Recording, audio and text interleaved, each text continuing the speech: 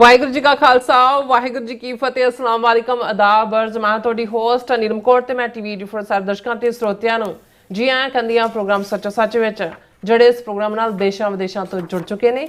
Khalsa affair centre ਦੇ ਸੰਚਾਲਕ doctor Amarjeet Singh ਦੀ studio 'ਚ ਮੇਰੇ ਨਾਲ ਸ਼ਾਮਿਲ ਨੇ। ਉਹਨਾਂ ਨਾਲ ਗੱਲਬਾਤ ਕਰਕੇ ਅੱਜ ਦੇ ਇਸ਼ੂਜ਼ ਪਰ ਉਹਨਾਂ ਤੋਂ ਉਹਨਾਂ ਦਾ ਤਬਸਰਾ ਜਾਣਦੇ ਹਾਂ। ਡੀਰਾ ਸਾਹਿਬ ਵਾਹਿਗੁਰੂ ਜੀ ਕਾ ਖਾਲਸਾ ਵਾਹਿਗੁਰੂ ਜੀ ਕੀ ਫਤਿਹ। हाँ जी नीलम कौर जी ਤੁਹਾਨੂੰ ਵੀ ਤੇ ਦੁਨੀਆ ਭਰ ਚ ਬੈਠੇ ਸਾਡੇ ਬਹੁਤ ਹੀ ਪਿਆਰੇ ਸੋਹਣੇ ਸਿਆਣੇ ਟੀਵੀ 84 ਦੇ ਵਿਊਅਰਸ ਨੂੰ ਵੀ ਵਾਹਿਗੁਰੂ ਜੀ ਕਾ ਖਾਲਸਾ ਵਾਹਿਗੁਰੂ ਜੀ ਕੀ ਫਤਿਹ। ਸਾਡੇ ਬਹੁਤ ਹੀ ਪਿਆਰੇ ਮੁਸਲਮਾਨ ਭੈਣਾਂ ਭਰਾਵਾਂ ਨੂੰ ਅਸਲਾਮ ਅਲੈਕਮ। ਗੰਗਾ ਜਮਨੀ ਤਹਿਜ਼ੀਬ ਦੇ ਹਿੰਦੂ ਤਵੀਆਂ ਨੂੰ ਨਮੋ ਨਮੇ ਤੇ ਬਾਕੀ ਸਭ ਵੀਰਾਂ ਭੈਣਾਂ ਨੂੰ ਆਦਾਬ ਅਰਜ਼। ਜੀ ਡਾਕਟਰ ਸਾਹਿਬ ਜੀ ਆਇਆਂ ਨੂੰ ਪ੍ਰੋਗਰਾਮ ਸੱਚੋ ਸੱਚ ਵਿੱਚ ਬਹੁਤ ਧੰਨਵਾਦ ਜੀ ਡਾਕਟਰ ਸਾਹਿਬ। ਅੱਜ 10 ਜੂਨ 2025 27 ਜੇਠ ਨਾਨਕਸ਼ਾਹੀ ਸੰਮਤ 557 ਦਾ ਦਿਨ ਹੈ ਤੇ ਡਾਕਟਰ ਸਾਹਿਬ ਪ੍ਰੋਗਰਾਮ ਸ਼ੁਰੂ ਕਰਨ ਤੋਂ ਪਹਿਲਾਂ ਅਸੀਂ ਪ੍ਰਦਰਸ਼ਕਾਂ ਤੇ ਸਰੋਤਿਆਂ ਨੂੰ ਹਮੇਸ਼ਾ ਤਰ੍ਹਾਂ ਦੱਸਦੇ ਵਿਊਅਰਸ ਜੇ ਤੁਸੀਂ ਹੱਕ ਸੱਚ ਇਨਸਾਫ ਤੇ ਪੈਰਾ ਦਿੰਦਾ ਇੱਕੋ ਇੱਕ ਚੈਨਲ ਟੀਵੀ 84 ਨੂੰ ਦੇਖਣਾ ਚਾਹੁੰਦੇ ਹੋ ਤਾਂ ਤੁਸੀਂ ਦੇਖ ਸਕਦੇ ਹੋ ਸਪੈਕਟਰਮ ਕੇਬਲ, ਆਰਸ਼ਨ ਕੇਬਲ, ਵੈਲਫਮ ਕੈਨੇਡਾ, ਰੋਕੂ, ਜਾਦੂ ਬਾਕਸ, ਸ਼ਾਵਾ, ਫੇਸਬੁੱਕ ਟੀਵੀ 84 ਦੀ ਐਪ ਰਾਹੀਂ online streaming and IP box ਤੇ ਤੁਸੀਂ ਟੀਵੀ 84 ਨੂੰ ਦੇਖ ਸਕਦੇ ਹੋ। ਵਿਊਅਰਸ ਜੇ ਤੁਸੀਂ ਟੀਵੀ 84 ਨਾਲ ਪ੍ਰੋਗਰਾਮ ਸੱਚੋ ਸੱਚ ਨਾਲ ਫੇਸਬੁੱਕ ਰਾਹੀਂ ਜੁੜੇ ਹੋ ਤਾਂ ਇਸ ਨੂੰ ਵੱਧ ਤੋਂ ਵੱਧ ਲਾਈਕ ਕਰੋ ਤੇ ਸ਼ੇਅਰ ਕਰੋ ਅਤੇ ਨਾਲ ਹੀ YouTube ਤੇ ਸਬਸਕ੍ਰਾਈਬ ਵੀ ਕਰੋ। ਇਹ ਵੀ ਦੱਸ ਦੇ ਕਿ ਤੁਸੀਂ ਟੀਵੀ 84 ਦੀ ਐਪ ਨੂੰ ਐਂਡਰੋਇਡ ਐਂਡ ਐਪ ਸਟੋਰ ਤੇ ਡਾਊਨਲੋਡ ਕਰਕੇ ਜੋ ਟੀਵੀ 84 ਦੀ ਲਾਈਵ ਸਟ੍ਰੀਮ ਹੈ ਇਸ ਨੂੰ ਤੁਸੀਂ 24 ਆਵਰਸ ਦੇਖ ਸਕਦੇ ਹੋ। ਸੋ ਵਿਊਅਰਸ ਪਹਿਲਾਂ ਆਪਾਂ ਸ਼ੁਰੂ ਕਰਾਂਗੇ ਆਪਣੇ ਪ੍ਰੋਗਰਾਮ ਦੀ ਅੱਜ ਦੀ ਸਪਾਂਸਰਸ਼ਿਪ ਦੇ ਵਾਲੇ ਨਾਲ ਕਿ ਅੱਜ ਦੇ ਪ੍ਰੋਗਰਾਮ ਸੱਚੋ ਸੱਚ ਨੂੰ ਸਪਾਂਸਰ ਕੀਤਾ ਗਿਆ ਹੈ ਸਰੀ BC ਕੈਨੇਡਾ ਤੋਂ ਸਰਦਾਰ ਜਗਜੀਤ ਸਿੰਘ ਜਰਾ ਵੱਲੋਂ। ਸੋ ਇਹਨਾਂ ਨੇ ਟੀਵੀ 84 ਦੀ ਸ਼ਲਾਘਾ ਕੀਤੀ ਹੈ ਟੀਵੀ 84 ਦੀ ਵੱਧ ਤੋਂ ਵੱਧ ਸਪੋਰਟ ਕਰਨ ਲਈ ਕਿਹਾ। ਸੋ ਅੱਜ ਦੀ ਸਪਾਂਸਰਸ਼ਿਪ ਲਈ ਅਸੀਂ ਸਰਦਾਰ ਜਗਜੀਤ ਸਿੰਘ ਜਰਾ ਦਾ ਤਹਿ ਦਿਲ ਤੋਂ ਧੰਨਵਾਦ ਕਰਦੇ ਹਾਂ ਔਰ ਤੁਹਾਨੂੰ ਵੀ ਅਪੀਲ ਤੇ ਬੇਨਤੀ ਕਰਦੇ ਹਾਂ ਕਿ ਤੁਸੀਂ ਪ੍ਰੋਗਰਾਮ ਸੱਚੋ ਸੱਚ ਨੂੰ ਵੱਧ ਤੋਂ ਵੱਧ ਸਪਾਂਸਰ ਕਰੋ। ਸਪਾਂਸਰਸ਼ਿਪ ਲਈ ਤੁਸੀਂ ਸਾਨੂੰ ਕਾਲ ਕਰ ਸਕਦੇ ਹੋ ਸਾਡੇ ਫੋਨ ਨੰਬਰ ਤੇ 5166619184। ਤੁਸੀਂ ਸਾਨੂੰ ਈਮੇਲ ਵੀ ਕਰ ਸਕਦੇ ਹੋ ਸਾਨੂੰ। ਸੋ ਹੁਣ ਆਪਾਂ ਆਪਣੇ ਪ੍ਰੋਗਰਾਮ ਦੀ ਸ਼ੁਰੂਆਤ ਕਰਾਂਗੇ ਅੱਜ ਦੇ ਪਹਿਲੇ ਟੌਪਿਕ ਦੇ ਹਵਾਲੇ ਨਾਲ ਕਿ ਜੂਨ 84 ਘੱਲੂਘਾਰੇ ਦੀਆਂ ਜਿਹੜੀਆਂ ਦੁਖਦ ਯਾਦਾਂ ਨੇ ਉਹ 41 ਵਰਿਆਂ ਬਾਅਦ ਵੀ ਪੂਰੀ ਤਰ੍ਹਾਂ ਸਾਡੇ ਮਨਾਂ ਦੇ ਵਿੱਚ ਤਰੋ ਤਾਜ਼ਾ ਨੇ। ਸੋ ਕਿਸੇ ਵਿਦਵਾਨ ਦਾ ਕਹਿਣਾ ਸੀ ਕਿ ਜ਼ਖਮ ਨੂੰ ਸੂਰਜ ਬਣਾਓ। ਸੋ ਸਿੱਖ ਕੌਮ ਨੇ ਖਾਲਸਾ ਦੀ ਪ੍ਰਾਪਤੀ ਲਈ ਸਿੱਧਾ ਸੰਘਰਸ਼ ਵਿੱਢਿਆ ਔਰ ਬਾਅਦ ਵਿੱਚ ਖਾਲਸਾ ਸੰਘਰਸ਼ ਆਪਣੇ ਜਿਹੜੇ ਹੈ ਮੰਜ਼ਿਲੇ ਮਕਸੂਦ ਦੇ ਕਾਫੀ ਕਰੀਬ ਹੈ। ਸੋ ਹੁਣ ਇੱਕ ਸ਼ੇਰ ਸ਼ਾਲ ਦੀ ਲੋੜ ਹੈ ਜਿਸ ਲਈ ਸਾਂਝੀ ਕੌਮ ਤਾਕਤ ਦਾ ਜਿਹੜਾ ਇੱਕ ਥਾਂ ਇਕੱਠਿਆਂ ਹੋਣਾ ਬਹੁਤ ਜ਼ਰੂਰੀ ਹੈ। ਔਰ ਦਲ ਖਾਲਸਾ ਦੇ ਬਾਨੀ ਭਾਈ ਗਜਿੰਦਰ ਸਿੰਘ ਹੋਰਾਂ ਦੀ ਇੱਕ ਨਜ਼ਮ ਵੀ ਆਪਾਂ ਸਾਂਝੀ ਕਰਨ ਜਾ ਰਹੇ ਹਾਂ ਜਿਹੜੀ ਕਿ ਸੁਪਨੇ ਤੋਂ ਸੰਘਰਸ਼ ਵੱਲ ਪੁਸਤਕ ਵਿੱਚ ਦਰਜ ਹੈ। ਸੋ ਇਸ ਬਾਰੇ ਆਪਾਂ ਗੱਲਬਾਤ ਕਰਾਂਗੇ। ਸੋ ਅਸੀਂ ਚਾਹਾਂਗੇ ਕਿ ਤੁਸੀਂ ਇਸੇ ਤਰ੍ਹਾਂ ਬੜੇ ਰਹਿਣਾ ਦੇਖਣ ਸੁਣਨ ਲਈ ਤੁਹਾਡਾ ਸਭ ਦਾ ਬਹੁਤ ਬਹੁਤ ਸ਼ੁਕਰੀਆ। ਜੀ ਡਾਕਟਰ ਸਾਹਿਬ ਕੀ ਵਿਚਾਰਾਂ ਨੇ? ਸਭ ਤੋਂ ਪਹਿਲਾਂ ਤਾਂ ਅੱਜ ਦੇ ਪ੍ਰੋਗਰਾਮ ਨੂੰ ਸਪਾਂਸਰ ਕਰਨ ਲਈ ਅਸੀਂ ਵੀਰ ਜਗਜੀਤ ਸਿੰਘ ਜਿਹੜੇ ਸਰੀ ਬ੍ਰਿਟਿਸ਼ ਕੋਲੰਬੀਆ ਕੈਨੇਡਾ ਨਿਵਾਸੀ ਨੇ ਉਹਨਾਂ ਦਾ ਸ਼ੁਕਰੀਆ ਅਦਾ ਕਰਦੇ ਹਾਂ ਜੀ।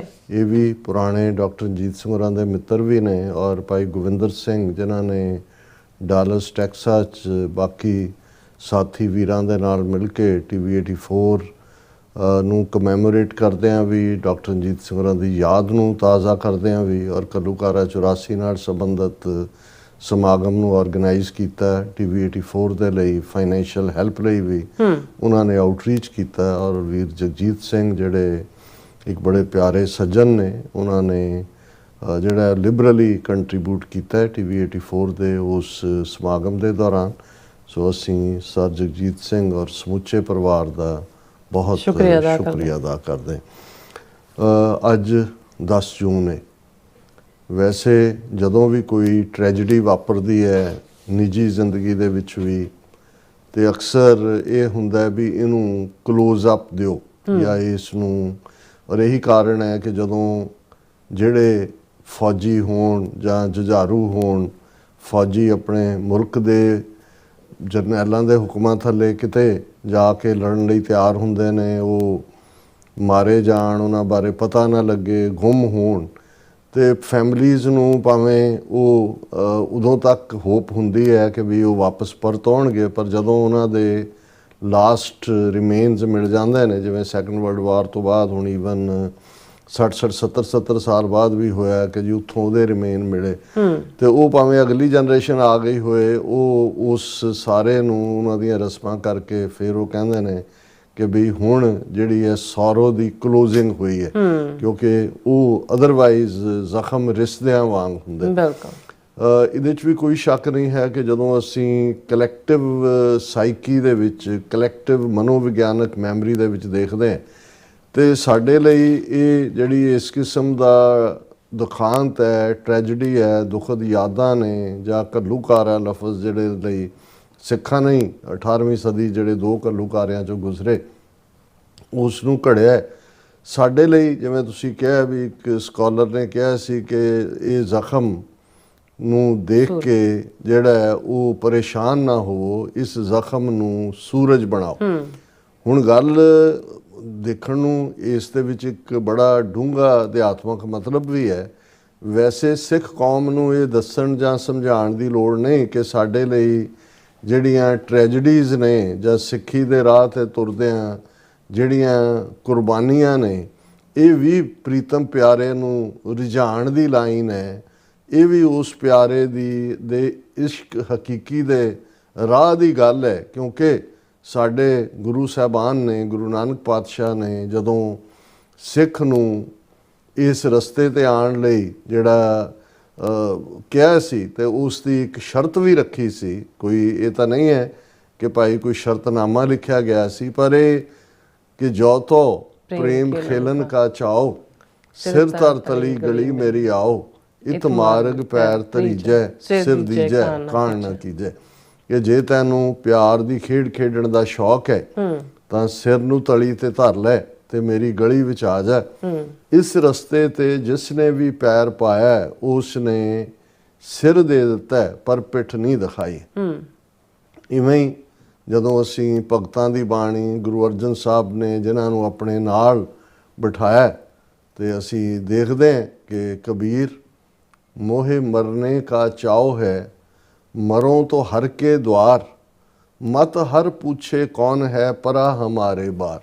ਕਬੀਰ ਸਾਹਿਬ ਕਹਿੰਦੇ ਮੈਨੂੰ ਚਾਅ ਚੜਿਆ ਹੋਇਆ ਮਰਨ ਦਾ, ਪਰ ਰੱਬ ਦੇ ਰਾਹ ਤੇ ਤੁਰਦੇ ਆ, ਹਰੀ ਕੇ ਦੁਆਰ। ਔਰ ਜਦੋਂ ਅਸੀਂ ਹਰੀ ਮੰਦਰ ਕਹਿੰਦੇ ਆ, ਇਹ ਮੰਦਰ ਲਫ਼ਜ਼ ਕੋਈ ਉਸ ਟੈਂਪਲ 'ਚ ਨਹੀਂ ਕਿ ਜਿੱਥੇ ਕੋਈ ਬੁੱਤ ਰੱਖੇ ਹੋਏ ਨੇ। ਪੁਰਾਤਨ ਪੰਜਾਬੀ ਦੇ ਵਿੱਚ ਮੰਦਰ ਲਫ਼ਜ਼ ਦਾ ਅਰਥ ਘਰ ਸੀ। ਜੋ ਮੰਦਰ ਕੋ ਥੰਮ ਹੈ ਥੰਮਣ, ਤਿਉਂ ਗੁਰੂ ਕਾ ਸ਼ਬਦ ਮਨੈ ਅਸਥੰਮਣ। ਔਰ ਇਹੀ ਜਦੋਂ ਅਸੀਂ ਰੱਬ ਦਾ ਘਰ, ਹੁਣ ਰੱਬ ਦਾ ਘਰ ਇਸ ਲਈ ਕਿਉਂਕਿ ਰੱਬ ਸਾਰੇ ਪਾਸੇ ਹੈ। ਕੋਈ ਇਹ ਵੀ ਕਹਿ ਸਕਦਾ ਵੀ ਰੱਬ ਦਾ ਘਰ ਕਿਉਂ, ਔਰ ਇਸੇ ਲਈ ਕਿਸੇ ਦੇ ਪੂਜਾ ਇਬਾਦਤਗਾਹ ਦੇ ਦਰਵਾਜ਼ੇ ਪੂਰਬ ਨੂੰ ਖੁੱਲ੍ਹਦੇ ਨੇ, ਈਸਟ ਨੂੰ ਜਿੱਥੋਂ ਸੂਰਜ ਚੜ੍ਹਦਾ ਹੈ, ਕੋਈ ਪੱਛਮ ਵੱਲ ਨੇ ਜਿੱਧਰ ਇਬਾਦਤ ਕੀਤੀ ਜਾਂਦੀ ਹੈ, ਕੋਈ ਨਾਰਥ ਨੂੰ ਦੱਸੇਗਾ, ਕੋਈ ਸਾਊਥ ਨੂੰ ਦੱਸੇਗਾ।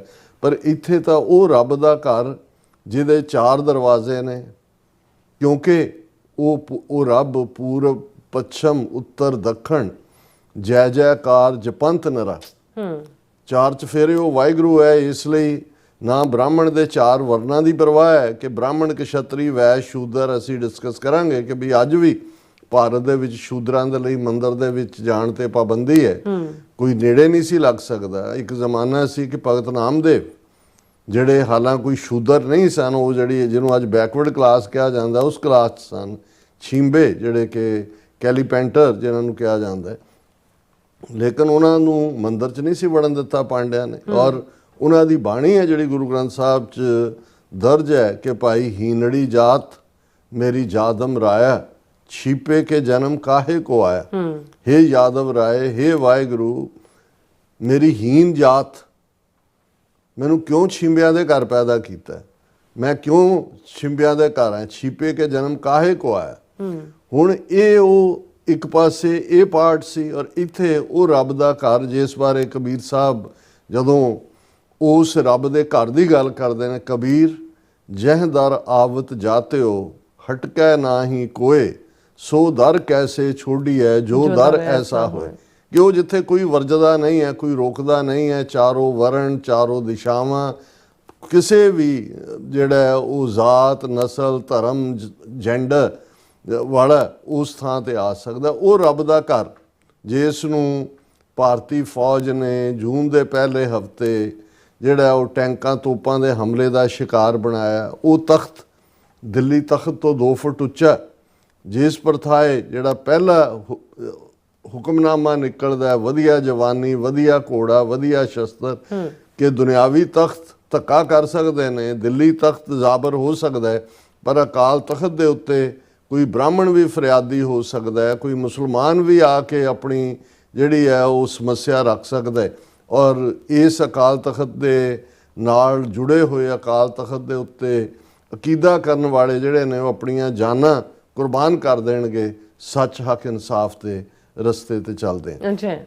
ਹੁਣ ਜਦੋਂ ਅਸੀਂ ਇਸ ਸਾਰੇ ਪਾਠ ਨੂੰ ਦੇਖਦੇ ਹਾਂ, ਸੋ ਜਦੋਂ 18ਵੀਂ ਸਦੀ ਦੇ ਵਿੱਚ ਵੀ ਬਾਰ-ਬਾਰ ਅਕਾਲ ਤਖਤ ਔਰ ਦਰਬਾਰ ਸਾਹਿਬ, ਹਰਮੰਦਰ ਸਾਹਿਬ ਹਮਲੇ ਦਾ ਸ਼ਿਕਾਰ ਬਣਾਏ ਜਾਂਦੇ ਸੀ। ਇਹ ਨਹੀਂ ਸੀ ਕਿ ਸਿੱਖ ਉਸ ਦੀ ਜਿਹੜੀ ਹੈ ਉਸ ਨੂੰ ਬੈਠ ਕੇ ਉੱਥੇ ਕੋਈ ਰੁਦਨ ਕਰਦੇ ਸੀ, ਕੋਈ ਵਿਰਾਗ ਹੀ ਕਰਦੇ ਸੀ ਔਰ ਇਵੇਂ ਕਰਦੇ ਸੀ।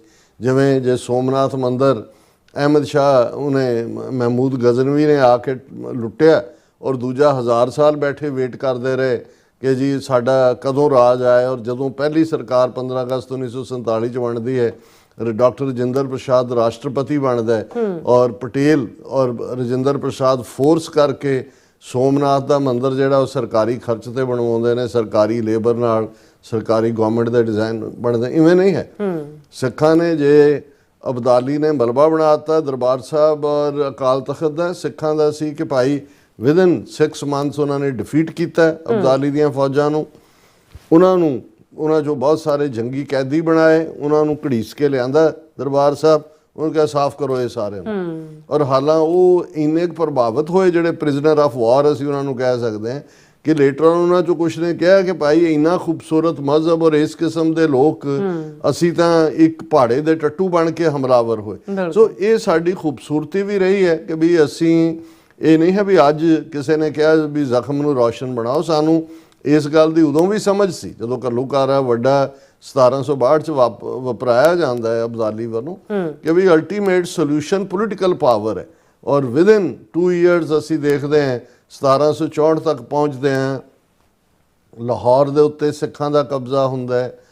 ਜੱਸਾ ਸਿੰਘ ਆਹਲੂਵਾਲੀਆ ਨੂੰ ਸੁਲਤਾਨੁਲ ਕੌਮ ਐਲਾਨਿਆ ਜਾਂਦਾ ਹੈ ਔਰ ਅਬਦਾਲੀ ਨੂੰ ਔਰ ਟਕਸਾਲ ਰਾਹੀਂ ਸਿੱਖ ਰਾਜ ਦਾ ਸਿੱਕਾ ਜਾਰੀ ਕੀਤਾ ਜਾਂਦਾ ਹੈ ਔਰ ਅਬਦਾਲੀ ਨੂੰ ਇਹ ਸੁਨੇਹਾ ਉਸ ਦੇ ਇਲਚੀ, ਉਸ ਦੇ ਜਸੂਸ ਪਹੁੰਚਾ ਦਿੰਦੇ ਨੇ ਕਿ ਮੁਲਕੇ ਅਹਿਮਦ ਗ੍ਰਿਫਤੇ ਜੱਸਾ ਕਲਾਲ, ਕਿ ਬਈ ਅਹਿਮਦ ਸ਼ਾਹ ਤੇਰਾ ਮੁਲਕ ਜਿਹੜਾ ਹੈ ਉਹ ਜੱਸਾ ਕਲਾਲ, ਹਾਲਾਂਕਿ ਡੈਨੀਗ੍ਰੇਸ਼ਨ ਦੇ ਲਈ ਹੈ। ਕਲਾਲ ਡਿਸਟਿਲਰਸ ਆਫ ਦਾ ਵਾਈਨ, ਅੱਜ ਵੀ ਤੁਸੀਂ ਉਹਨਾਂ ਦਾ ਅਰਥ ਦੇਖੋਗੇ। ਜੱਸਾ ਸਿੰਘ ਆਹਲੂਵਾਲੀਆ ਉਸ ਜਿਹੜਾ ਵਰਗ ਦੇ ਨਾਲ ਸੰਬੰਧਿਤ ਸਨ। ਪਰ ਇਹ ਵੀ ਸਿੱਖੀ ਦਾ ਕ੍ਰਿਸ਼ਮਾ ਹੈ ਕਿ ਭਾਈ ਜਿਸ ਨੂੰ ਕੋਈ ਬਿਲਕੁਲ ਜਿਨ ਕੀ ਜ਼ਾਤ ਵਰਣ ਕੁਲ ਮਾਹੇ, ਸਰਦਾਰੀ ਨਾ ਭਈ ਕਦਾਹੇ, ਤਿਨ ਹੀ ਕੋ ਸਰਦਾਰ ਬਣਾऊं ਤਬੈ ਗੋਬਿੰਦ ਸਿੰਘ ਨਾਮ ਕਹਾऊं।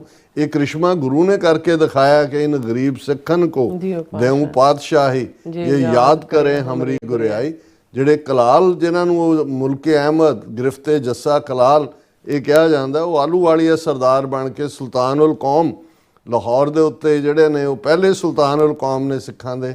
ਔਰ 1783 ਦੇ ਵਿੱਚ ਜਦੋਂ ਕੰਬਾਈਨਡ ਸਿੰਘਾਂ ਦੀ 30,000 ਦੀ ਫੌਜ, ਜਿੱਥੇ ਅੱਜ ਵੀ ਜਿਹੜਾ 30,000 ਦਿੱਲੀ 'ਚ ਹੈ, ਉੱਥੇ ਮੁਕਾਮ ਕਰਦੇ ਨੇ ਔਰ ਲਾਲ ਕਿਲ੍ਹਾ ਫਤਿਹ ਹੁੰਦਾ ਹੈ। ਔਰ ਉਦੋਂ ਵੀ ਜੱਸਾ ਸਿੰਘ ਆਹਲੂਵਾਲੀਆ ਜਿਹੜੇ ਨੇ ਉਹਨਾਂ ਨੇ ਕਿਹਾ ਕਿ ਨਵਾਬ ਕਪੂਰ ਸਿੰਘ ਨੇ ਕਿਹਾ ਸੀ ਕਿ ਜੱਸਾ ਸਿੰਘ ਤੂੰ ਖਾਲਸੇ ਦੀਆਂ ਗੱਲਾਂ ਦਾ ਗੁੱਸਾ ਨਾ ਕਰਿਆ ਕਰ, ਇਹ ਤੈਨੂੰ ਹਮਕੀ ਤੁਮਕੀ ਕਹਿ ਕੇ ਛੇੜਦੇ ਨੇ, ਇਹ ਕਦੇ ਤੈਨੂੰ ਦਿੱਲੀ ਦੇ ਤਖਤ ਤੇ ਵੀ ਬਿਠਾਉਣਗੇ। ਸੋ ਜਦੋਂ ਅਸੀਂ ਕ੍ਰਿਸ਼ਮਿਆਂ ਦੀ ਗੱਲ ਕਰਦੇ ਹਾਂ, ਕ੍ਰਿਸ਼ਮਾ ਇਹ ਨਹੀਂ ਹੁੰਦਾ ਵੀ ਤੁਸੀਂ ਕਿਸੇ ਟੋਕਰੀ ਦੇ ਥੱਲੇ ਜਿਹੜਾ ਉਹ ਬਟੇਰਾ ਪਾਇਆ ਤੇ ਦੂਜੀ ਟੋਕਰੀ ਚੁੱਕੀ ਤਾਂ ਉੱਥੋਂ ਕਬੂਤਰ ਨਿਕਲ ਆਇਆ। ਕ੍ਰਿਸ਼ਮੇ ਇਹ ਨਹੀਂ ਨੇ, ਇਤਿਹਾਸ ਦੇ ਕ੍ਰਿਸ਼ਮੇ ਨੇ। 1699 ਦੇ ਵਿੱਚ ਕ੍ਰਿਸ਼ਮਾ ਸੀ।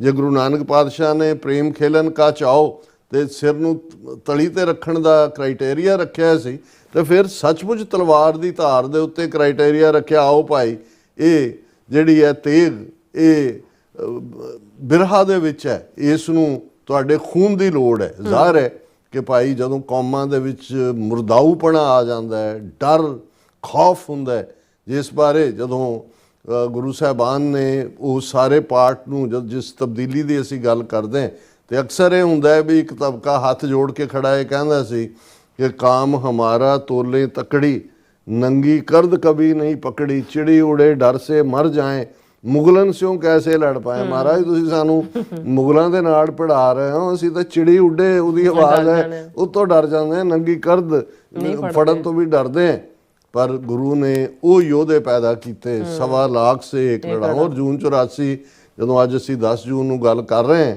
ਇਹ ਕੋਈ ਮੈਜ਼ ਕਲੋਜ਼ਿੰਗ ਆਫ ਦਾ ਸੌਰੋ ਨਹੀਂ ਹੈ, ਇਹ ਅਗੇਨ ਰਿਮਾਈਂਡਰ ਹੈ ਜਿਹੜਾ ਜ਼ਖਮ ਹਕੂਮਤ ਨੇ ਟੋਟਲ ਵਾਰ ਵਿੱਢ ਕੇ ਪ੍ਰਾਣ ਪਿਆਰੇ ਸਾਡੇ ਹਰਿਮੰਦਰ ਸਾਹਿਬ ਅਕਾਲ ਤਖਤ ਤੇ ਫੌਜੀ ਹਮਲਾ 37 ਇਤਿਹਾਸਕ ਗੁਰਦੁਆਰਿਆਂ ਤੇ ਕੀਤਾ, ਉਹਨੂੰ ਖੰਡਰਾਤ ਬਣਾ ਦਿੱਤਾ ਗਿਆ ਅਕਾਲ ਤਖਤ ਨੂੰ। ਪਰ ਹਰ ਸਿੱਖ ਦੇ ਅੰਦਰ ਇੱਕ ਅਕਾਲ ਤਖਤ ਉਸਰਿਆ ਹੋਇਆ ਹੈ। ਅਕਾਲ ਤਖਤ ਡਿਫਾਈਂਸ ਦਾ ਨਾਂ ਹੈ, ਚੈਲੰਜ ਦਾ ਨਾਂ ਹੈ। ਇੱਕ ਸਾਡੇ ਚੰਗੇ ਵਕੀਲ ਰਹੇ ਨੇ ਸੱਜਣ, ਉਹ ਕਹਿੰਦੇ ਵੀ ਜੇ ਸਿੱਖਾਂ ਚੋਂ ਚੈਲੰਜ ਔਰ ਡਿਫਾਈਂਸ ਕੱਢ ਦਿਓ ਤੇ ਉਹ ਤਾਂ ਫਿਰ ਕਲਰਫੁਲ ਹਿੰਦੂ ਰਹਿ ਜਾਣਗੇ, ਹੋਰ ਕੀ ਰਹਿੰਦਾ। ਬਾਕੀ ਉਹ ਵੀ ਸਾਰੀ ਰਾਤ ਜਿਹੜੇ ਨੇ ਜਗਰਾਤੇ ਕਰਦੇ ਨੇ, ਤੁਸੀਂ ਵੀ ਢੋਲਕੀਆਂ ਛਾਣੇ ਕੁੱਟੀ ਜਾਓ, ਹੋਰ ਵੀ ਸਾਰੇ ਕੰਮ ਕਰੋ ਜੋ ਕਰਦੇ ਨੇ, ਪੂਜਾ ਕਰੋ, ਕੜਾਹ ਪ੍ਰਸ਼ਾਦ ਲੱਖ ਦੀ ਦੇਗ ਕਰਾ ਦਿਓ, 10 ਲੱਖ ਦੀ ਕਰਾ ਦਿਓ, ਸੋਨੇ ਦੇ ਛਤਰ ਚ, ਉਹਨਾਂ ਨੂੰ ਕੀ ਫਰਕ ਪੈਂਦਾ। ਉਹਨਾਂ ਦੇ ਆਪਣੇ ਵੀ ਇਹੀ ਕੁਛ ਇਸ ਕਿਸਮ ਦਾ ਹੀ ਜਿਹੜਾ ਉਹਨਾਂ ਨੇ ਪੁਜਾਰੀਆਂ ਨੇ ਧਰਮ ਦੀ ਸਪਿਰਿਟ ਮਾਰ ਕੇ ਆਹੀ ਕੁਛ ਤੇ ਲਾਇਆ ਹੋਇਆ। ਹਾਂ, ਜਿਸ ਦਿਨ ਸਿੱਖ ਖਲੋ ਕੇ ਕਹਿੰਦਾ ਹੈ ਕਿ ਵੀ ਨਹੀਂ ਇਹ ਧੱਕਾ ਨਹੀਂ ਸਹਾਰਨਾ, ਜਿਸ ਦਿਨ ਸਿੱਖ ਖਲੋ ਕੇ ਇਹ ਸ਼ਬਦ ਪੜ੍ਹਦਾ ਹੈ, ਉੱਥੇ ਹੁਣ ਬਹੁਤੇ ਇਹ ਨਹੀਂ ਪੜ੍ਹਦੇ ਕਿ ਨਾ ਕੋ ਵੈਰੀ ਨਹੀਂ ਬਗਾਨਾ, ਦੁਸ਼ਮਣ ਤੁਹਾਡੇ ਤੇ ਹਮਲਾਵਰ ਹੈ ਤੇ ਤੁਸੀਂ ਜਿਹੜਾ ਉਹ ਪੜ੍ਹ ਰਹੇ ਹੋ ਕਿ ਨਾ ਕੋ ਵੈਰੀ ਨਹੀਂ, ਉਦੋਂ ਤੁਸੀਂ ਪੜ੍ਹੋਗੇ ਰਾਜੇਸ਼ੀ ਮੁਕੱਦਮ ਕੁੱਤੇ ਜਾਏ ਜਗਾਇਨ ਬੈਠੇ ਸੁੱਤੇ, ਚਾਕਰ ਨਹਿੰਦਾ ਪਾਇਨ ਕਾਓ ਰਤ ਪਿਤ ਕੁੱਤਿਓ ਚੜ ਜਾਓ।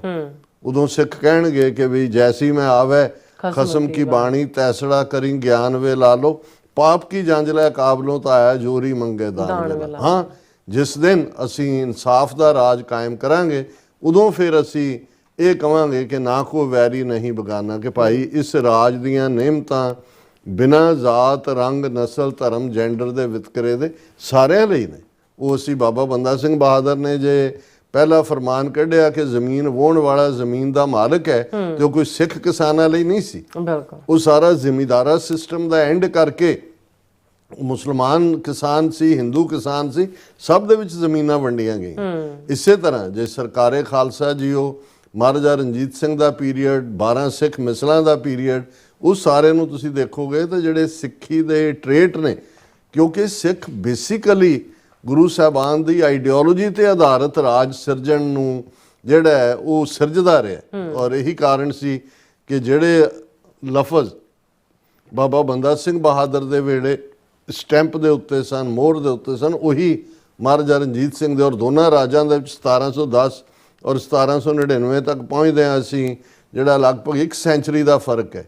ਪਰ ਇਹੀ ਮੋਹਰ ਦੇ ਉੱਤੇ ਅਲਫਾਜ਼ ਸਨ, ਦੇਗੋ ਤੇਗੋ ਫਤਿਹੋ ਨੁਸਰਤ ਬੇਦ ਰੰਗ ਯਾਫਤ ਅਜ਼ ਨਾਨਕ ਗੁਰੂ ਗੋਬਿੰਦ ਸਿੰਘ, ਕਿ ਸਾਨੂੰ ਗੁਰੂ ਨਾਨਕ ਪਾਤਸ਼ਾਹ, ਗੁਰੂ ਗੋਬਿੰਦ ਸਿੰਘ ਸਾਹਿਬ ਪਾਤਸ਼ਾਹ ਨੇ ਇਹ 4 ਦਾਤਾਂ ਬਖਸ਼ੀਆਂ ਨੇ, 4 ਵੱਡੀਆਂ ਬਲੈਸਿੰਗਸ ਨੇ। ਦੇਗ, ਇਕਨੋਮਿਕਲ ਪ੍ਰੋਸਪੈਰਿਟੀ, ਕੋਈ ਭੁੱਖਾ ਨਹੀਂ ਸਵੇਗਾ। ਮਹਾਰਾਜਾ ਰਣਜੀਤ ਸਿੰਘ ਦੇ ਰਾਜ ਵੇਲੇ ਘੱਟੋ ਘੱਟ 3 ਜਾਂ 4 ਵਾਰ ਅਕਾਲ ਪਿਆ, ਕੋਈ ਭੁੱਖਾ ਨਹੀਂ ਮਰਿਆ ਉਸ ਰਾਜ।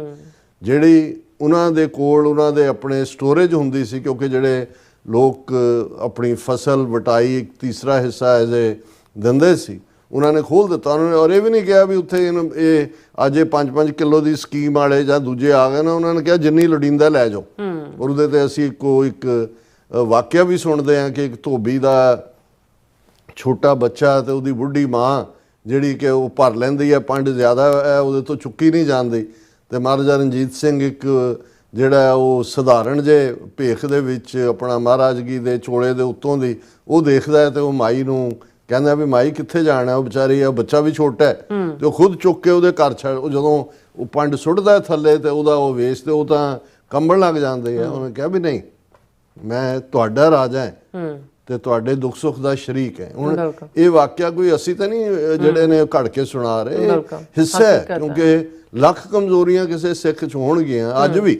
ਲੇਕਿਨ ਈਵਨ ਕੈਲੀਫੋਰਨੀਆ ਦੀ ਇੱਕ ਡਿਸਕਸ਼ਨ 'ਚ ਵੀ ਮੈਂ ਕਿਹਾ ਸਿੱਖ ਮਾੜੇ ਤੋਂ ਮਾੜਾ ਵੀ ਹੋਏ, ਸ਼ਰਾਬੀ, ਕਬਾਬੀ, ਪਤਤ, ਜੋ ਮਰਜ਼ੀ ਹੋਏ, ਪਰ ਤੁਹਾਨੂੰ ਉਹਦੇ 'ਚ ਕਿਤੇ ਨਾ ਕਿਤੇ ਜਿਹੜੀ 10 ਗੁਰੂ ਸਾਹਿਬਾਨ ਦੀ ਪ੍ਰੋਗਰਾਮਿੰਗ ਹੈ, ਗੁਰੂ ਨਾਨਕ ਪਾਤਸ਼ਾਹ ਤੋਂ 10ਵੇਂ ਗੁਰੂ ਸਾਹਿਬ ਤੱਕ, ਉਹਦਾ ਕੋਈ ਨਾ ਕੋਈ ਚੰਗਾ ਟ੍ਰੇਡ ਤੁਹਾਨੂੰ ਉਹਦੇ 'ਚ ਨਜ਼ਰ ਆ ਜਾਏਗਾ। ਉਹ ਕਿਤੇ ਇਨਸਾਫ ਲਈ ਖਲੋ ਜਾਏਗਾ, ਕਿਤੇ ਨੈਗੇਟਿਵ ਨਾਲ ਭਿੜ ਜਾਏਗਾ, ਕਿਤੇ ਉਹਦੇ ਵਿਚਲੀ ਜਨਰੋਸਿਟੀ ਬਾਹਰ ਆ ਜਾਏਗੀ, ਕਿਤੇ ਉਹਦੇ ਵਿਚਲੀ ਦਇਆ ਬਾਹਰ ਆ ਜਾਏਗੀ। ਇਹ 230 ਵਰੇ 1469 'ਚ ਗੁਰੂ ਨਾਨਕ ਸਾਹਿਬ ਪ੍ਰਕਾਸ਼ਮਾਨ ਹੁੰਦੇ ਨੇ, 1699 ਦੇ ਵਿੱਚ ਖਾਲਸਾ ਪੰਥ ਦੀ ਸਾਜਨਾ ਹੁੰਦੀ ਹੈ ਔਰ ਇਹ 230 ਵਰਿਆਂ ਚੋਂ ਇਨਸਾਨ ਘੜਿਆ ਹੋਇਆ ਔਰ ਫਿਰ ਗੁਰੂ ਕਲਗੀਧਰ ਪਾਤਸ਼ਾਹ ਉਸ 'ਚ ਆਪ ਬੈਠ ਗਏ, ਖਾਲਸਾ ਮੇਰੋ ਸਤਿਗੁਰ ਪੂਰਾ, ਖਾਲਸਾ ਮੇਰੋ ਸੱਜਣ ਸੂਰਾ, ਖਾਲਸਾ ਮੇਰੀ ਜਾਨ ਕੀ ਜਾਨ, ਖਾਲਸਾ ਮੇਰੋ ਪ੍ਰਾਣ ਕੋ ਪ੍ਰਾਣ, ਖਾਲਸਾ ਮੇਰੋ ਮੈਂ ਖਾਲਸੇ ਕਾ ਓਤ ਪੋਤ ਸਾਗਰ ਬੁੰਦੇਰੋ। ਕਿਵੇਂ ਤੁਸੀਂ ਉਹ ਸਾਰੇ ਨੂੰ ਅੱਡ ਕਰ ਸਕਦੇ ਹੋ? ਮੈਂ ਤਾਂ ਖਾਲਸੇ 'ਚ ਹਾਂ, ਖਾਲਸਾ ਮੇਰੋ ਰੂਪ ਹੈ ਖਾਸ, ਖਾਲਸੇ ਮੈਂ ਹੋ ਕਰੋ ਨਿਵਾਸ। ਸੋ ਅਸੀਂ ਸਮਝਦੇ ਹਾਂ ਕਿ ਵੀ ਇਹ ਬਿਲਕੁਲ 41 ਵਰਿਆਂ ਦਾ ਸਫ਼ਰ, ਜਿਸ ਦੀ ਜਦੋਂ ਅਸੀਂ ਗੱਲ ਕਰਦੇ ਹਾਂ ਹਰ ਵਰੇ, ਇਹ ਤਾਂ ਦੁਨੀਆ ਭਰ ਦੇ ਵਿੱਚ ਔਰ ਇਸ ਵਾਰ ਵੀ ਬਹੁਤ ਸਾਰੇ ਮੀਡੀਆ ਚੈਨਲਸ ਦੂਸਰਿਆਂ ਨੇ ਵੀ ਜਿਹੜਾ ਇਸ ਦਾ ਨੋਟਿਸ ਲੈਣਾ ਸ਼ੁਰੂ ਕੀਤਾ। ਅਸੀਂ ਜ਼ਿਕਰ ਕੀਤਾ ਸੀ ਕਿ ਬਲੂਮਸਬਰਗ ਜਿਹੜਾ ਇੰਟਰਨੈਸ਼ਨਲੀ ਬੜਾ ਨੋਨ ਮੀਡੀਆ ਹੈ, ਉਹ ਡਾਕੂਮੈਂਟਰੀ ਕਰ ਰਹੇ ਨੇ।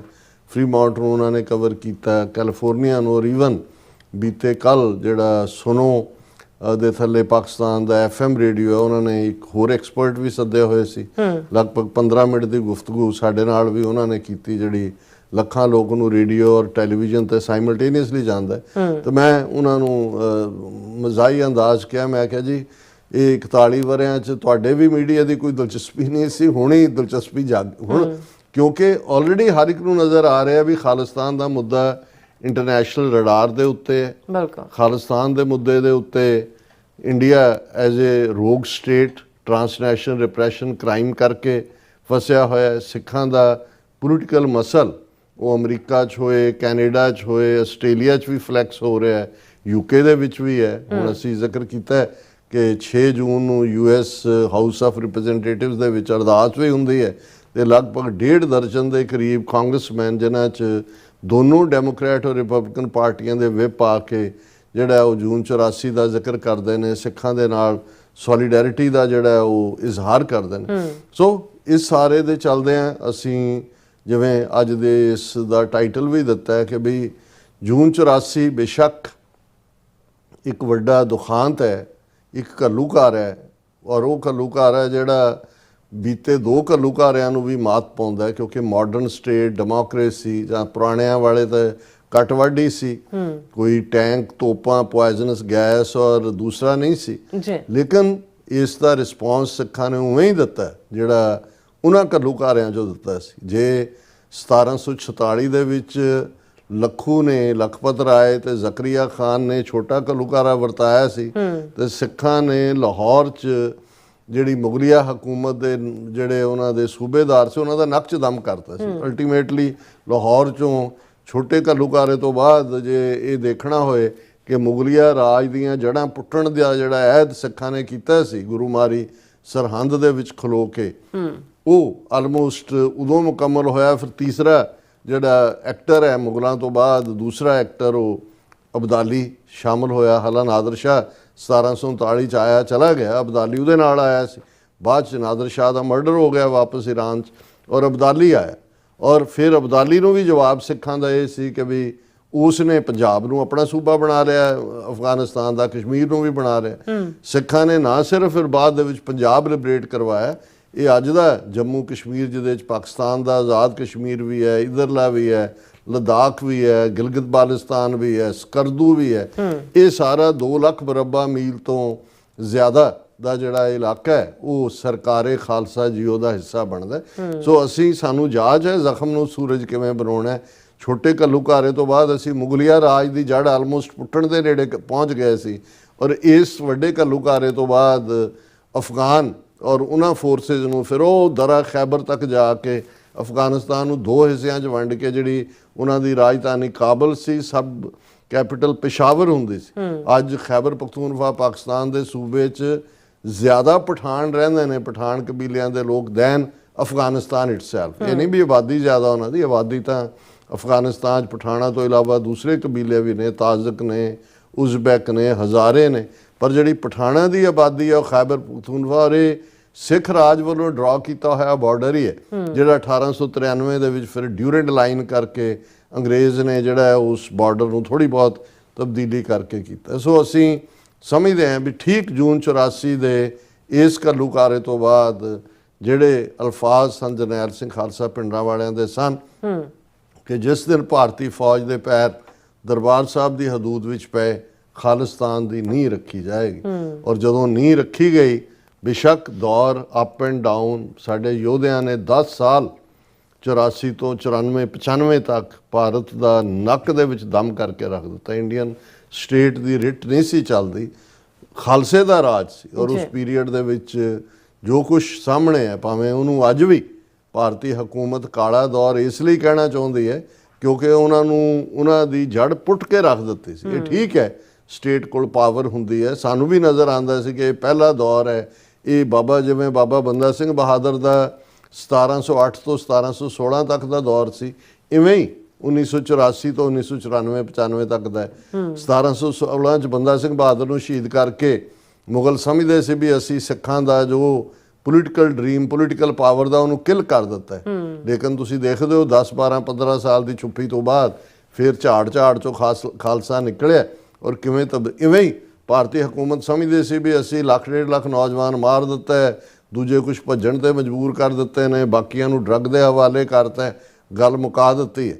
ਪਰ ਅਸੀਂ ਦੇਖਦੇ ਹਾਂ ਕਿ 2012 ਚ ਜਦੋਂ ਬਲੈਕ ਵਾਰੰਟ ਜਾਰੀ ਹੁੰਦੇ ਨੇ ਬਲਵੰਤ ਸਿੰਘ ਰਾਜੋਆਣਾ ਦੇ ਖਿਲਾਫ ਫਾਂਸੀ ਦੇਣ ਦੇ, ਔਰ ਉਦੋਂ ਪੰਜਾਬ ਦਾ ਘਰ ਘਰ, ਦੁਕਾਨ ਸੜਕ, ਹਰ ਸ਼ਾਹਰਾਹ, ਹਰ ਪਗਡੰਡੀ ਉਹ ਕੇਸਰੀ ਝੰਡਿਆਂ ਦੇ ਨਾਲ, ਔਰ 2 ਵਾਰ ਜਾਰੀ ਹੋਏ ਬਲੈਕ ਵਾਰੰਟ ਵਾਪਸ ਲੈਣ ਤੇ ਮਜਬੂਰ ਹੁੰਦੇ ਨੇ। ਹਕੂਮਤ ਫਿਰ ਡਿੱਗੀ ਚਾਲ ਚੱਲਦੇ ਆ। 2015 ਚ ਗੁਰੂ ਗ੍ਰੰਥ ਸਾਹਿਬ ਦੀ ਬੇਅਦਬੀ ਦੀਆਂ ਘਟਨਾਵਾਂ, ਜੋ ਘਟਨਾਕ੍ਰਮ ਬੁਰਜ ਜਵਾਰ ਸਿੰਘ ਵਾਲਾ ਔਰ ਬਰਗਾੜੀ ਔਰ ਬਹਿਬਲ ਕਲਾਂ 'ਚ ਵਾਪਰਿਆ, ਔਰ ਫਿਰ ਉਹ ਇੰਨੇ ਕਿਸਾਨ ਮੂਵਮੈਂਟ ਜਿਹਨੇ ਉਹਨਾਂ ਨੂੰ ਹਿਲਾ ਕੇ ਰੱਖਤਾ। ਉਹਨਾਂ ਨੇ ਇਹ ਕ੍ਰਿਸ਼ਮਾਨੀ ਦਾ ਕੀ ਸੀ ਕਿ ਕਰੇਨਾਂ ਨਾਲ ਰੱਖੇ ਜਿਹੜੇ ਪੱਥਰ ਨੇ, ਉਹ ਜਕਾਰਿਆਂ ਦੀ ਗੂੰਜ ਦੇ ਵਿੱਚ ਜਿਹੜਾ ਉਹ ਸਿੰਘਾਂ ਨੇ ਪਾਸੇ ਕਰਕੇ, ਜੇ ਤੁਸੀਂ ਉਸ ਦੇ ਉੱਤੇ ਹੀ ਕੋਈ ਡਾਕੂਮੈਂਟਰੀ ਬਣੇ ਸ਼ੰਭੂ ਤੋਂ ਸਿੰਘੂ ਤੱਕ, ਤੇ ਇਹ ਖਾਲਸੇ ਇਹ ਹੀ ਕ੍ਰਿਸ਼ਮੇ ਨੇ। ਬਿਲਕੁਲ। ਔਰ 21 ਮਹੀਨੇ ਬਾਅਦ ਜੇ ਭਾਰਤੀ ਹਕੂਮਤ ਗੋਡੇ ਟੇਕ ਕੇ 3 ਖੇਤੀ ਕਾਨੂੰਨ ਵਾਪਸ ਲੈਣ ਤੇ ਮਜਬੂਰ ਹੁੰਦੀ ਹੈ,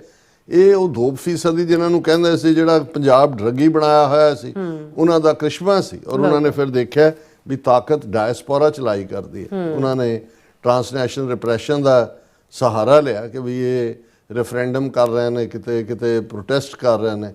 ਲੇਕਿਨ ਉਹ ਖੌਫ ਜੋ ਦੇਣਾ ਚਾਹੁੰਦੇ ਸੀ, ਭਾਈ ਪਰਮਜੀਤ ਸਿੰਘ ਪੰਜਵੜ ਨੂੰ ਸ਼ਹੀਦ ਕਰਕੇ, ਭਾਈ ਅਵਤਾਰ ਸਿੰਘ ਖੰਡਾ ਨੂੰ, ਭਾਈ ਹਰਦੀਪ ਸਿੰਘ ਨਿੱਜਰ ਨੂੰ, ਬਿਲਕੁਲ ਉਸ ਦੇ ਉਲਟ ਅੱਜ ਡਾਇਸਪੋਰਾ ਸਿੱਖ ਜਿਹੜਾ ਛਾਤੀ ਤਾਣ ਕੇ ਖੜਾ ਹੈ।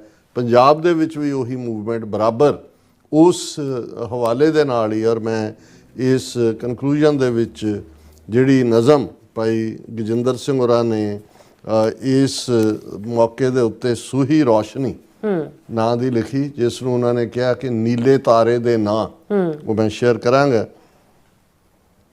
ਸਾਡੇ ਲਹੂ ਵਿੱਚ ਭਿੱਜੇ ਆਪਣੇ ਗਿੱਟਿਆਂ ਵੱਲ ਤੱਕ ਕੇ ਤੇ ਸਾਡੇ ਸਿਰਾਂ ਦੇ ਲੱਗੇ ਹੋਏ ਢੇਰਾਂ ਵੱਲ ਵੇਖ ਕੇ ਤੁਸੀਂ ਇਹ ਨਾ ਸਮਝ ਲਿਓ ਕਿ ਸਾਨੂੰ ਮਾਰ ਦਿੱਤਾ ਹੈ, ਮੁਕਾ ਦਿੱਤਾ ਹੈ, ਨਾ ਕਦੇ ਇਸ ਭੁਲੇਖੇ ਵਿੱਚ ਰਿਓ ਕਿ ਕੁਚਲ ਦਿੱਤਾ ਹੈ, ਝੁਕਾ ਦਿੱਤਾ ਹੈ। ਜੋ ਜੂਨ 84 ਚ ਇਹ ਇਮੈਜਿਨ ਕਰਦੇ ਸੀ।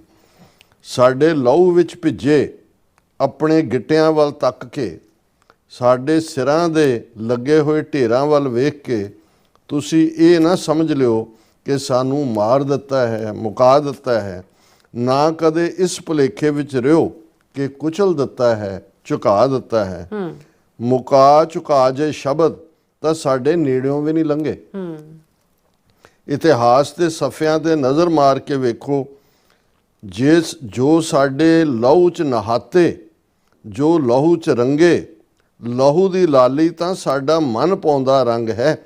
ਇਸ ਨੂੰ ਤੱਕ ਕੇ ਅਸੀਂ ਕਦੇ ਖੌਫਜ਼ਦਾ ਨਹੀਂ ਹੋਏ।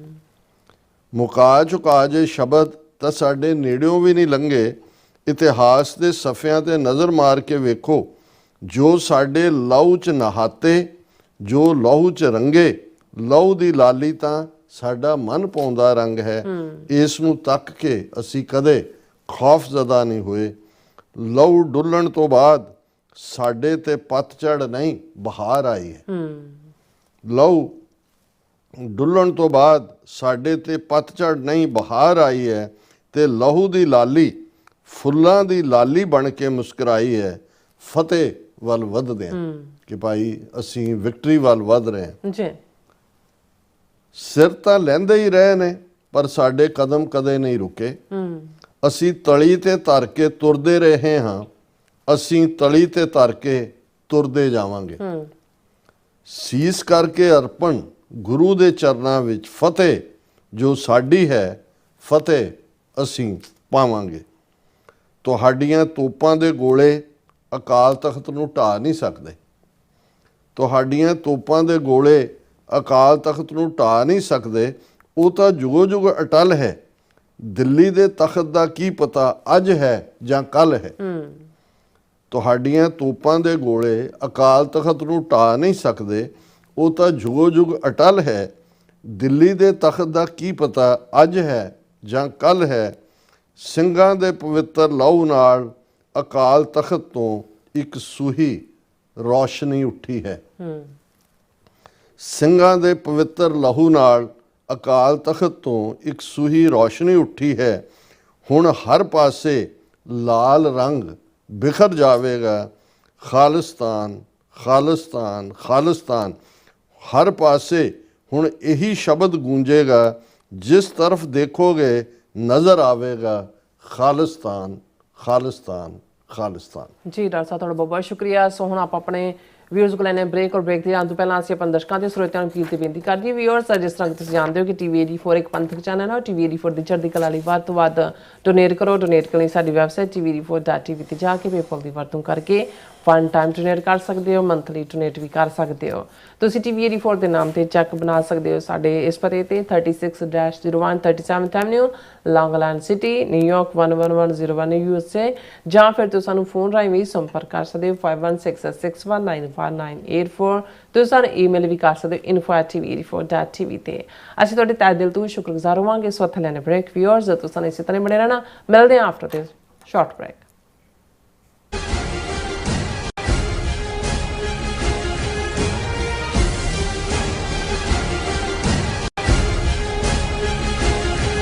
ਮਰਨ ਮੁਨਸਾ ਸੂਰਿਆ ਹੱਕ ਹੈ। ਸ਼ਹੀਦ ਭਾਈ ਹਰਦੀਪ ਸਿੰਘ ਨਿੱਜਰ ਦੇ ਦੂਜੇ ਸ਼ਹੀਦੀ ਦਿਹਾੜੇ ਨੂੰ ਸਮਰਪਿਤ ਸਮਾਗਮ ਗੁਰੂ ਨਾਨਕ ਸਿੱਖ ਗੁਰਦੁਆਰਾ ਸਰੀ ਡੈਲਟਾ ਵਿਖੇ ਹੋਣ ਜਾ ਰਹੇ ਹਨ। ਸਮਾਗਮਾਂ ਦੀ ਲੜੀ 9 ਜੂਨ ਤੋਂ 18 ਜੂਨ ਤੱਕ ਚੱਲੇਗੀ। ਰੋਜ਼ਾਨਾ ਸ਼ਾਮ 6 ਵਜੇ ਤੋਂ 9 ਵਜੇ ਤੱਕ ਗੁਰਦੁਆਰਾ ਸਾਹਿਬ ਵਿਖੇ ਵਿਸ਼ੇਸ਼ ਦੀਵਾਨ ਸਜਾਏ ਜਾਣਗੇ, ਜਿਸ ਵਿੱਚ ਸ਼੍ਰੀ ਹਰਮੰਦਰ ਸਾਹਿਬ ਦੇ ਗ੍ਰੰਥੀ ਸਿੰਘ ਭਾਈ ਬਲਵਿੰਦਰ ਸਿੰਘ, ਹਜ਼ੂਰੀ ਰਾਗੀ ਸ਼੍ਰੀ ਦਰਬਾਰ ਸਾਹਿਬ ਭਾਈ ਰਵਿੰਦਰ ਸਿੰਘ ਅਤੇ ਕਮਲਜੀਤ ਸਿੰਘ ਸਮੇਤ ਹੋਰ ਵੀ ਉੱਘੇ ਪ੍ਰਚਾਰਕ ਤੇ ਬੁਲਾਰੇ ਹਾਜ਼ਰੀ ਲਵਾਉਣਗੇ।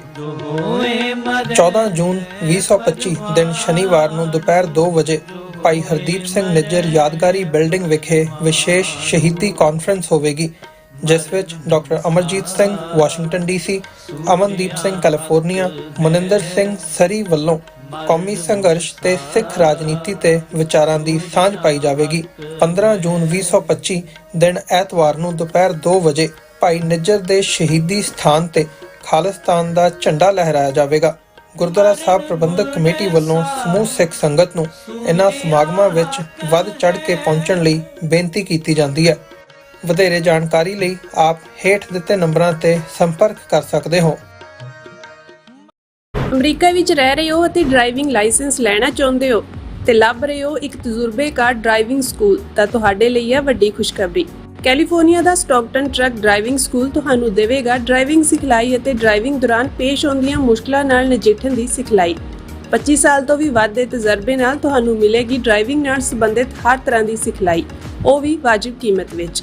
ਫਿਰ ਦੇਰ ਕਿਸ ਗੱਲ ਦੀ, ਅੱਜ ਹੀ ਸੰਪਰਕ ਕਰੋ 2097883308 ਜਾਂ ਫਿਰ 2093139919 ਨੰਬਰਾਂ ਤੇ ਅਤੇ ਪਾਓ ਆਪਣਾ ਡਰਾਈਵਿੰਗ ਲਾਇਸੈਂਸ।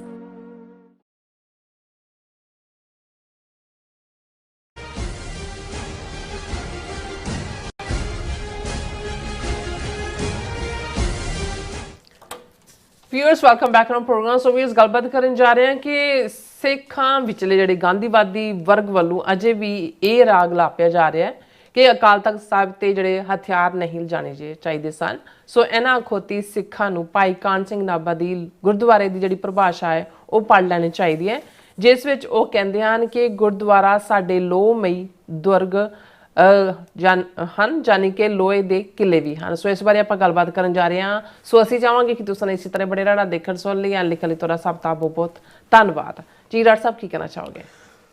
ਦੇਖੋ, ਜੂਨ 84 ਘੱਲੂਘਾਰੇ ਦੇ 41ਵੇਂ ਸਾਲਾਨਾ ਯਾਦ ਦੇ ਮੌਕੇ ਬਹੁਤ ਸਾਰੇ ਆਸਪੈਕਟਸ ਦੇ ਉੱਤੇ, ਬਹੁਤ ਸਾਰੀਆਂ ਥਾਵਾਂ ਦੇ ਉੱਤੇ ਗੱਲਬਾਤ ਹੋਈ ਹੈ। ਬਹੁਤ ਸਾਰੇ YouTube ਚੈਨਲ ਵੀ ਹੁਣ ਇਸ ਦੇ ਵਿੱਚ ਆਪਣਾ ਯੋਗਦਾਨ ਪਾਉਂਦੇ ਨੇ। ਹਾਲਾਂਕਿ ਕੁਛ ਕੱਚ ਕਰੜ ਕਿਸਮ ਦੇ ਜਿਹੜੇ ਲੋਕ ਨੇ ਉਹ ਆਪਣਾ ਵਰਜਨ ਜਿਹੜਾ ਇੱਧਰੋਂ ਉੱਧਰੋਂ, ਕਿਉਂਕਿ ਇਸ ਨੇ YouTube ਔਰ ਸੋਸ਼ਲ ਮੀਡੀਆ ਨੇ ਜਿਹੜੀ ਗੰਭੀਰ ਡਿਸਕਸ਼ਨ ਹੈ ਜਾਂ ਕੋਈ ਸਬੂਤਾਂ ਨਾਲ ਗੱਲ ਕਰਨੀ ਹੈ ਉਸ ਨੂੰ, ਉਸ ਕੇਸ ਨੂੰ ਨੁਕਸਾਨ ਪਹੁੰਚਾਇਆ। ਅਟੈਂਸ਼ਨ ਸਪੈਨ ਤਾਂ ਨਹੀਂ ਹੈ ਸਾਡੀ। ਹਾਲਾਂ ਇਹ ਕੋਸ਼ਿਸ਼ ਰਹੀ ਹੈ ਕਿਉਂਕਿ ਅਸੀਂ ਉਸ ਜਨਰੇਸ਼ਨ ਨੂੰ ਹੀ ਬਿਲੋਂਗ ਕਰਦੇ ਹਾਂ ਜਿਹਦੇ 'ਚ ਗੰਭੀਰ ਗੱਲਬਾਤ ਜਦੋਂ ਤੁਸੀਂ ਕਰਦੇ ਹੋ ਤਾਂ ਉਸ ਦੇ ਲਈ ਤੁਹਾਡੇ ਕੋਲ ਐਜ਼ ਏ ਬੈਕਅਪ ਸਬੂਤ ਹੋਣਾ ਜ਼ਰੂਰੀ ਹੈ। ਔਰ ਇਸ ਗੱਲ ਦੇ ਮੱਦੇ ਨਜ਼ਰ ਵੀ ਕਿ ਉਸ ਨੂੰ ਚੈਲੰਜ ਵੀ ਹੁੰਦਾ ਔਰ ਤੁਹਾਡੇ ਕੋਲ ਚੈਲੰਜ ਨੂੰ ਕਾਊਂਟਰ ਕਰਨ ਦੇ ਲਈ ਵੀ ਜਿਹੜੀ ਆ ਉਹ ਦਲੀਲ ਹੋਣੀ ਚਾਹੀਦੀ ਹੈ। ਜਿਵੇਂ ਕੱਲ੍ਹ ਸਾਡਾ ਇੱਕ ਸੈਗਮੈਂਟ ਕਿ ਕਿਵੇਂ ਇੱਕ ਸਿੱਖਾਂ ਦਾ ਵਰਗ ਜਿਹੜਾ ਬਿਲਕੁਲ RSS ਜਾਂ BJP ਦੀ ਝੋਲੀ ਪਿਆ ਹੋਇਆ ਹੈ ਜਾਂ ਉਹਨਾਂ ਦੇ ਪ੍ਰਭਾਵ ਥੱਲੇ ਹੈ ਜਾਂ ਕਈ ਵਾਰ ਅਣਜਾਣੇ 'ਚ ਵੀ ਜਿਹੜੇ ਉਹਨਾਂ ਦੇ ਪ੍ਰਭਾਵ ਥੱਲੇ ਨੇ ਉਹਨਾਂ ਦਾ ਪ੍ਰਭਾਵ ਕਬੂਲਦਾ ਹੈ।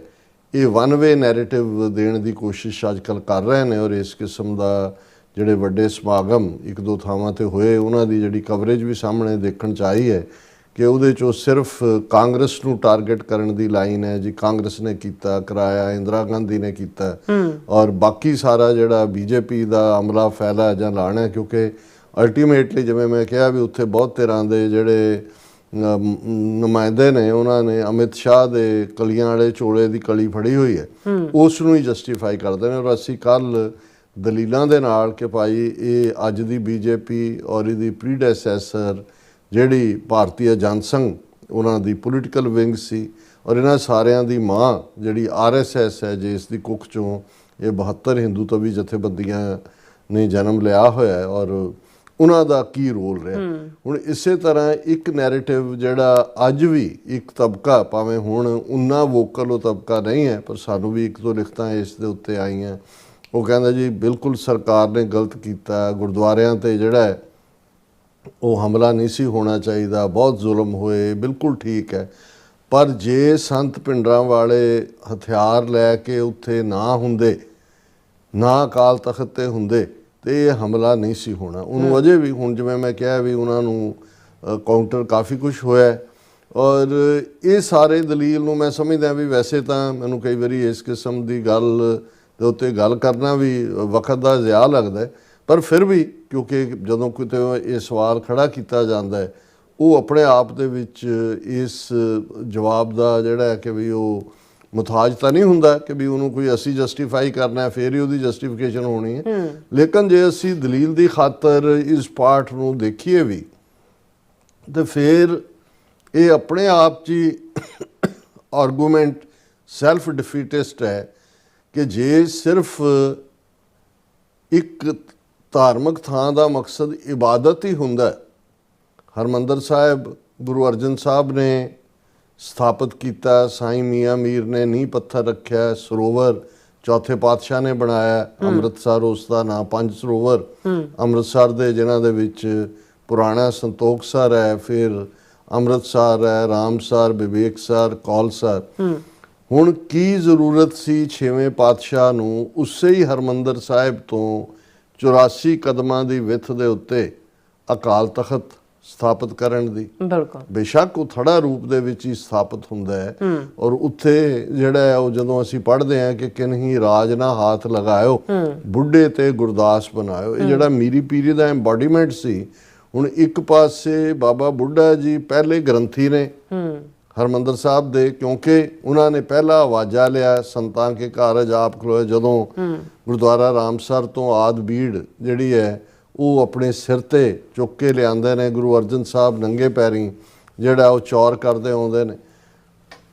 ਹੁਣ ਬਾਬਾ ਬੁੱਢਾ ਵੀ ਉਸ ਤਖਤ ਨੂੰ, ਕਿਉਂਕਿ ਜਦੋਂ ਅਸੀਂ ਰਾਜਯੋਗ, ਭਗਤੀ ਸ਼ਕਤੀ, ਮੀਰੀ ਪੀਰੀ ਸੰਤ ਸਿਪਾਹੀ, ਇਹ ਸਾਰੇ ਲਫ਼ਜ਼ 200 ਸਾਲ ਦੇ ਪੀਰੀਅਡ 'ਚ ਹੀ ਇਹਨਾਂ ਦੇ ਵਿੱਚ ਇਹ ਨਵੇਂ ਲਫ਼ਜ਼ ਆਏ ਨੇ। ਅਰਥ ਉਹੀ ਹੈ ਕਿ ਸਿੱਖ ਥਾਟ ਦੇ ਵਿੱਚ, ਗੁਰੂ ਨਾਨਕ ਪਾਤਸ਼ਾਹ ਦੇ ਫਲਸਫੇ ਦੇ ਵਿੱਚ ਦੋਨੋਂ ਚੀਜ਼ਾਂ ਬਰਾਬਰ ਨੇ।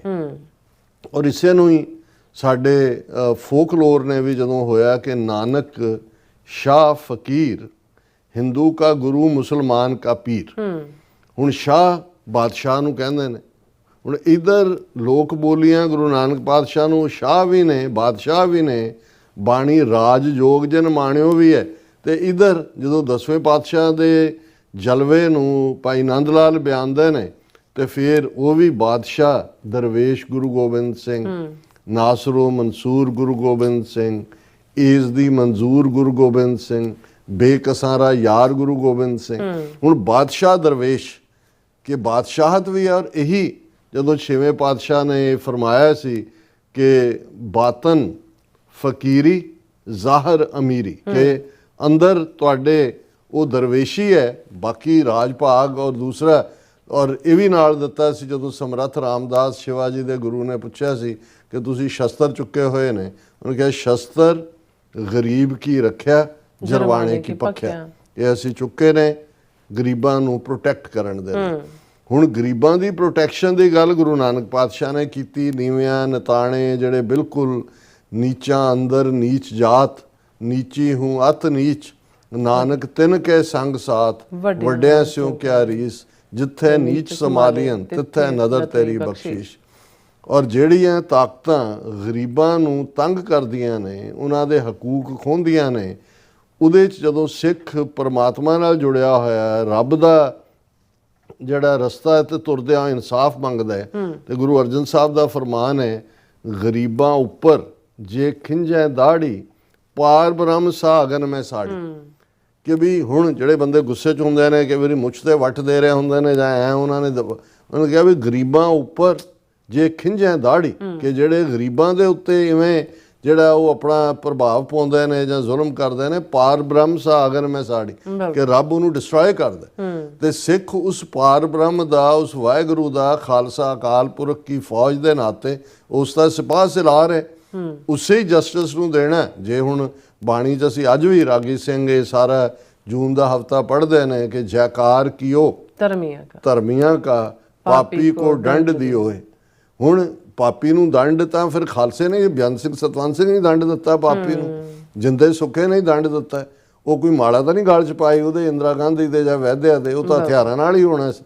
ਸੋ ਜੇ ਠੀਕ 84 ਕਦਮਾਂ ਦੀ ਵਿੱਥ ਦੇ ਉੱਤੇ ਹਰਮੰਦਰ ਸਾਹਿਬ ਦੇ ਬਿਲਕੁਲ ਆਪੋਜ਼ਿਟ 6ਵੇਂ ਪਾਤਸ਼ਾਹ ਦਿੱਲੀ ਤਖਤ ਤੋਂ 2 ਫੁੱਟ ਉੱਚਾ ਤਖਤ ਅਕਾਲ ਬਣਾਉਂਦੇ ਨੇ। ਹੁਣ ਮੈਸੇਜ ਬੜਾ ਕਲੀਅਰ। ਪਹਿਲਾ ਫਰਮਾਨ, ਵਧੀਆ ਜਵਾਨੀ, ਵਧੀਆ ਘੋੜਾ, ਵਧੀਆ ਸ਼ਸਤਰ। ਫਿਰ ਕਿੰਨੀਆਂ ਰਵਾਇਤਾਂ ਜਿਹੜੀਆਂ ਨੇ, ਇਤਿਹਾਸ ਦੇ ਵਾਕਿਆਤ, ਅਸੀਂ ਉਸ ਸਾਰੇ ਨੂੰ। ਹਾਂ, ਇੱਕ ਦਲੀਲ ਜਿਹੜੀ ਮੈਂ ਕੁਛ ਥਾਵਾਂ ਤੇ ਦੇਖੀ, ਉਹਨਾਂ ਨੇ ਕਿਹਾ ਜੀ ਜਦੋਂ ਪਹਿਲੀ ਜੰਗ ਅੰਮ੍ਰਿਤਸਰ ਦੀ ਜੰਗ ਹੋਈ, 6ਵੇਂ ਪਾਤਸ਼ਾਹ ਨੇ ਸ਼ਹਿਰ ਦੇ ਬਾਹਰ ਜਾ ਕੇ ਜਿਹੜੀ ਆ ਉਹ ਲੜਾਈ ਲੜੀ, ਲੋਹਗੜ੍ਹ ਤੋਂ ਜਾਂ ਦੂਜੇ ਇਹ ਵੀ ਬਾਹਰ ਲੜੀ ਜਾ ਸਕਦੀ ਸੀ। ਉਹਨਾਂ ਨੂੰ ਇਸ ਗੱਲ ਦੀ ਸਮਝ ਨਹੀਂ ਹੈ ਕਿ ਵੀ ਜਦੋਂ ਤੁਸੀਂ ਜੰਗੀ ਸਟ੍ਰੈਟਜੀ ਬਣਾਉਂਦੇ ਹੋ, ਹੁਣ ਜ਼ਾਹਰ ਹੈ ਕਿ ਜਦੋਂ ਲਾਹੌਰ ਦੀ ਫੌਜ ਅੰਮ੍ਰਿਤਸਰ ਤੇ 6ਵੇਂ ਪਾਤਸ਼ਾਹ ਦੇ ਵੇਲੇ ਪਹਿਲੀ ਜੰਗ ਹੈ, ਉਹਨਾਂ ਦੇ ਜੀਵਨ ਦੀ ਹਮਲਾਵਰ ਹੁੰਦੀ ਹੈ। ਉਹਨਾਂ ਦੀ ਬੱਚੀ ਦਾ ਆਨੰਦ ਕਾਰਜ ਰੱਖਿਆ ਹੋਇਆ ਸੀ। ਗੁਰੂ ਹਰਗੋਬਿੰਦ ਸਾਹਿਬ ਦੇ 5 ਬੇਟੇ ਸੀ ਸਾਹਿਬਜ਼ਾਦੇ, ਔਰ ਇੱਕ ਬੇਟੀ ਬੀਬੀ ਵੀਰੋ, ਉਹਦਾ ਆਨੰਦ ਕਾਰਜ ਰੱਖਿਆ ਹੋਇਆ ਸੀ। ਔਰ ਫੌਜ ਦਾ ਸ਼ਾਇਦ ਉਹਨਾਂ ਨੇ ਵੀ, ਜਿਵੇਂ ਜੇ ਇਹਨਾਂ ਨੇ ਅੱਜ ਦੇ ਹਾਕਮਾਂ ਨੇ ਜਿਹੜਾ ਉਹ 3 ਜੂਨ ਦਾ ਦਿਨ ਚੁਣਿਆ ਗੁਰੂ ਅਰਜਨ ਸਾਹਿਬ ਦਾ ਸ਼ਹੀਦੀ ਦਿਨ, ਉਹਨਾਂ ਨੇ ਵੀ ਦੇਖਿਆ ਵੀ ਰੁੱਝੇ ਹੋਣਗੇ।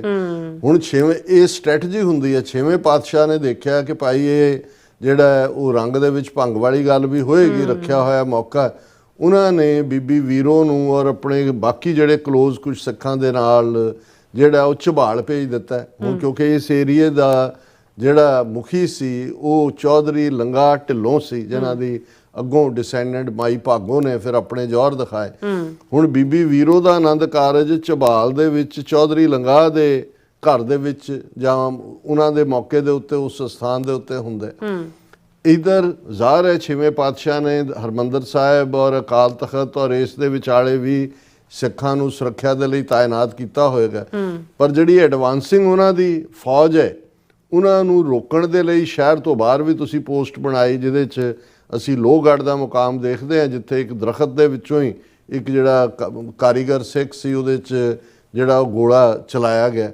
ਹੁਣ ਇਸ ਦਲੀਲ ਨੂੰ ਇਹ ਕਹਿ ਕੇ ਜੀ ਉਹਨਾਂ ਨੇ ਬਾਹਰ, ਉਹਨਾਂ ਨੇ ਸਾਰੀਆਂ ਪੋਜੀਸ਼ਨਸ ਲਈਆਂ, ਉਹਨਾਂ ਨੇ ਆਪਣੇ ਪਰਿਵਾਰ ਜਾਂ ਜਿਹੜਾ ਕਾਰਜ ਰੱਖਿਆ ਸੀ ਉਹਦੀ ਵੀ ਕੰਪਲੀਸ਼ਨ ਕੀਤੀ, ਬਾਹਰ ਵੀ ਚੈਲੰਜ ਕੀਤਾ, ਔਰ ਜ਼ਾਹਰ ਹੈ ਕਿ ਵੀ ਇਹ ਜਿਹੜਾ ਸਟ੍ਰੈਟਜੀ ਹੈ, ਫਿਰ ਤੁਸੀਂ ਉਸ ਤੋਂ ਬਾਅਦ ਦੇ ਸਾਰੇ ਪੀਰੀਅਡ ਨੂੰ ਤੁਸੀਂ ਦੇਖ ਸਕਦੇ ਹੋ।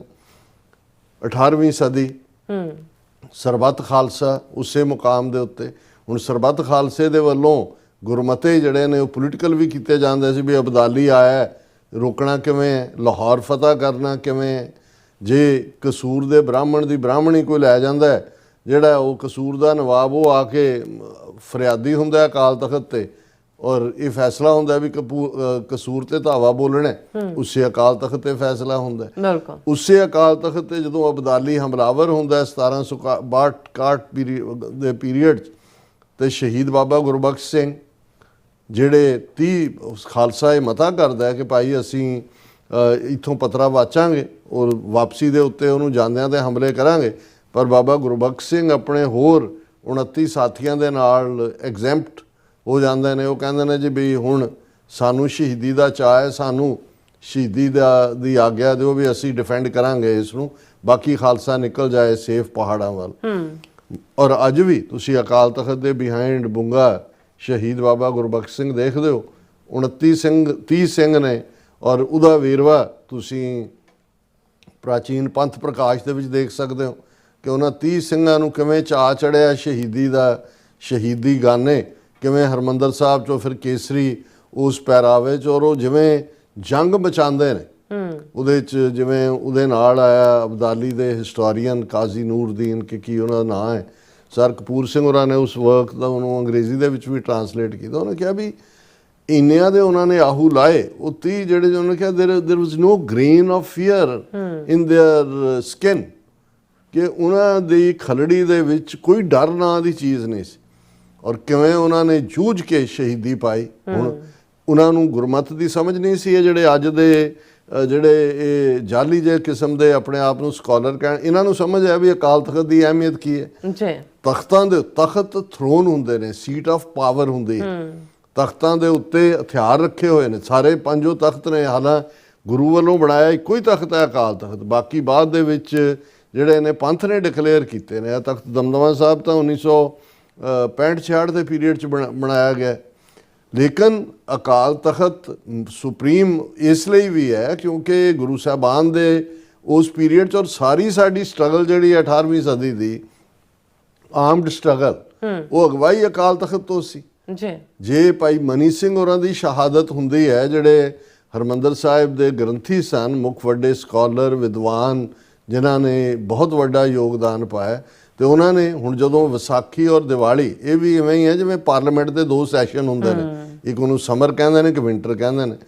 ਇਹ ਵੀ 2 ਸੈਸ਼ਨ ਹੀ ਸਨ ਕਿ ਭਾਈ ਇੱਕ ਸਰਬੱਤ ਖਾਲਸਾ ਵਿਸਾਖੀ ਦੇ ਮੌਕੇ ਹੈ ਜਿਹੜਾ ਸਮਰ ਅਪ੍ਰੈਲ 'ਚ ਹੁੰਦੀ ਹੈ, ਔਰ ਇੱਕ ਜਿਹੜਾ ਉਹ ਦੀਵਾਲੀ ਦੇ ਜਿਹੜਾ ਅਕਤੂਬਰ ਨੂੰ। ਹਾਂ, ਐਮਰਜੈਂਸੀ ਦੇ ਵਿੱਚ ਵੀ ਜੇ ਕੋਈ ਆਇਆ ਕਿ ਜੀ ਉਹਨੂੰ ਆ ਰਿਹਾ ਅਬਦਾਲੀ ਜਾਂ ਕੋਈ, ਤੇ ਉਹ ਐਮਰਜੈਂਸੀ ਸੈਸ਼ਨ ਵੀ ਸੱਦਿਆ ਜਾਂਦਾ ਸੀ। ਲੇਕਿਨ ਇਹ 2 ਸੈਸ਼ਨ ਪੋਲੀਟੀਕਲ ਡਿਸੀਜਨ ਸਨ। ਭਾਈ ਮਨੀ ਸਿੰਘ ਦੀ ਸ਼ਹਾਦਤ ਵੀ ਇਸ ਲਈ ਹੋਈ ਕਿਉਂਕਿ ਉਹਨਾਂ ਨੇ ਇੱਕ ਵਾਰ ਕਿਹਾ ਕਿ ਵੀ ਚਲੋ ਉਹ ਤਾਂ ਆਂਦਾ ਹੀ ਨੇ, ਵੀ ਇੱਕ ਵੱਡਾ ਮੇਲਾ ਲਗਾਉਣ ਦੀ ਵੀ ਇਜਾਜ਼ਤ ਹੋਏ, ਵੀ ਦੂਰ ਦਰਾਡਿਓਂ ਜਿਹੜੇ ਗ੍ਰਸਤੀ ਸਿੱਖ ਵੀ ਨੇ, ਜਿਹੜੇ ਵਿਚਾਰੇ ਕਈ ਸਮੇਂ ਤੋਂ ਦਰਸ਼ਨ ਨਹੀਂ ਕਰ ਸਕੇ, ਮੁਗਲਿਆ ਹਕੂਮਤ ਨੇ ਰੱਖ ਦਿੱਤਾ ਜੀ ਇੰਨਾ ਅਸੀਂ ਸਿਕਿਉਰਿਟੀ ਦਾ ਪ੍ਰਬੰਧ ਹੈ ਤੇ ਬਾਕੀ ਤੁਸੀਂ। ਪਰ ਨੀਅਤ ਉਹਨਾਂ ਦੀ ਸੀ ਕਿ ਵੀ ਸਿੱਖ ਇਕੱਠੇ ਹੋਣਗੇ, ਘੇਰ ਕੇ ਮਾਰ ਦਿਓ ਇਹਨਾਂ ਨੂੰ, ਕੱਲੇ ਕੱਲੇ ਕਿੱਥੇ ਲੱਭਦੇ ਫਿਰਦੇ। ਭਾਈ ਸਾਹਿਬ ਨੂੰ ਪਤਾ ਲੱਗਾ ਅੰਦਰੂਨੀ ਖਬਰ, ਉਹਨਾਂ ਨੇ ਜਥਿਆਂ ਤੱਕ ਸੁਨੇਹਾ ਪਹੁੰਚਾਤਾ ਵੀ ਮਤ ਆਓ। ਫਿਰ ਵੀ ਕੁਛ ਆਏ ਜਿਨ੍ਹਾਂ ਦੀਆਂ ਸ਼ਹਾਦਤਾਂ ਹੋਈਆਂ। ਔਰ ਭਾਈ ਮਨੀ ਸਿੰਘ ਹੋਰਾਂ ਦੀ ਸ਼ਹੀਦੀ ਇਸ ਲਈ ਹੈ, ਉਹਨਾਂ ਨੂੰ ਕਿਹਾ ਗਿਆ ਜੀ ਦਿਓ ਤੁਸੀਂ ਜਿਹੜਾ ਟੈਕਸ ਦੇਣਾ ਸੀ, ਉਹਨੇ ਕਿਹਾ ਤੁਸੀਂ ਲੱਗਣ ਹੀ ਨਹੀਂ ਦਿੱਤਾ, ਇਕੱਠ ਹੋਣ ਹੀ ਨਹੀਂ ਦਿੱਤਾ। ਹਾਲਾਂ ਉਹਨਾਂ ਤੋਂ ਦੁੱਗਣੇ ਭਾਈ ਸਾਹਿਬ ਨੂੰ ਤਾਂ ਸੋਨੇ ਨਾਲ ਤੋਲਣ ਵਾਲੇ ਵੀ ਜਿਹੜੇ ਦੂਸਰੇ ਦੁਨੀਆਦਾਰੀ ਸਿੱਖ ਸਨ, ਉਹਨਾਂ ਨੇ ਕਿਹਾ ਵੀ ਗੱਲ ਇਹ ਨਹੀਂ ਹੈ। ਬਿਲਕੁਲ, ਜਦੋਂ ਅਸੀਂ ਇਹ ਕਹਿੰਦੇ ਆ ਵੀ ਸਿੱਖ ਦਾ ਮਤਲਬ ਡਿਫਾਈਨਸ ਹੈ, ਹੁਣ ਉਹ ਬਿਰਧ ਉਮਰ ਦੇ ਵਿੱਚ ਭਾਈ ਮਨੀ ਸਿੰਘ ਬੰਦ ਕਟਵਾ ਕੇ ਸ਼ਹੀਦੀ ਕਬੂਲਦੇ ਨੇ।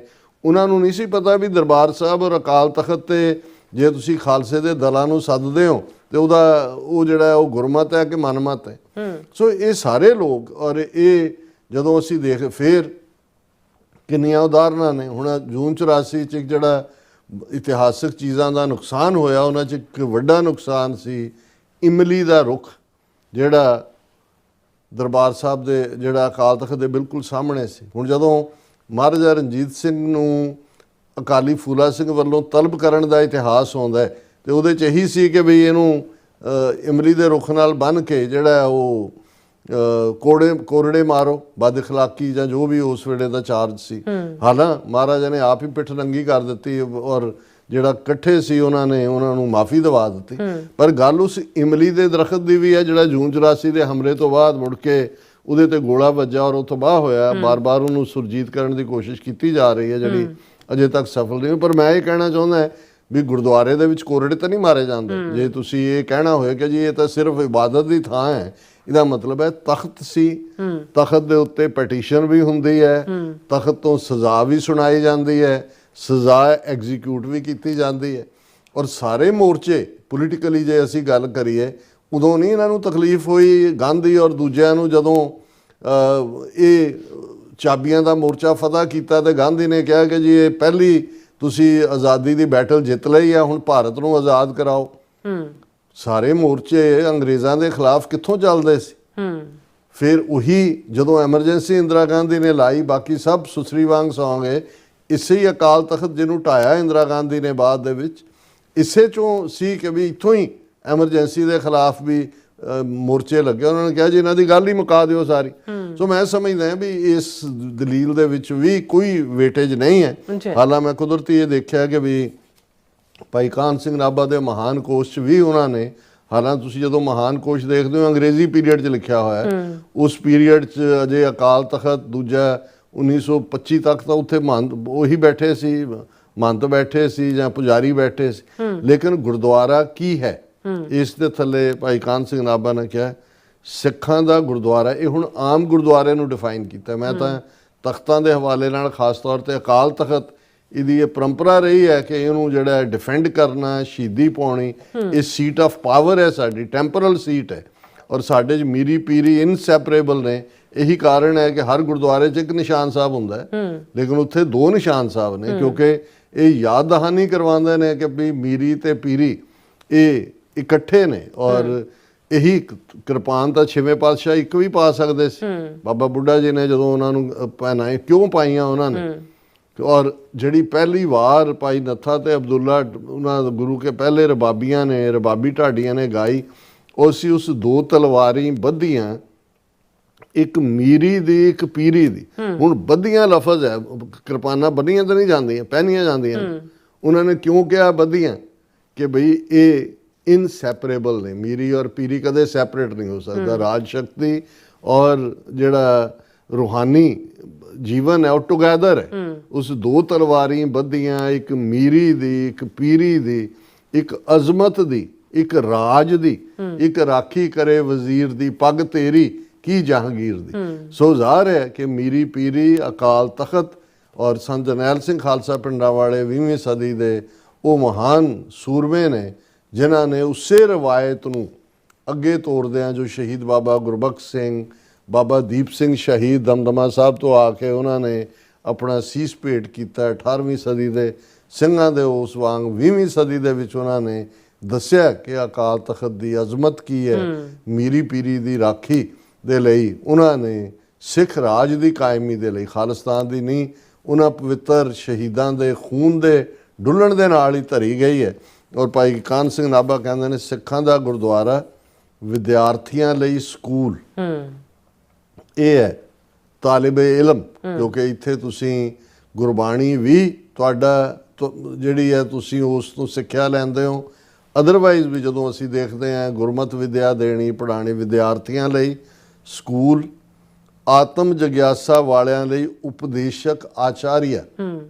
ਹੁਣ ਇਹ ਕਿਉਂਕਿ ਸੰਸਕ੍ਰਿਟਾਈਜ਼ਡ ਵਰਡ ਨੇ ਕਿ ਵੀ ਜਿਹੜੇ ਰੂਹਾਨੀ ਪਿਆਸ ਰੱਖਦੇ ਨੇ ਉਹਨਾਂ ਲਈ ਜਦੋਂ ਉਹ ਗੁਰਦੁਆਰੇ ਆਉਂਦੇ ਨੇ, ਗੁਰਬਾਣੀ ਸੁਣਦੇ ਨੇ, ਪੜ੍ਹਦੇ ਨੇ, ਤੇ ਉਹਨਾਂ ਦੀ ਰੂਹਾਨੀਅਤ ਦੀ ਜਿਹੜੀ ਪਿਆਸ ਹੈ ਉਹ ਤ੍ਰਿਪਤ ਹੁੰਦੀ ਹੈ। ਰੋਗੀਆਂ ਲਈ ਸ਼ਫਾਖਾਨਾ, ਕਿਉਂਕਿ ਇਹ ਵੀ ਪੁਰਾਤਨ ਗੁਰਦੁਆਰਿਆਂ 'ਚ ਉਦੋਂ ਅਜੇ ਹਸਪਤਾਲ ਨਹੀਂ ਸੀ ਬਣੇ ਹੋਏ ਜਦੋਂ ਭਾਈ ਕਾਹਨ ਸਿੰਘ ਨਾਭਾ ਨੇ ਲਿਖਿਆ। ਹੁਣ ਤਾਂ ਗੁਰਦੁਆਰਿਆਂ ਦੇ ਨਾਲ ਵੀ ਕਿੰਨੇ ਕੋਈ ਗੁਰੂ ਨਾਨਕ ਮਿਸ਼ਨ, ਕੋਈ ਗੁਰੂ ਤੇਗ ਬਹਾਦਰ, ਲੇਕਿਨ ਉਦੋਂ ਵੀ ਭਾਵੇਂ ਉਹ ਆਮ ਸਾਧੂ ਕਿਸਮ ਦੇ ਲੋਕ ਹੀ ਆ ਕੇ ਗੁਰਦੁਆਰਿਆਂ 'ਚ ਰੁਕਦੇ ਸੀ, ਹਰ ਜਿਹੜਾ ਸਿੱਖੀ ਦਾ ਪ੍ਰਚਾਰ ਕਰਨ ਵਾਲਾ ਹੈ ਉਹਨੂੰ, ਕਿਉਂਕਿ ਹਰਬਲ ਮੈਡੀਸਨ ਸੀ, ਬਹੁਤੀਆਂ ਬੂਟੀਆਂ ਬਾਟੀਆਂ ਸੀ, ਉਹਨਾਂ ਨੂੰ ਇਹ ਗਿਆਨ ਹੁੰਦਾ ਸੀ ਔਰ ਉਹ ਉਹਨਾਂ ਨੂੰ ਪਤਾ ਹੁੰਦਾ ਸੀ ਕਿਸੇ ਦਾ ਬੱਚਾ ਬਿਮਾਰ ਹੈ, ਕਿਸੇ ਦਾ ਦੂਜਾ, ਵੀ ਗੁਰਦੁਆਰੇ ਜਾਓ, ਉੱਥੇ ਆਪਣੇ ਜਿਹੜਾ ਉਸ ਨੂੰ ਦਵਾ ਦਾਰੂ ਵੀ ਮਿਲੇਗਾ, ਦਵਾਈ ਬੂਟੀ ਕਹਿੰਦੇ ਸੀ, ਦਵਾਈ ਬੂਟੀ ਮਿਲ ਗਈ। ਸੋ ਵਿਦਿਆਰਥੀਆਂ ਲਈ ਸਕੂਲ, ਆਤਮ ਜਗਿਆਸਾ ਵਾਲਿਆਂ ਲਈ ਉਪਦੇਸ਼ਕ ਆਚਾਰੀਆ, ਰੋਗੀਆਂ ਲਈ ਸ਼ਫਾਖਾਨਾ, ਬਿਮਾਰਾਂ ਲਈ, ਭੁੱਖਿਆਂ ਲਈ ਅੰਨਪੂਰਨਾ, ਲੰਗਰ 24 ਘੰਟੇ ਲੰਗਰ ਚੱਲ ਰਿਹਾ, ਜਿਹੜਾ ਭੁੱਖਾ ਉਹਨੂੰ ਪਤਾ ਹੈ, ਔਰ ਕੋਈ ਜ਼ਾਤ ਪਾਤ ਰੰਗ ਨਸਲ ਧਰਮ ਦਾ ਵਿਤਕਰਾ ਨਹੀਂ। ਬਿਲਕੁਲ। ਔਰ ਇੰਪੋਰਟੈਂਟ, ਇਸਤਰੀ ਜਾਤੀ ਦੀ ਪੱਤ ਰੱਖਣ ਲਈ ਲੋਹਮਈ ਦੁਰਗ, ਦੁਰਗ ਕਿਲੇ ਨੂੰ ਕਹਿੰਦੇ ਨੇ ਸੰਸਕ੍ਰਿਤ ਦੇ ਵਿੱਚ, ਹਿੰਦੀ ਦੇ ਵਿੱਚ ਵੀ, ਕਿ ਭਾਈ ਇਹ ਸਾਡੇ ਕਿਲੇ ਵੀ ਨੇ, ਇੱਥੇ ਕੱਲ ਨੂੰ ਕੋਈ ਹਮਲਾਵਰ ਆਉਂਦਾ ਹੈ, ਕਿਸੇ ਦੀ ਇੱਜ਼ਤ ਸੁਰੱਖਿਅਤ ਨਹੀਂ ਹੈ, ਕੋਈ ਇਸਤਰੀ ਜਿਹੜੀ ਅਬਲ ਹੈ, ਉਹਨੂੰ ਲੱਗਦਾ ਵੀ ਮੇਰੀ ਜ਼ਿੰਦਗੀ ਖਤਰੇ 'ਚ ਹੈ, ਮੇਰੀ ਪੱਤ ਖਤਰੇ 'ਚ ਹੈ, ਉਹ ਗੁਰਦੁਆਰੇ ਆਏਗੀ ਔਰ ਉਹਨੂੰ ਡਿਫੈਂਡ ਕਰੇਗਾ। ਡਿਫੈਂਡ ਕਾਹਦੇ ਨਾਲ ਕਰੋਗੇ ਜੀ? ਮਾਲਾ ਨਾਲ ਕਰੋਗੇ। ਜ਼ਾਹਰ ਹੈ ਉਹਨਾਂ ਨੇ ਇਸ ਦੇ ਲਈ ਲੋਹਮਈ ਆਇਰਨ ਫੋਰਟ ਨੇ ਸਾਡੇ ਗੁਰਦੁਆਰੇ, ਤੇ ਮੁਸਾਫਰਾਂ ਲਈ ਵਿਸ਼ਰਾਮ ਦਾ ਸਥਾਨ ਹੈ। ਕੋਈ ਵੀ ਉੱਤਾ ਨਿਸ਼ਾਨ ਦੇਖਦਾ ਸੀ, ਉਹਨੂੰ ਪਤਾ ਹੁੰਦਾ ਸੀ ਕਿ ਭਾਈ ਇੱਥੇ ਰਹਿਣ ਲਈ ਥਾਂ ਵੀ ਮਿਲੇਗੀ, ਖਾਣ ਲਈ ਭੋਜਨ ਵੀ ਮਿਲੇਗਾ, ਦਵਾ ਦਾਰੂ ਵੀ ਹੈ, ਇਬਾਦਤ ਵੀ ਹੈ, ਪਰ ਇਹ ਸਾਡੇ ਕਿਲੇ ਵੀ ਨੇ। ਸੋ ਅੱਜ ਵੀ ਇਹ ਜਿਹੜੇ ਅੱਜ ਜਿਸ ਕਿਸਮ ਦੇ ਇਹ ਹਿੰਦੂਤਵੀ ਭੂਤਰੇ ਹੋਏ ਨੇ, ਇਹ ਭਾਰਤ ਭਰ ਦੇ ਸਿੱਖਾਂ ਨੂੰ ਜਿੱਥੇ ਵੀ ਨੇ ਉਹ ਗੁਰਦੁਆਰਿਆਂ ਨੂੰ ਫੋਰਟੀਫਾਈ ਕਰਨ, ਗੁਰਦੁਆਰਿਆਂ ਦੇ ਚਾਰ ਚੁਫੇਰੇ ਔਰ ਪੁਰਾਤਨ ਤੁਸੀਂ ਗੁਰਦੁਆਰੇ ਜੇ ਦੇਖੋ ਉਹ ਕਿਲਿਆਂ ਵਾਂਗ ਹੀ ਬਣਦੇ ਸੀ, ਉਹਦੇ ਬਾਰ-ਬਾਰ ਥਾਂ ਹੁੰਦੀ ਸੀ ਉਹਨੂੰ ਡਿਫੈਂਡ ਕਰਨ ਦੇ ਲਈ। ਔਰ ਜਦੋਂ ਕਿਤੇ ਕੁਛ ਵੀ ਐਸਾ ਵਾਪਰਿਆ, ਈਵਨ ਅਨਫੋਰਚੂਨੇਟਲੀ ਜੇ 1947 ਦੇ ਪਾਗਲਪਨ ਦੇ ਦੌਰ ਨੂੰ ਵੀ ਦੇਖੀਏ ਦੂਸਰੇ ਪਾਸੇ, ਤੇ ਬਹੁਤ ਸਾਰਿਆਂ ਨੂੰ ਹੁੰਦਾ ਸੀ ਵੀ ਗੁਰਦੁਆਰੇ ਇਕੱਠੇ ਹੋ ਜਾਣ, ਔਰ ਆਪਣੇ ਆਪ ਨੂੰ ਡਿਫੈਂਡ ਵੀ ਕੀਤਾ ਉਹਨਾਂ ਨੇ, ਕਈ ਥਾਂ ਉਹਨਾਂ ਨੇ ਜਿਹੜਾ ਉਹ ਸ਼ਹੀਦੀਆਂ ਵੀ ਪਾਈਆਂ। ਸੋ ਮੈਂ ਸਮਝਦਾ ਵੀ ਇਹ ਜਿਹੜਾ ਆਰਗੂਮੈਂਟ ਹੈ ਇਹ ਬਿਲਕੁਲ ਉਵੇਂ ਹੀ ਜਿਹੜਾ ਬਿਲਕੁਲ ਪੀਤਲਾ ਜਿਹੜਾ ਜਿਵੇਂ ਕਿ ਬਾਕੀ ਜਿਹੜੇ ਨੇ ਉਸ ਦੇ ਮੁਤਾਬਕ ਕਿ ਜੀ ਇਵੇਂ ਨਾ ਹੋ ਜਾਂਦਾ, ਉਵੇਂ ਨਾ ਹੋ ਜਾਂਦਾ। ਔਰ ਸੈਕੰਡਲੀ ਜੇ ਅਕਾਲ ਤਖਤ ਤੇ ਸੰਤਾਂ ਦੇ ਜਾਣ ਕਰਕੇ ਜਿਹੜੀ ਫੌਜ ਆਈ, ਤੇ ਇੱਕ ਆਰਗੂਮੈਂਟ ਜਿਹੜਾ ਆਮ ਲੋਕ ਵੀ ਦਿੰਦੇ ਨੇ ਕਿ ਜਿਹੜੇ 37 ਇਤਿਹਾਸਕ ਗੁਰਦੁਆਰਿਆਂ ਤੇ ਤੁਸੀਂ ਫੌਜ ਵਾੜੀ, ਟੈਂਕ ਵੀ ਲਿਆਂਦੇ ਤਨ, ਹੋਰ ਉੱਥੇ ਕਿਹੜੇ ਪਿੰਡਾਂ ਵਾਲੇ ਬੈਠੇ ਹੋਏ ਸੀ। ਸੋ ਇਹ ਇੱਕ ਉਹਨਾਂ ਨੇ ਸਿੱਖ ਕੌਮ ਨੂੰ ਸਬਕ ਸਿਖਾਉਣ ਦੇ ਲਈ ਟੋਟਲ ਵਾਰ ਸਿੱਖਾਂ ਦੇ ਉੱਤੇ ਵਿੱਢੀ, ਔਰ ਸਿੱਖਾਂ ਦੇ ਸਰਬਨਾਸ਼ ਦੀ ਜੰਗ ਅੱਜ ਜਿਹੜੀ ਹੈ 41 ਵਰਿਆਂ ਬਾਅਦ ਵੀ ਬਰਾਬਰ ਜਾਰੀ ਹੈ, ਪਰ ਖਾਲਸੇ ਨੇ ਵੀ ਉਸ ਦਾ ਡਟਵਾਂ ਰਿਸਪੌਂਸ ਦਿੱਤਾ ਜੀ। ਡਾਕਟਰ ਸਾਹਿਬ ਤੁਹਾਡਾ ਬਹੁਤ ਬਹੁਤ ਧੰਨਵਾਦ। ਸੋ ਇੱਥੇ ਲੈਣ ਬ੍ਰੇਕ। ਵਿਊਅਰਸ ਤੁਸੀਂ ਇਸੇ ਤਰ੍ਹਾਂ ਹੀ ਬਣੇ ਰਹਿਣਾ, ਮਿਲਦੇ ਹਾਂ ਛੋਟੇ ਜਿਹੇ ਵਕਫੇ ਤੋਂ ਬਾਅਦ।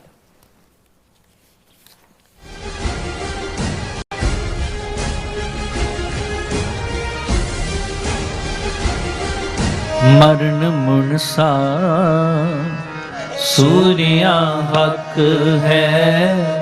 ਸ਼ਹੀਦ ਭਾਈ ਹਰਦੀਪ ਸਿੰਘ ਨਿੱਜਰ ਦੇ ਦੂਜੇ ਸ਼ਹੀਦੀ ਦਿਹਾੜੇ ਨੂੰ ਸਮਰਪਿਤ ਸਮਾਗਮ ਗੁਰੂ ਨਾਨਕ ਸਿੱਖ ਗੁਰਦੁਆਰਾ ਸਰੀ ਡੈਲਟਾ ਵਿਖੇ ਹੋਣ ਜਾ ਰਹੇ ਹਨ। ਸਮਾਗਮਾਂ ਦੀ ਲੜੀ 9 ਜੂਨ ਤੋਂ 18 ਜੂਨ ਤੱਕ ਚੱਲੇਗੀ।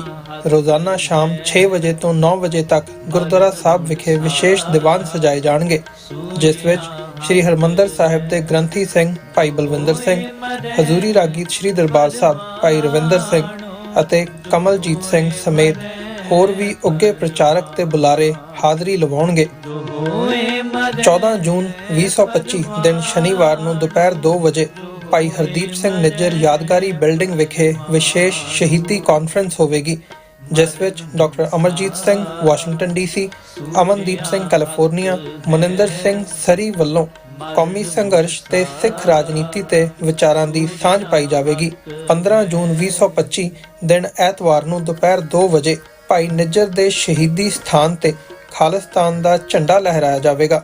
ਗੁਰਦੁਆਰਾ ਸਾਹਿਬ ਪ੍ਰਬੰਧਕ ਕਮੇਟੀ ਵੱਲੋਂ ਸਮੂਹ ਸਿੱਖ ਸੰਗਤ ਨੂੰ ਇਨ੍ਹਾਂ ਸਮਾਗਮਾਂ ਵਿੱਚ ਵੱਧ ਚੜ੍ਹ ਕੇ ਪਹੁੰਚਣ ਲਈ ਬੇਨਤੀ ਕੀਤੀ ਜਾਂਦੀ ਹੈ। ਵਧੇਰੇ ਜਾਣਕਾਰੀ ਲਈ ਆਪ ਹੇਠ ਦਿੱਤੇ ਨੰਬਰਾਂ ਤੇ ਸੰਪਰਕ ਕਰ ਸਕਦੇ ਹੋ।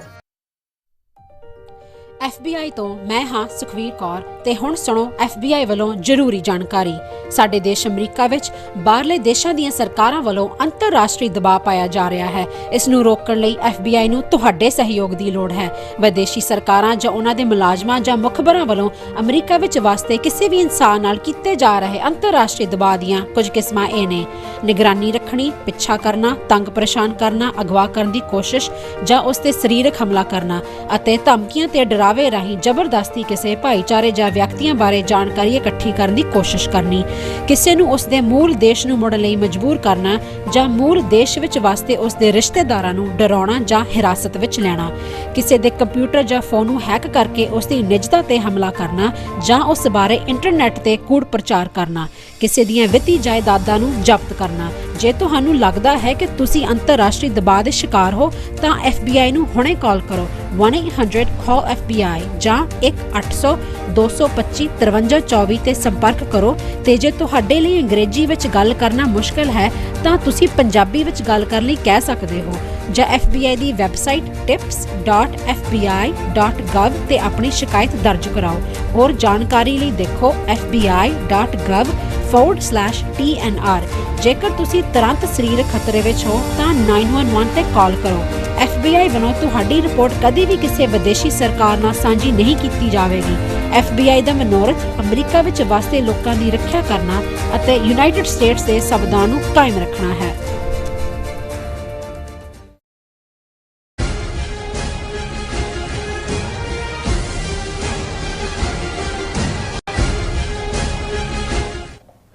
Viewers welcome back on programme. So viewers ਗੱਲਬਾਤ ਕਰਨ ਜਾ ਰਹੇ ਹਾਂ ਕਿ ਭਾਰਤ ਦਾ 60 ਮੈਂਬਰੀ ਡੈਲੀਗੇਸ਼ਨ ਦੁਨੀਆ ਦੇ 39 ਦੇਸ਼ਾਂ ਦਾ ਦੌਰਾ ਕਰਕੇ ਟੈਕਸਪੇਅਰਸ ਦੇ ਕਰੋੜਾਂ ਰੁਪਏ ਖਰਚ ਕਰਕੇ ਭਾਰਤ ਵਾਪਸ ਮੁੜ ਆਇਆ।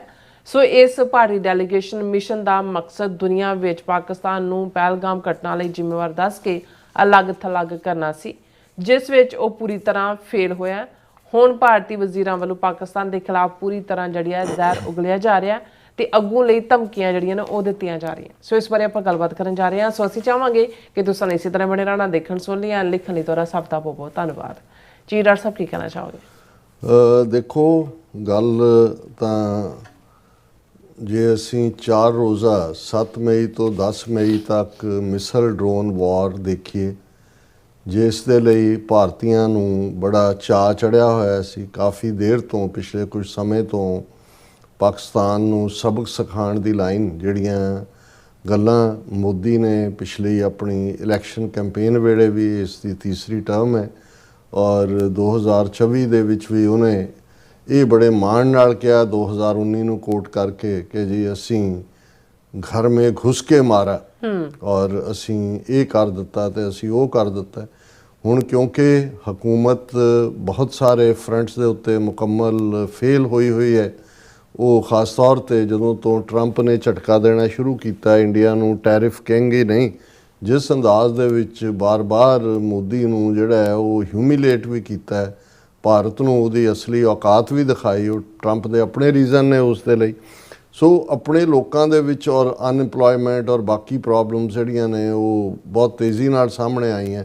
ਸੋ ਉਹਨਾਂ ਨੂੰ ਕੁਝ ਡਾਈਵਰਜਨ ਵੀ ਚਾਹੀਦੀ ਸੀ। ਔਰ ਜੇ ਤੁਸੀਂ RSS ਦੀ ਨੀਤੀ ਇਨ ਜਨਰਲ ਔਰ BJP ਦੇ ਇਨ ਪਰਟੀਕੂਲਰ ਇਸ ਸਾਰੇ ਪੀਰੀਅਡ 'ਚ ਦੇਖੋ ਤਾਂ ਹਿੰਦੂ ਮੁਸਲਮਾਨ ਪੋਲਰਾਈਜੇਸ਼ਨ 'ਚੋਂ ਹੀ ਉਹਨਾਂ ਨੇ ਕੈਲਕੂਲੇਟ ਕਰ ਲਿਆ ਕਿ ਭਾਈ ਜੇ 18-19% ਮੁਸਲਮਾਨ ਜਿਹਨੂੰ ਉਹ 13-14% ਹੀ ਬਣਾਉਂਦੇ ਨੇ, ਉਹਨਾਂ ਨੂੰ ਬਿਲਕੁਲ ਸਾਈਡ ਲਾਈਨ 'ਤੇ ਵੀ ਲਾ ਦਈਏ, ਨਾ ਵੀ ਉਹਨਾਂ ਦੀਆਂ ਅਸੀਂ ਸਾਨੂੰ ਵੋਟਾਂ ਮਿਲਣ, ਅਤੇ ਫਿਰ ਵੀ ਅਸੀਂ ਜਿਹੜਾ ਹਿੰਦੂਆਂ ਦੇ ਵਿੱਚ ਅਸੀਂ ਹਿੰਦੂ ਹੋਣ ਦਾ ਝੂਠਾ ਪ੍ਰਾਈਡ ਭਰ ਕੇ ਉਹਨਾਂ ਦੇ ਸਿਰ ਦੇ ਉੱਤੇ ਹਕੂਮਤ ਕਰ ਸਕਦੇ ਹਾਂ। ਔਰ ਉਹ ਇਸ ਦੇ ਵਿੱਚ ਕਾਮਯਾਬ ਵੀ ਨੇ, ਇਹਦੇ 'ਚ ਕੋਈ ਸ਼ੱਕ ਨਹੀਂ ਹੈ। ਇਹੀ ਕਾਰਨ ਹੈ ਕਿ ਹਰ ਕ੍ਰਾਈਸਿਸ ਜਦੋਂ ਆਉਣ ਵਾਲਾ ਹੁੰਦਾ, ਉਹ ਇਲੈਕਸ਼ਨਾਂ ਦਾ ਹੋਏ ਕੋਈ ਹੋਰ ਹੋਏ, ਹਿੰਦੂ ਮੁਸਲਮਾਨ ਕਰਨਾ ਸੌਖਾ ਹੁੰਦਾ। ਉਹਦੇ ਲਈ ਉਹਨਾਂ ਕੋਲ ਮਸ਼ੀਨਰੀ ਹੈ, 600 ਉਹਨਾਂ ਦਾ ਝੂਠਾ TV ਚੈਨਲ ਹੈ ਜਿਹੜਾ ਸਵੇਰ ਤੋਂ ਸ਼ਾਮ ਤੱਕ ਝੂਠ ਪਰੋਸਦੇ ਨੇ, ਹਜ਼ਾਰਾਂ ਉਹਨਾਂ ਨੇ IT ਸੈੱਲ ਦੇ ਲੋਕ ਰੱਖੇ ਹੋਏ ਨੇ ਔਰ ਈਵਨ ਫੇਸਬੁੱਕ, ਇੰਸਟਾਗ੍ਰਾਮ, YouTube ਔਰ ਬਾਕੀ ਸੋਸ਼ਲ ਮੀਡੀਆ ਚੈਨਲਸ ਦੇ ਉੱਤੇ X ਜਿਹਨੂੰ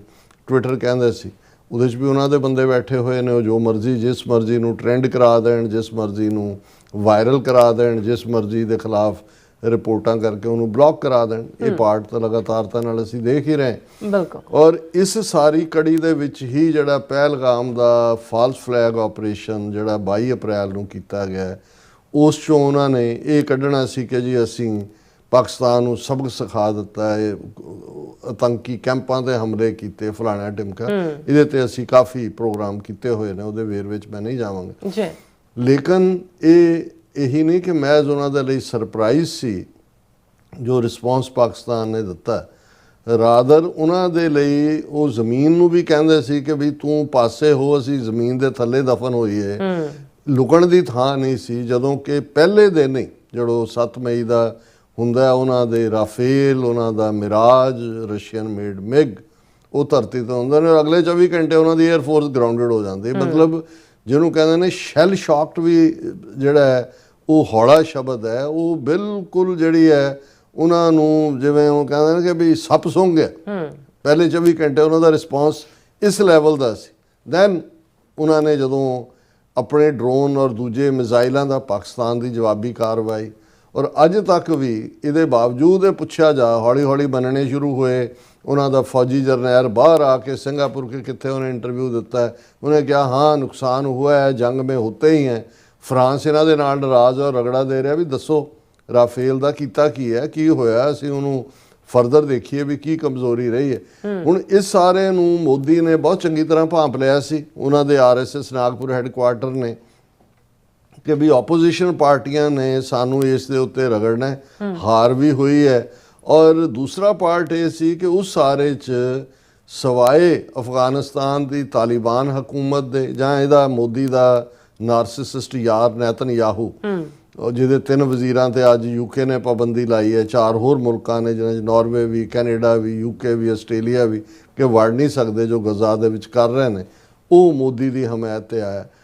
दुनिया दे विच 193 मुल्क ने, एक भी मुल्क ने इंडिया का यह वर्जन बाय नहीं किया कि पहलगाम पाकिस्तान ने करवाया। वो पाकिस्तान ने तो फौरन उन्होंने रिएक्शन, और बिल्कुल उन्होंने PR भी इस मामले जबरदस्त सी। उन्होंने मीडिया को भी ब्रीफिंग, उन्होंने कहा जी करवा लो, इंटरनेशनल इन्वेस्टिगेशन करवा लो इस दे उत्ते।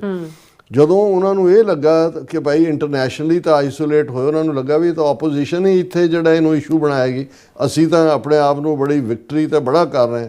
ਉਹਨਾਂ ਨੇ 59 ਮੈਂਬਰੀ ਡੈਲੀਗੇਸ਼ਨ, ਜਿਹਦਾ ਚੋਂ ਮੈਜੋਰਿਟੀ ਸਾਰੀਆਂ ਹੀ ਪੋਲੀਟੀਕਲ ਪਾਰਟੀਆਂ ਦੇ MP ਲਏ, ਕੁਝ ਸਾਬਕਾ ਐਂਬੈਸਡਰ ਜਿਵੇਂ ਤਰਨਜੀਤ ਸੰਧੂ ਅਮਰੀਕਾ 'ਚ ਐਂਬੈਸਡਰ ਹੈ, ਮਰਡਰ ਜਦੋਂ ਹਰਦੀਪ ਸਿੰਘ ਨਿੱਜਰ ਦਾ ਮਰਡਰ ਹੋਇਆ, Gurpatwant Pannu murder plot file ਹੋਇਆ, ਉਹਦਾ ਵੀ ਉਸ ਦੇ ਵਿੱਚ ਰੋਲ ਹੈ।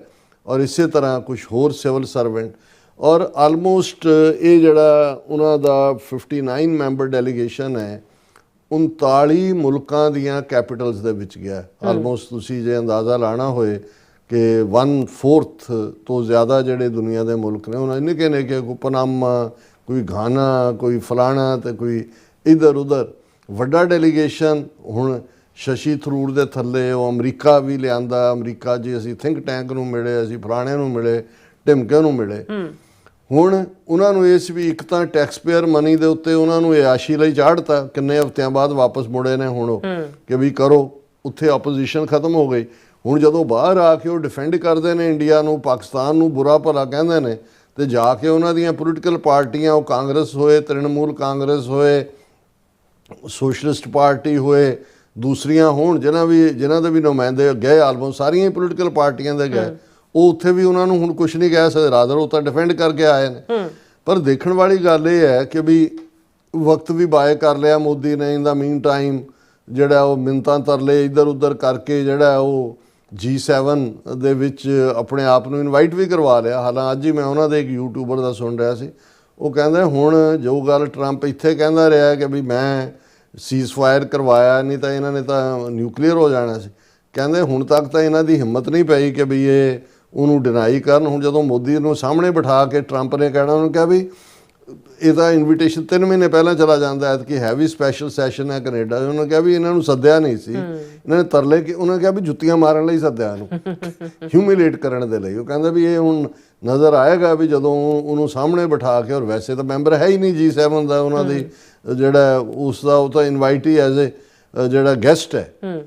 ਔਰ ਇਸ ਸਾਰੇ ਦੇ ਚੱਲਦੇ ਆ ਹੁਣ ਅਸੀਂ ਇਹ ਦੇਖ ਰਹੇ ਹਾਂ ਵੀ ਉਹਨਾਂ ਦੇ ਕੋਲ ਮੈਂ ਇਹ ਦੇਖ ਰਿਹਾ ਸੀ ਵੀ ਡੈਲੀਗੇਸ਼ਨ ਵਾਪਸ ਆਇਆ ਸਾਰੇ ਜਿਹੜੇ 39 ਕਿ 38 ਜਿੰਨੇ ਮੁਲਕਾਂ ਦਾ ਦੌਰਾ ਕਰਕੇ ਔਰ ਮੋਦੀ ਉਹਨਾਂ ਦਾ ਸਵਾਗਤ ਕਰ ਰਿਹਾ ਜਿਹੜਾ ਮੋਦੀ ਨੇੜੇ ਨਹੀਂ ਸੀ ਲੱਗਣ ਦਿੰਦਾ ਆਪੋਜੀਸ਼ਨ ਨੂੰ ਔਰ ਦੂਜੇ proud of the way multi party delegations put forward India's voice prime minister Modi ਕਿ ਜੀ ਮੈਨੂੰ ਬੜਾ ਫਖਰ ਹੈ ਤੁਸੀਂ ਕਿਵੇਂ ਭਾਰਤ ਦੇ ਸਟੈਂਡ ਨੂੰ ਜਿਹੜਾ ਫਿਰ ਉਹਨਾਂ ਨੇ ਜਿਹੜਾ ਉਹ ਆਪਣੇ ਐਕਸਪੀਰੀਅੰਸ ਸਾਂਝੇ ਕੀਤੇ ਔਰ ਇੱਧਰ ਉੱਧਰ ਕੀਤਾ ਔਰ ਮੋਦੀ ਕਹਿ ਰਿਹਾ ਤੁਸੀਂ ਫੈਂਟੈਸਟਿਕ ਜੌਬ ਕੀਤਾ ਔਰ ਇਹ ਜਿਹੜਾ ਡੈਲੀਗੇਸ਼ਨ ਹੈ ਉਹਨਾਂ ਨੇ 33 ਫੋਰਨ ਕੈਪੀਟਲ 'ਚ ਗਏ ਯੂਰਪੀਅਨ ਯੂਨੀਅਨ 'ਚ ਗਏ ਔਰ ਇਹ ਜਿਹੜਾ ਉਹਨਾਂ ਨੇ ਕਿਹਾ ਕਿ ਜੀ ਇਹ ਜੈ ਸ਼ੰਕਰ ਨੇ ਵੀ ਦਾਅਵਾ ਕੀਤਾ ਕਿ ਵੀ ਡੈਲੀਗੇਸ਼ਨਸ ਨੇ ਬਹੁਤ ਜਿਹੜਾ ਐਫਰਟ ਕੀਤਾ ਔਰ ਬੜਾ ਆਪਣਾ ਮੈਸੇਜ ਦਿੱਤਾ ਹੁਣ ਜਿੱਥੇ ਉਹਨਾਂ ਦਾ 4 ਰੋਜ਼ਾ ਜਿਹੜਾ ਮਿਲਟਰੀ ਮਿਸਲ ਡਰੋਨ ਵਾਰ ਹੈ ਉਹਦੇ 'ਚ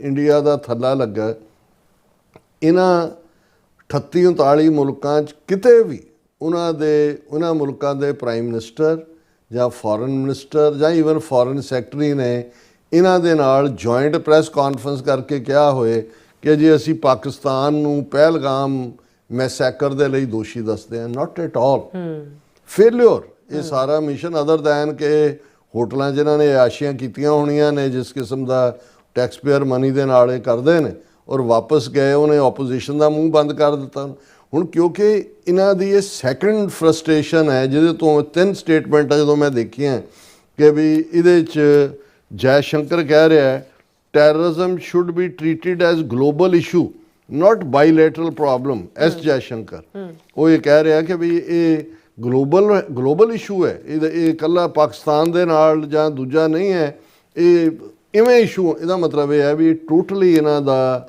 ਡੈਲੀਗੇਸ਼ਨ ਦਾ ਜੋ ਮਕਸਦ ਸੀ ਕਿਸੇ ਨੇ ਕੋਈ ਇਹਨਾਂ ਨਾਲ ਜੁਆਇੰਟ ਪ੍ਰੈਸ ਕਾਨਫਰੰਸ ਨਹੀਂ ਕੀਤੀ ਕਿਸੇ ਨੇ ਪਾਕਿਸਤਾਨ ਨੂੰ ਕਾਸਟੀਗੇਟ ਨਹੀਂ ਕੀਤਾ ਔਰ ਹੁਣ ਕਿਉਂਕਿ ਪੱਲੇ ਕੁਛ ਨਹੀਂ ਹੈ ਹੁਣ ਫੇਰ ਉਹ ਫੋਕੀਆਂ ਧਮਕੀਆਂ ਤੇ S Jai Shankar chronic constipation ਦਾ ਮਾਰਿਆ ਹੋਇਆ ਹੁਣ ਤਾਂ ਇਹਨਾਂ ਮਈ ਦੇ ਮਹੀਨੇ ਤੋਂ ਲੈ ਕੇ ਹੁਣ ਤੱਕ 10 ਸਾਲ ਦੀ ਉਮਰ ਇਹਦੀ ਹੋਰ ਵੱਧ ਗਈ ਮੈਂ ਸ਼ਕਲ ਦੇਖੀ ਮੈਂ ਕਿਹਾ ਵੀ ਇਹ ਤਾਂ ਇਹਦੀਆਂ ਕਬਰ 'ਚ ਲੱਤਾਂ ਲੱਗਦੀਆਂ ਨੇ ਹੁਣ ਔਰ ਉਹ ਕਹਿ ਰਿਹਾ India would strike deep into Pakistan if provoked by terror attacks ਉਹਨੇ ਕਿਹਾ ਜੀ ਜੇ ਹੁਣ ਪਾਕਿਸਤਾਨ ਨੇ ਸਾਡੇ ਤੇ ਕੀਤਾ ਦਹਿਸ਼ਤਗਰਦ ਹਮਲਾ ਤਾਂ ਅਸੀਂ ਪਾਕਿਸਤਾਨ ਦੇ ਅੰਦਰ ਜਾ ਉਹ ਪਾਕਿਸਤਾਨ ਦੀ ਕਿੰਨੀ ਕੁ ਸਟ੍ਰੈਟੇਜਿਕ ਡੈਪਥ ਹੈ ਅੰਮ੍ਰਿਤਸਰ ਤੋਂ ਖੈਬਰ ਪਖਤੂਨਖਵਾ ਤੱਕ ਕਿੰਨੀ ਕੁ ਡੈਪਥ ਪਹਿਲਾਂ ਹੁਣ ਜਿਹੜੇ ਤੁਸੀਂ ਪਹਿਲੇ ਕਲੇਮ ਕਰਦੇ ਹੋ ਜੀ ਤੁਸੀਂ 9 ਹਮਲੇ ਕੀ ਤੁਸੀਂ ਫਲਾਣੇ ਤੇ ਕੀਤਾ ਢਿਮਕੇ ਤੇ ਕੀਤਾ ਪਰ ਇਹ ਉਵੇਂ ਹੀ ਹੈ ਕਿ ਵੀ ਉਹ ਇੱਕ ਕਿਸਾਨ ਔਰ ਬਾਣੀਏ ਦੀ ਲੜਾਈ ਉਹਨੇ ਇੱਕ ਛੱਡਿਆ ਉਹਨੇ ਕਿਹਾ ਇਬ ਕੀ ਬਾਰ ਮਾਰ ਤੋ ਦੇਖੋ ਉਹਨੇ ਇੱਕ ਹੋਰ ਮਾਰਿਆ ਇਬ ਕੀ ਬਾਰ ਮਾਰ ਤੋ ਦੇਖੋ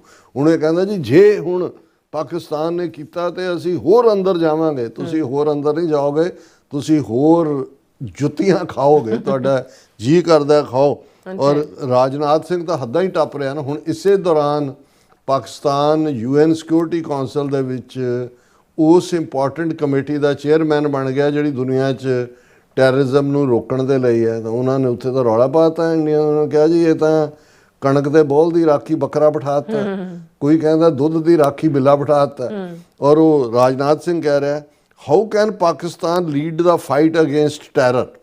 Defense Minister questions United Nations decision to appoint Pakistan as vice chair of its counter-terrorism committee, says the neighboring country has sheltered 9/11 mastermind as well as terror organization.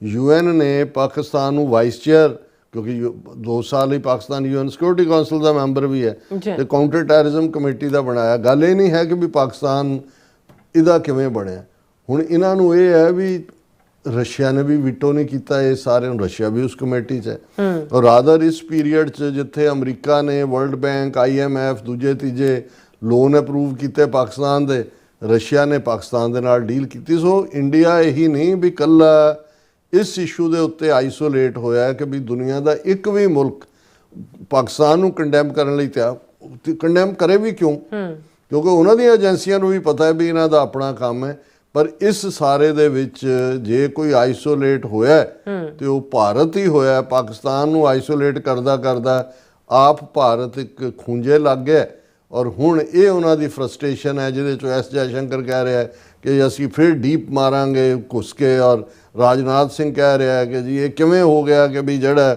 How can Pakistan lead the fight against terror.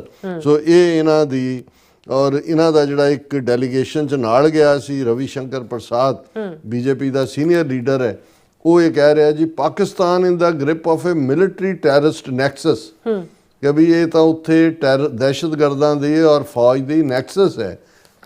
Most welcome ਤੁਹਾਨੂੰ ਜੇ ਉਹ Nexus ਲੱਗਦੀ ਹੈ, ਪਰ ਪਾਕਿਸਤਾਨ ਦੀ ਫੌਜ ਹੋਏ, ਪਾਕਿਸਤਾਨ ਦੇ ਲੋਕ ਹੋਣ, ਉਹਨਾਂ ਨੇ ਦੱਸ ਦਿੱਤਾ ਹੈ ਕਿ ਡਿਫਾਈਂਸ ਕੀ ਹੁੰਦੀ ਹੈ ਤੇ ਇਹਨਾਂ ਨੂੰ ਇਹ ਮੈਸੇਜ ਵੀ ਦੇ ਦਿੱਤਾ ਹੈ ਕਿ ਐਤਕੀ ਤਾਂ ਆਪਣੇ ਰਾਫੇਲ ਔਰ ਮਿਰਾਜ ਔਰ ਮਿਗ ਗਵਾ ਕੇ ਹੀ ਬੈਠੇ ਹੋ, ਅਗਲੀ ਵਾਰ ਫਿਰ ਇਹ ਨਾ ਹੋਏ ਕਿ ਜਿਹੜਾ ਨੂੰ ਤੁਸੀਂ ਅੱਜ ਇਹ ਤੋਂ ਪਹਿਲੀ ਝਾਂਕੀ ਹੈ ਮਥਰਾ ਕਾਂਸ਼ੀ ਬਾਕੀ ਹੈ ਉਹ ਕਹਿ ਕੇ ਜਿਹੜੇ ਤੁਸੀਂ ਮਸੀਤਾਂ ਢਾਉਣ ਤੇ ਲੱਗੇ ਹੋਏ ਸੀ, ਤੁਹਾਨੂੰ ਆਪਣੇ ਫਿਰ ਮੰਦਰ ਸੰਭਾਲਣੇ ਵੀ ਔਖੇ ਹੋ ਜਾਣ। ਬਿਲਕੁਲ ਰਾਸਾ, ਤੁਹਾਡਾ ਬਹੁਤ ਬਹੁਤ ਸ਼ੁਕਰੀਆ। ਸਵੱਥ ਲੈਣ ਬ੍ਰੇਕ ਫਿਊਅਰਸ, ਤੁਸੀਂ ਇਸੇ ਤਰ੍ਹਾਂ ਹੀ ਜੁੜੇ ਰਹਿਣਾ। ਮਿਲਦੇ ਹਾਂ ਛੋਟੇ ਜਿਹੇ ਬ੍ਰੇਕ ਤੋਂ ਬਾਅਦ।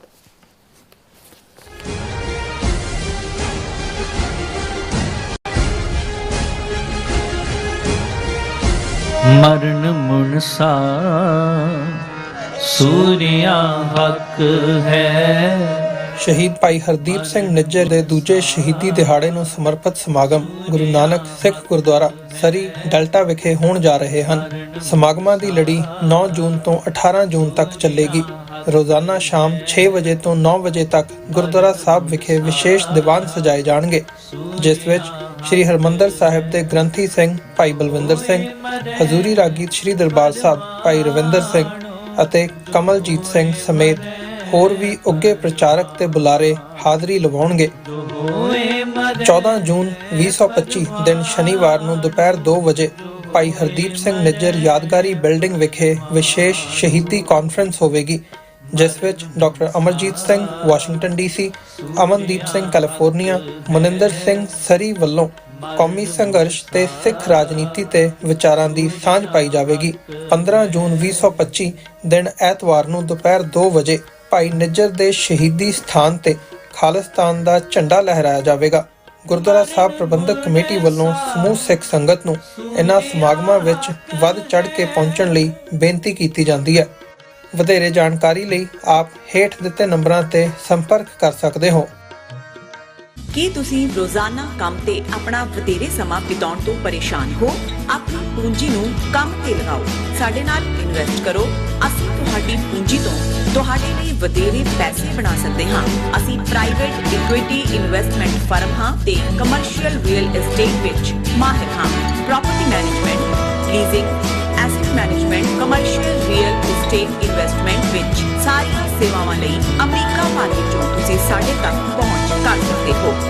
ਆਜ਼ਾਦ ਕਮਰਸ਼ੀਅਲ ਰੀਅਲਟੀ ਸਰਵਿਸਿਜ਼ ਦੇ Azad family trust 701 north coast oak road, suite number 204, Houston, Texas.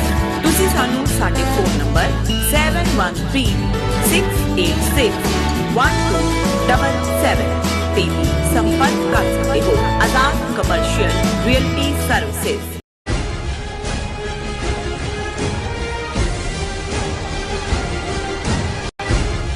Viewers welcome back on programme. So viewers ਗੱਲਬਾਤ ਕਰਨ ਜਾ ਰਹੇ ਹਾਂ ਕਿ 9 ਨਵੰਬਰ 2019 ਨੂੰ ਕਰਤਾਰਪੁਰ ਸਾਹਿਬ ਲਾਈਨ ਦਾ ਖੁੱਲ੍ਹਣਾ ਗੁਰੂ ਨਾਨਕ ਪਾਤਸ਼ਾਹ ਦੀ ਇੱਕ ਵੱਡੀ ਕਰਾਮਾਤ ਸੀ।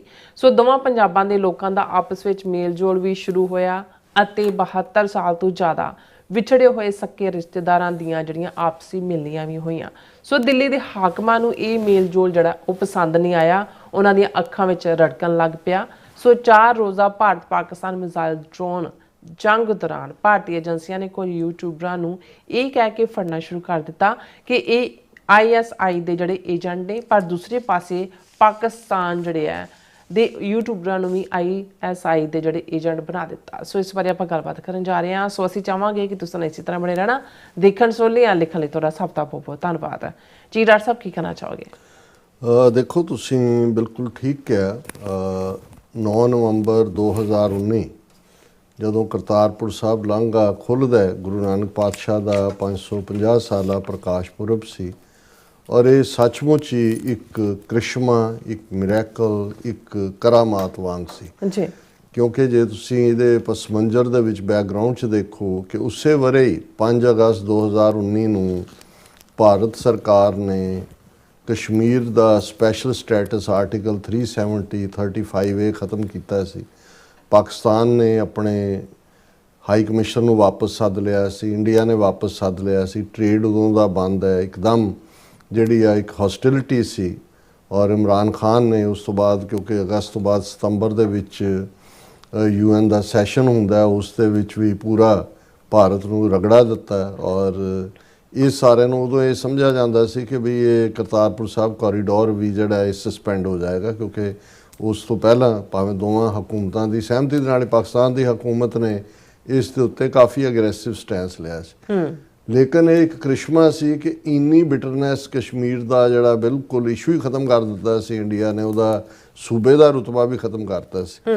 ਲੇਕਿਨ ਉਹਦੀ ਬਣਤਰ ਜਾਰੀ ਰਹੀ ਔਰ ਬੜੀ ਸ਼ਾਨੋ ਸ਼ੌਕਤ ਦੇ ਨਾਲ ਜਦੋਂ 9 ਨਵੰਬਰ ਨੂੰ 550 ਸਾਲਾ ਵੀ ਸੀ ਔਰ ਉਹੀ ਦਿਨ ਜਿਹੜਾ ਉਹ ਅਲਾਮਾ ਇਕਬਾਲ ਜਿਨ੍ਹਾਂ ਨੇ ਗੁਰੂ ਨਾਨਕ ਪਾਤਸ਼ਾਹ ਨੂੰ ਟ੍ਰਿਬਿਊਟ ਦਿੰਦਿਆਂ ਫਰਮਾਇਆ ਸੀ कि फिर उठी आखिर सदा तौहीद की पंजाब से, हिंद को एक मर्द कामिल ने जगाया ख्वाब से।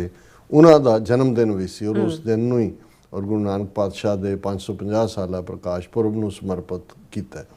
हुण इस दा एक तां जिहड़ी साडी 7 दहाकियां तो ज़्यादा की अरदास सी खुले दर्शन दीदार दा जिहड़ी असीं करदे हैं, ਉਹ ਭਾਵੇਂ ਲਿਮਿਟਡ ਤਰੀਕੇ ਨਾਲ ਸੀ। ਪਾਕਿਸਤਾਨ ਦੀ ਤਾਂ ਸਗੋਂ ਇਹ ਸੀ ਵੀ ਪਾਸਪੋਰਟ ਵੀ ਸ਼ਰਤ ਨਾ ਰੱਖੀ ਜਾਏ, ਲੇਕਿਨ ਭਾਰਤ ਨੇ ਇਨਸਿਸਟ ਕੀਤਾ। ਇਹੀ ਸੀ ਭਾਵੇਂ ਸਵੇਰੇ ਆ ਕੇ ਸ਼ਾਮ ਨੂੰ ਜਾਣ ਦਾ ਪ੍ਰੋਵੀਜ਼ਨ ਸੀ, ਲੇਕਿਨ ਉਸ ਦੇ ਵਿੱਚ ਬਹੁਤ ਰੁਕਾਵਟਾਂ ਭਾਰਤ ਨੇ ਖੜੀਆਂ ਕੀਤੀਆਂ, ਪਰ ਇਹਦੇ ਬਾਵਜੂਦ ਇਹ ਜਾਰੀ ਰਿਹਾ।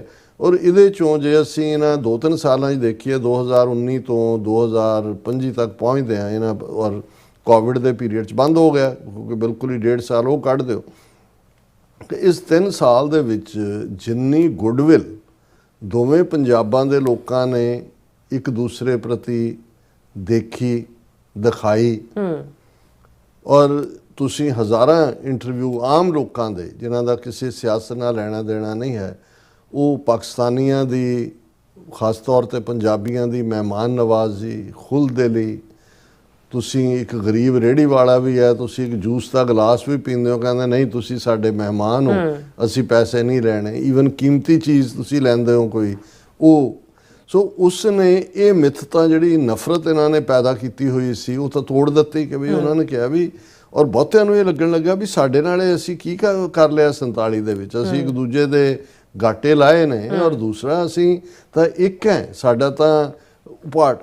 ਹੁਣ ਕੱਲਾ ਇਹੀ ਨਹੀਂ, ਫਿਰ ਕਿਉਂਕਿ ਇਹੀ ਪੀਰੀਅਡ ਹੈ ਕਿ ਪਿਛਲੇ 4-5 ਸਾਲ ਜਦੋਂ YouTube ਇੱਕ ਕਮਾਈ ਦਾ ਸਾਧਨ ਵੀ ਬਣ ਗਿਆ ਕਿਉਂਕਿ ਉਹਦੇ 'ਚੋਂ ਤੁਹਾਨੂੰ ਪੈਸੇ ਮਿਲਦੇ ਨੇ, ਤੇ ਦੋਵੇਂ ਪਾਸਿਓਂ ਯੂਟਿਊਬਰਸ ਵੀ ਜਿਨ੍ਹਾਂ ਨੇ ਜਾਣਾ, ਕਿਸੇ ਨੇ ਟਰੈਵਲ ਬਲੌਗ ਲਿਖਣਾ, ਕਿਸੇ ਨੇ ਦੂਜਾ ਕਰਨਾ, ਪਰ ਅਬਵ ਆਲ ਜਿਹੜੀ ਬਹੁਤ ਵੱਡੀ ਸਰਵਿਸਿਸ ਕਰਤਾਰਪੁਰ ਲਾਂਘੇ ਰਾਹੀਂ ਹੋਈ। ਔਰ ਅਸੀਂ ਕਦੀ ਵਾਰੀ ਕਿਹਾ ਵੀ ਕਿ ਵੀ ਜਿਹੜੇ ਜਦੋਂ ਧਾਰਨਾ ਦੇ ਨਾਲ ਸ਼ਬਦ ਪੜ੍ਹੇ ਜਾਂਦੇ ਸੀ ਤਾਂ ਇੱਕ ਹੁੰਦਾ ਸੀ ਧੰਨ ਧੰਨ ਬਾਬਾ ਨਾਨਕ ਜਿਹੜਾ ਵਿਛੜਿਆਂ ਨੂੰ ਮਿਲਦਾ। ਜ਼ਾਹਰ ਹੈ ਰੂਹਾਨੀ ਰੂਹ ਦਾ ਰੱਬ ਦੇ ਨਾਲ ਮੇਲ ਦੀ ਗੱਲ ਹੈ, ਪਰ ਸੱਚਮੁੱਚ ਬਾਬੇ ਨਾਨਕ ਦਾ ਇਹ ਮੁਕਾਮ ਉਹ ਵਿਛੜਿਆਂ ਨੂੰ ਮਿਲਣ ਵਾਲਾ ਬਣਿਆ।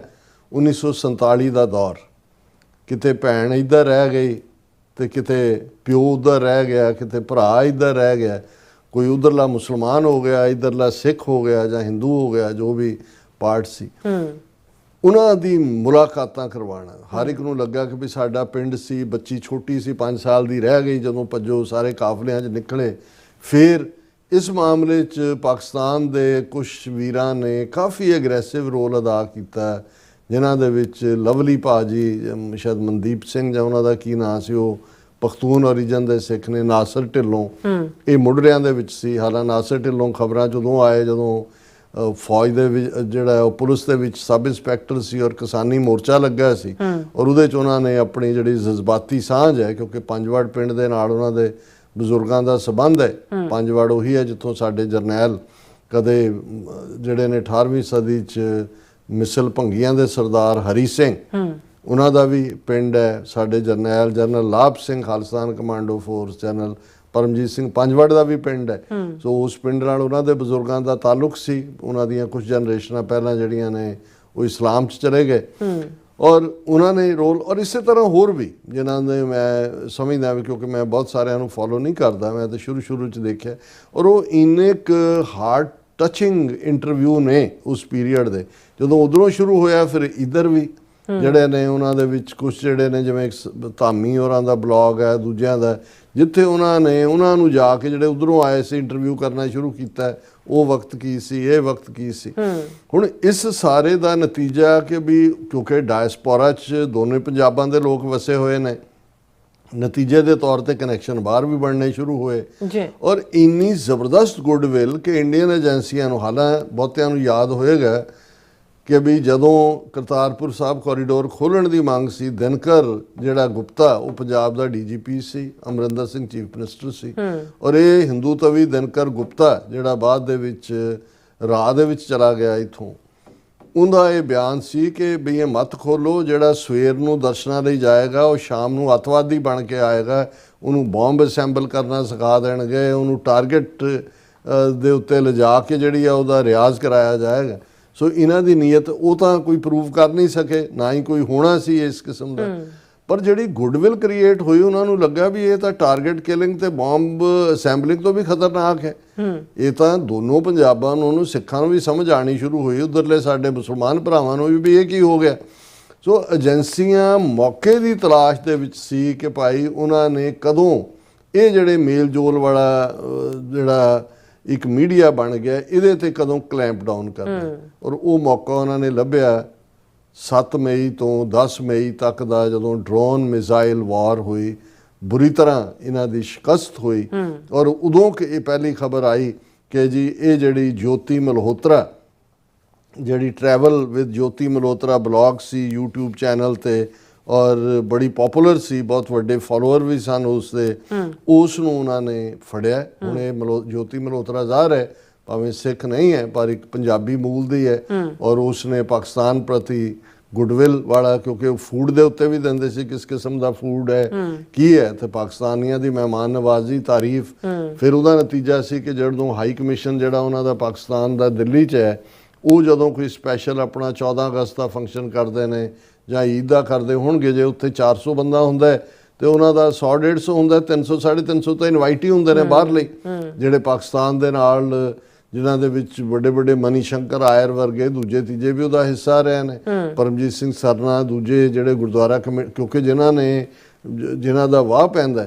ਹੁਣ ਉਸ 'ਚ ਵੀ ਇਹਨੂੰ ਜੋਤੀ ਮਲਹੋਤਰਾ ਨੂੰ ਇਨਵਾਈਟ ਕੀਤਾ ਹੋਏਗਾ ਉਹਨਾਂ ਨੇ, ਔਰ ਉੱਥੇ ਜ਼ਾਹਰ ਹੈ ਤੁਸੀਂ ਵੀਜ਼ਾ ਲੈਣਾ ਜਾਂ ਦੂਜਾ, ਉਹਨਾਂ ਦਾ ਇੱਕ ਐਸੋਨਲ ਰਹੀਮ ਜਿਸ ਦਾ ਨਾਂ ਦਾਨਿਸ਼ ਵੀ ਹੈ, ਉਸ ਦੇ ਨੇ ਵੀ ਉਹਨਾਂ ਨੂੰ ਇਹਨੂੰ ਜੋਤੀ ਮਲਹੋਤਰਾ ਨੂੰ ਇਨਵਾਈਟ ਕੀਤਾ।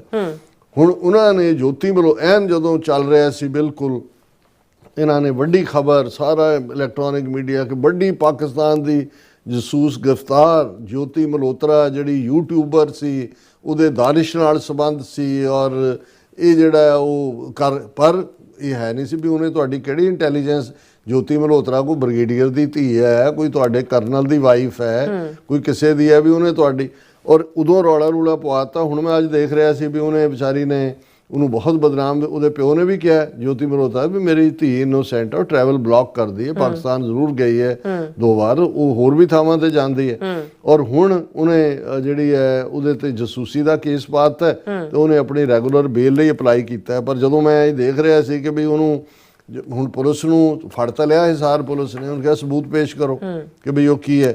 ਹੁਣ ਇਹ ਕੀ ਹੈ ਕਿ ਵੀ Hisar police previously said no evidence had emerged to indicate Mrs. Malhotra had access to any military or defense related information, but claimed she was in contact with some people aware that they were Pakistani intelligence operatives. ਉਹਨਾਂ ਨੇ ਕਿਹਾ ਜੀ ਸਾਡੇ ਕੋਲ ਕੋਈ ਇਹ ਨਹੀਂ ਹੈ ਵੀ ਜੋਤੀ ਮਲਹੋਤਰਾ ਦੇ ਕੋਲ ਕੋਈ ਫੌਜੀ ਸੀਕ੍ਰੇਟਸ ਜਾਂ ਦੂਜੇ ਤੱਕ ਪਹੁੰਚ ਸੀ। ਹਾਂ, ਉਹਦਾ ਜਿਹਨਾਂ ਨਾਲ ਉਹ ਕੰਟੈਕਟ ਸੀ ਉਹ ਪਾਕਿਸਤਾਨ।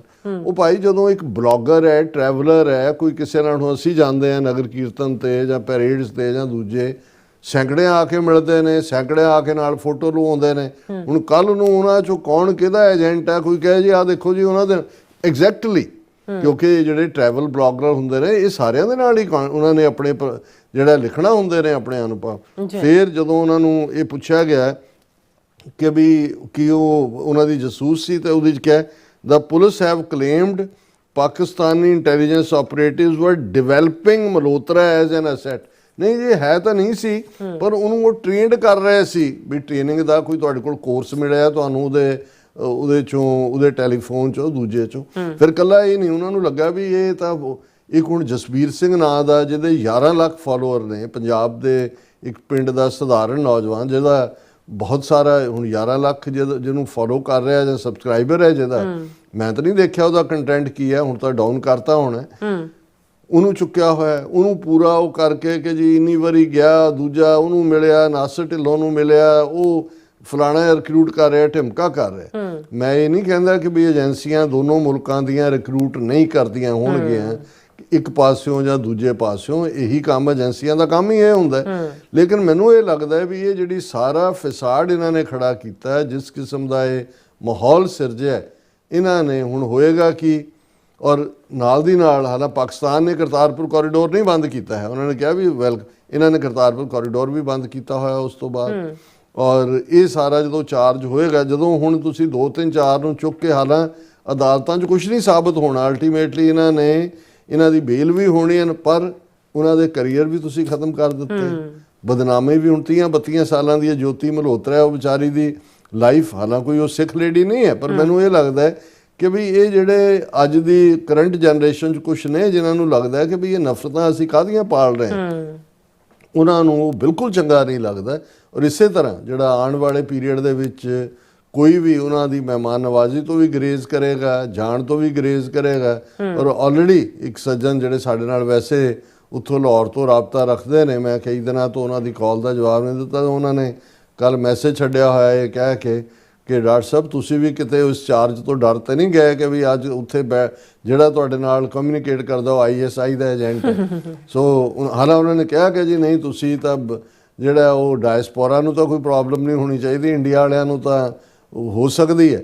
ਪਰ ਮੈਂ ਇਹ ਕਹਿਣਾ ਚਾਹੁੰਦਾ ਵੀ ਇਹ ਹੈ, ਜਦੋਂ ਅਸੀਂ ਦੇਖਦੇ ਹਾਂ ਵੀ ਏਜੰਸੀਆਂ ਦੇ ਹੱਥ ਕੰਢੇ ਕੀ ਨੇ, ਇਹ ਸਿਰਫ ਤੇ ਸਿਰਫ ਇਹ ਜਿਹੜੀ ਦੋਵਾਂ ਪੰਜਾਬਾਂ ਦੀ ਸਾਂਝ, ਦੋਨਾਂ ਕੌਮਾਂ ਦੀ ਸਾਂਝ, ਉਸ ਦੇ ਵਿੱਚ ਉਹਨਾਂ ਨੇ ਇੱਕ ਅਗੇਨ ਜਿਹੜਾ ਇਹ ਜ਼ਹਿਰ ਵਾਲਾ ਮਾਹੌਲ ਸਿਰਜ ਕੇ ਰੱਖ ਦਿੱਤਾ ਹੈ। ਜੀ ਰਾਜ ਸਾਹਿਬ, ਤੁਹਾਡਾ ਬਹੁਤ ਬਹੁਤ ਸ਼ੁਕਰੀਆ। ਸਾਥ ਲੈਣ ਬ੍ਰੇਕ ਫਿਊਅਰਸ, ਤੁਸੀਂ ਕਿਤਨੇ ਜਾਣਾ ਮਿਲਦੇ ਆ ਛੋਟੇ ਜਿਹੇ ਬ੍ਰੇਕ ਤੋਂ ਬਾਅਦ।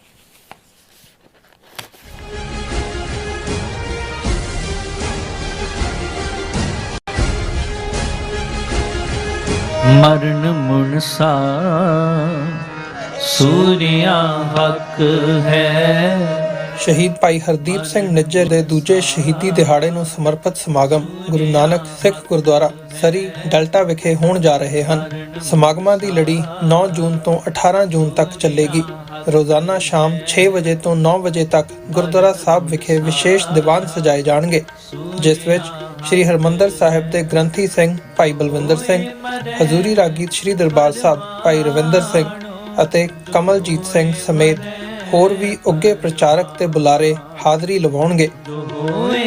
14 ਜੂਨ 2025 ਦਿਨ ਸ਼ਨੀਵਾਰ ਨੂੰ ਦੁਪਹਿਰ 2 ਵਜੇ ਭਾਈ ਹਰਦੀਪ ਸਿੰਘ ਨਿੱਜਰ ਯਾਦਗਾਰੀ ਬਿਲਡਿੰਗ ਵਿਖੇ ਵਿਸ਼ੇਸ਼ ਸ਼ਹੀਦੀ ਕਾਨਫਰੰਸ ਹੋਵੇਗੀ, ਜਿਸ ਵਿੱਚ doctor Amarjeet Singh Washington DC, Amandeep Singh California, Maninder Singh Surrey ਵੱਲੋਂ ਕੌਮੀ ਸੰਘਰਸ਼ ਤੇ ਸਿੱਖ ਰਾਜਨੀਤੀ ਤੇ ਵਿਚਾਰਾਂ ਦੀ ਸਾਂਝ ਪਾਈ ਜਾਵੇਗੀ।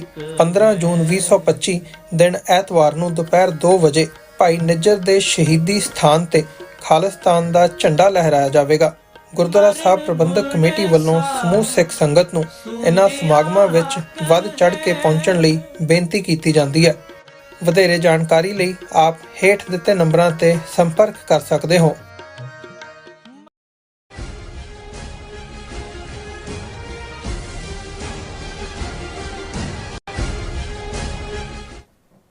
Viewers, welcome back to programme. So viewers, ਜਾਣ ਵਾਲੇ ਸੈਕਸ਼ਨ ਵਿੱਚ ਆਪਾਂ ਪਹੁੰਚ ਚੁੱਕੇ ਹਾਂ। ਉਸ ਵਿੱਚ ਆਪਾਂ ਗੱਲਬਾਤ ਕਰਨ ਜਾ ਰਹੇ ਹਾਂ ਕਿ ਤਾਮਿਲਨਾਡੂ ਦੀ ਇੱਕ ਖਬਰ ਅਨੁਸਾਰ ਇੱਕ ਪਿੰਡ ਵਿਚਲੇ 4 ਮੰਦਰਾਂ ਵਿੱਚ ਦਲਿਤਾਂ ਦੇ ਦਾਖਲੇ ਤੇ ਪਾਬੰਦੀ ਹੈ। ਇਸ ਕਿਸਮ ਦੀਆਂ ਸੈਂਕੜੀਆਂ ਘਟਨਾਵਾਂ ਅਕਸਰ ਮੀਡੀਆ ਵਿੱਚ ਆਉਂਦੀਆਂ ਨੇ ਔਰ ਪੰਜਾਬ ਵਿੱਚ ਵਾਪਰੀ ਹੋਈ ਇੱਕ ਨਿੱਕੀ ਜਿਹੀ ਦਲਿਤ ਵਿਰੋਧੀ ਘਟਨਾ ਨੂੰ ਬਹੁਤ ਵੱਡਾ ਬਣਾ ਕੇ ਦੱਸਿਆ ਜਾਂਦਾ ਹੈ।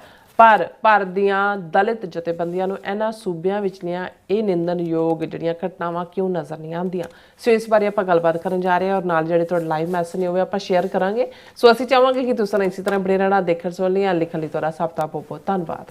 ਜੀ ਡਾਕਟਰ ਸਾਹਿਬ ਕੀ ਵਿਚਾਰਾਂ ਨੇ ਇਸ ਘਟਨਾ ਬਾਰੇ? ਦੇਖੋ, ਜਦੋਂ ਅਸੀਂ ਸਿੱਖੀ ਸਿਧਾਂਤ, ਸਿੱਖ ਧਰਮ, ਸਿੱਖੀ ਦੇ ਫੰਡਾਮੈਂਟਲਸ ਦੀ ਗੱਲ ਕਰਦੇ ਹਾਂ ਤੇ ਮੇਰੀ ਹਮੇਸ਼ਾ ਹੀ ਇਸ ਦੇ ਉੱਤੇ ਇਹ ਟੇਕ ਹੁੰਦੀ ਹੈ, ਉਹ ਸਪਿਰਿਚੁਅਲ ਵੀ ਔਰ ਟੈਂਪੋਰਲ ਦੋਨੋਂ ਐਂਗਲਸ ਤੋਂ ਹੀ, ਕਿ Sikhs of the Dalits, by the Dalits, for the Dalits. ਹਾਲਾਂਕਿ ਦਲਿਤ ਟਰਮ ਭਾਰਤੀ ਕਨਸਟੀਟਿਊਸ਼ਨ ਦੀ ਟਰਮ ਨਹੀਂ ਹੈ, ਇਹ ਡਾਕਟਰ ਅੰਬੇਦਕਰ ਨੇ ਜਿਹੜੀ ਹੈ ਉਸ ਨੂੰ ਜ਼ਿਆਦਾ, ਉਸ ਤੋਂ ਬਾਅਦ ਉਹਨਾਂ ਦੇ ਜਿਹੜੇ ਫਾਲੋਅਰ ਸੀ ਉਹਨਾਂ ਨੇ ਇਸ ਨੂੰ ਜ਼ਿਆਦਾ ਲਿਆ। ਪਰ ਮੈਨੂੰ ਇਹ ਲਫ਼ਜ਼ ਚੰਗਾ ਲੱਗਦਾ। ਦਲਿਤ ਦਾ ਮਤਲਬ ਹੁੰਦਾ ਦਲਿਆ ਹੋਇਆ, ਓਪਰੈਸਡ, ਰਿਪਰੈਸਡ। ਹਾਲਾਂਕਿ ਕਨਸਟੀਟਿਊਸ਼ਨਲੀ ਤਾਂ ਉਹਨਾਂ ਦੇ ਲਈ ਜਿਹੜੀ ਕਾਸਟ ਸਿਸਟਮ ਵਾਲਾ ਸਾਰਾ ਸੰਵਿਧਾਨ ਰਿਜ਼ਰਵੇਸ਼ਨ ਵਾਲਾ ਹੈ, scheduled caste, scheduled tribe, backward class, OBC ਦੂਸਰਾ। ਸੋ ਜਦੋਂ ਮੈਂ ਦਲਿਤ ਕਹਿੰਦਾ ਮੇਰੇ ਸਾਹਮਣੇ ਉਹ ਜਿਹੜਾ ਇੱਕ ਅਸ਼ਰਫੀ ਹੈ ਸੁਸਾਇਟੀ ਦਾ, ਜਿਹੜਾ ਬ੍ਰਾਹਮਣ ਉੱਪਰ ਲੈਡਰ ਤੇ ਬੈਠਾ ਹੈ, ਉਹਨੂੰ ਛੱਡ ਕੇ ਜਿਹੜੇ ਲੋਕ ਵੀ ਆਪਣੇ ਹੱਕਾਂ ਲਈ ਜੂਝਣ ਵਾਲੇ ਨੇ, ਜਿਨ੍ਹਾਂ ਦੇ ਹੱਕਾਂ ਨੂੰ ਯੂਸਰਪ ਕੀਤਾ ਹੋਇਆ, ਉਹ ਸਾਰੇ ਮੈਨੂੰ ਜਿਹੜਾ ਉਹਨਾਂ ਨੂੰ ਮੈਂ ਦਲਿਤ ਕੈਟਾਗਰੀ 'ਚ ਹੀ ਦੇਖਦਾ। ਔਰ ਮੇਰਾ ਇਹ ਹਮੇਸ਼ਾ ਕਹਿਣਾ ਹੁੰਦਾ ਕਿ ਸਿੱਖੀ ਦੀ ਗੱਲ Sikhs of the Dalits, by the Dalits, for the Dalits. ਔਰ ਇਹਦੇ 'ਚ ਕੋਈ ਸ਼ੱਕ ਨਹੀਂ ਹੈ ਕਿ ਪੰਜਾਬ ਵਿੱਚ, ਕਿਉਂਕਿ ਸਿੱਖ ਧਰਮ ਦਾ ਆਧਾਰ, ਸ਼ੁਰੂਆਤ ਔਰ ਵੱਡਾ ਜਿਹੜੀ ਕਰਮ ਭੂਮੀ ਹੈ ਗੁਰੂ ਸਾਹਿਬਾਨ ਦੀ ਔਰ ਬਾਅਦ ਦੇ ਵਿੱਚ ਖਾਲਸਾ ਰਾਜ ਦੀ, ਉਹ ਪੰਜਾਬ ਦੀ ਧਰਤੀ ਤੇ ਰਹੀ। ਔਰ ਇਹ ਇੱਕ ਵੱਡੀ ਐਮਪਾਵਰਮੈਂਟ ਵੀ ਸੀ ਇਹਦੇ ਬਾਵਜੂਦ, ਕਿਉਂਕਿ ਇਹ ਜੇ ਮੈਂ ਕਹਾਂ ਕਿ ਜੀ ਪੰਜਾਬ 'ਚ ਸਾਡਾ ਕਾਸਟ ਬੇਸਡ ਮਾਈਂਡ ਸੈਟ ਨਹੀਂ ਹੈ ਜਾਂ ਉਹ ਬਿਲਕੁਲ ਉਹ ਨਹੀਂ ਹੈ, ਉਹਦੇ 'ਚ ਬਹੁਤ ਵੱਡੀਆਂ ਖਾਮੀਆਂ ਨੇ, ਕਿਉਂਕਿ 4000 ਸਾਲ ਦਾ ਬ੍ਰਾਹਮਣਵਾਦ ਦਾ ਇਫੈਕਟ ਹੈ। ਸਿੱਖੀ ਤਾਂ 5-5.5 ਸਦੀਆਂ ਪੁਰਾਣੀ ਹੈ, ਸੋ ਸਾਡੀ ਸੋਚ ਦੇ ਵਿੱਚ ਅੱਜ ਵੀ ਉਹ ਹੈ। ਲੇਕਿਨ ਜੇ ਕਹਿਣਾ ਹੋਏ ਕਿ ਜਿਵੇਂ ਜਿੰਨਾ ਐਮਪਾਵਰਡ ਪੰਜਾਬ ਦਾ ਸਿੱਖ ਧਰਮ ਦੀ ਬਦੌਲਤ ਉਹਨਾਂ ਦੇ ਹੱਥ ਇਹ ਜਿਹੜਾ ਪਾਵਰ ਆਈ, ਔਰ ਇਹਦੇ 'ਚ ਵੀ ਕੋਈ ਸ਼ੱਕ ਨਹੀਂ ਹੈ ਕਿ ਉਹਨਾਂ ਨੇ ਜਿਸ ਮੁਕਾਮ ਨੂੰ ਹਾਸਲ ਕੀਤਾ ਉਹਦੇ ਲਈ ਇੱਕ ਲੰਬੀ ਸਟਰਗਲ ਹੈ। ਲੇਕਿਨ ਇਹਦੇ ਬਾਵਜੂਦ ਮੈਂ ਬਹੁਤ ਵਾਰ ਦੇਖਦਾ ਹਾਂ ਵੀ, ਕਿਉਂਕਿ ਪੰਜਾਬ ਦੇ ਵਿੱਚ ਆਲਮੋਸਟ 34% ਦੇ ਕਰੀਬ ਪਾਪੂਲੇਸ਼ਨ ਦਲਿਤ ਪਾਪੂਲੇਸ਼ਨ ਹੈ, ਉਹਨੂੰ ਜਿਵੇਂ ਉਹਨਾਂ ਦੇ ਕਨਸਟੀਟਿਊਸ਼ਨਲੀ ਹੁਣ ਜਿਹੜੀ ਉਹਨਾਂ ਨੇ ਡੈਫੀਨੇਸ਼ਨ ਦਿੱਤੀ ਹੈ ਉਹਦੇ ਥੱਲੇ। ਔਰ ਇਸ ਦਾ ਮਤਲਬ ਹੈ ਕਿ ਪੰਜਾਬ ਦੇ ਵਿੱਚ ਹਰ ਤੀਸਰਾ ਜਿਹੜਾ ਇਨਸਾਨ ਹੈ ਜਾਂ ਇੰਡੀਵਿਜੂਅਲ ਹੈ ਉਹ ਦਲਿਤ ਹੈ। ਔਰ ਇਹਦੇ 'ਚ ਵੀ ਕੋਈ ਸ਼ੱਕ ਨਹੀਂ ਹੈ ਕਿ ਭਾਈ ਉਹ ਅਕਾਲ ਤਖਤ ਦਾ ਜਥੇਦਾਰ ਹੋਏ, ਸ਼੍ਰੋਮਣੀ ਕਮੇਟੀ ਦੇ ਹੈੱਡ ਤੋਂ ਲੈ ਕੇ ਈਵਨ ਹੁਣ ਤਾਂ ਜਿਹੜਾ ਇਹ ਗਿਲਾ ਸੀ ਕਿ ਪੰਜਾਬ ਦਾ ਚੀਫ ਮਿਨਿਸਟਰ ਦਲਿਤ ਨਹੀਂ ਕਦੇ ਬਣ ਸਕਦਾ, ਚਰਨਜੀਤ ਸਿੰਘ ਚੰਨੀ, ਜਿਨ੍ਹਾਂ ਨੇ ਜਦੋਂ ਆਪਣੀ ਸਹੁੰ ਚੁੱਕੀ ਪਹਿਲੀ ਵਾਰ, ਔਰ ਮੈਨੂੰ ਚੰਗਾ ਲੱਗਾ ਜਦੋਂ ਉਹਨਾਂ ਨੇ ਕਿਹਾ ਕਿ ਵੀ ਗੁਰੂ ਕਲਗੀਧਰ ਪਾਤਸ਼ਾਹ ਨੂੰ ਕੋਟ ਕਰਕੇ ਉਹਨਾਂ ਨੇ ਕਿਹਾ ਕਿ ਭਾਈ ਸਾਨੂੰ ਜਿਹੜੀ ਹੈ ਉਹ ਪਾਵਰ ਮਿਲੀ ਹੈ ਔਰ ਅਸੀਂ ਜਿਹੜਾ ਨਿਮਾਣੇ ਨਤਾਣੇ ਪੂਰਾ, ਚਲੋ ਕ੍ਰੈਡਿਟ ਉਹਨਾਂ ਨੇ ਆਪਣੇ ਪਾਰਟੀ ਲੀਡਰ ਨੂੰ ਹੀ ਦੇਣਾ ਸੀ, ਲੇਕਿਨ ਉਹਨਾਂ ਨੇ ਇਸ ਪਾਰਟ ਨੂੰ ਪਾਤਸ਼ਾਹੀਅਤ ਜਾਂ ਉਸ ਦੇ ਨਾਲ ਜੋੜਿਆ। ਔਰ ਇਹਦੇ 'ਚ ਵੀ ਕੋਈ ਸ਼ੱਕ ਨਹੀਂ ਹੈ ਕਿ ਬਹੁਤ ਸਾਰੇ ਗੁਰਦੁਆਰਾ ਸਾਹਿਬਾਨ ਹੋਣ, ਦੂਸਰੇ ਹੋਣ, ਉਹਨਾਂ ਦੇ ਵੀ ਪ੍ਰਬੰਧਕਾਂ ਦੇ ਵਿੱਚ, ਦੂਸਰੇ ਸ਼੍ਰੋਮਣੀ ਕਮੇਟੀ ਦੀ ਮੁਲਾਜ਼ਮਤ ਵੀ ਜਿਹੜਾ ਇੱਕ ਵੱਡਾ ਹਿੱਸਾ ਜਿਹੜਾ ਉਹ ਸਾਡੇ ਰਾਗੀਆਂ ਢਾਡੀਆਂ ਦੇ ਵਿੱਚ ਵੀ, ਪ੍ਰਚਾਰਕਾਂ ਦੇ ਵਿੱਚ ਵੀ। ਲੇਕਿਨ ਇਹਦੇ ਬਾਵਜੂਦ ਇਹ ਮੈਂ ਮਹਿਸੂਸ ਕਰਦਾ ਹਾਂ, ਔਰ ਕਿਉਂਕਿ ਮੈਂ ਇੱਕ ਐਡਵੋਕੇਟ ਹਾਂ, ਚੈਂਪੀਅਨ ਆਪਣੇ ਆਪ ਨੂੰ ਸਮਝਦਾ ਹਾਂ ਦਲਿਤ ਰਾਈਟਸ ਦਾ, ਜਦੋਂ ਕੋਈ ਛੋਟੀ ਜਿਹੀ ਘਟਨਾ ਵੀ ਹੁੰਦੀ ਹੈ, ਭਾਵੇਂ ਕਿਸੇ ਵੱਲੋਂ ਕੋਈ ਜਾਤ ਅਪਮਾਨੀ, ਉਹਨੂੰ ਇੰਨਾ ਉਭਾਰ ਦਿੱਤਾ ਜਾਂਦਾ ਹੈ, ਇਵੇਂ ਲੱਗਣ ਲੱਗ ਜਾਂਦਾ, ਔਰ ਬਾਕੀ ਜਿਹੜਾ ਸਵਰਨ ਹਿੰਦੂਆਂ ਦਾ ਮੀਡੀਆ ਚੁੱਕ ਲੈਂਦਾ ਹੈ ਜਿਵੇਂ ਕਿ ਪੰਜਾਬ ਦੇ ਵਿੱਚ ਹਰ ਜਿਹੜਾ ਸਿੱਖ ਹੈ, ਜ਼ਿਮੀਂਦਾਰ ਹੈ ਜਾਂ ਸੋ ਕਾਲਡ ਹਾਈ ਕਾਸਟ ਹੈ, ਉਹ ਦੂਸਰਿਆਂ ਨੂੰ ਨਫ਼ਰਤ ਕਰਦਾ ਹੈ, ਧੱਕਾ ਹੋ ਰਿਹਾ, ਦੂਸਰਾ ਹੋ ਰਿਹਾ। ਕੁਝ ਪ੍ਰਾਈਵੇਟ ਡੇਰੇ ਨੇ ਸਾਧਾਂ ਦੇ ਹੋਣ ਜਾਂ ਪਰ ਕਿਸੇ ਗੁਰਦੁਆਰੇ 'ਚ ਕੋਈ ਕਿਸੇ ਨੂੰ ਸੰਗਤ ਪੰਗਤ ਦੇ ਸਿਧਾਂਤ ਕੋਈ ਇਹ ਕਹਿ ਦੇ ਕਿ ਜੀ ਇਹ ਮੈਂ ਮੇਰੇ ਨਾਲ ਨਹੀਂ ਬਹਿ ਸਕਦਾ ਜਾਂ ਮੇਰੇ ਨਾਲ ਇਹ ਲੰਗਰ ਨਹੀਂ ਛਕ ਸਕਦਾ ਜਾਂ ਐਸਾ ਕੋਈ ਨਹੀਂ ਹੈ।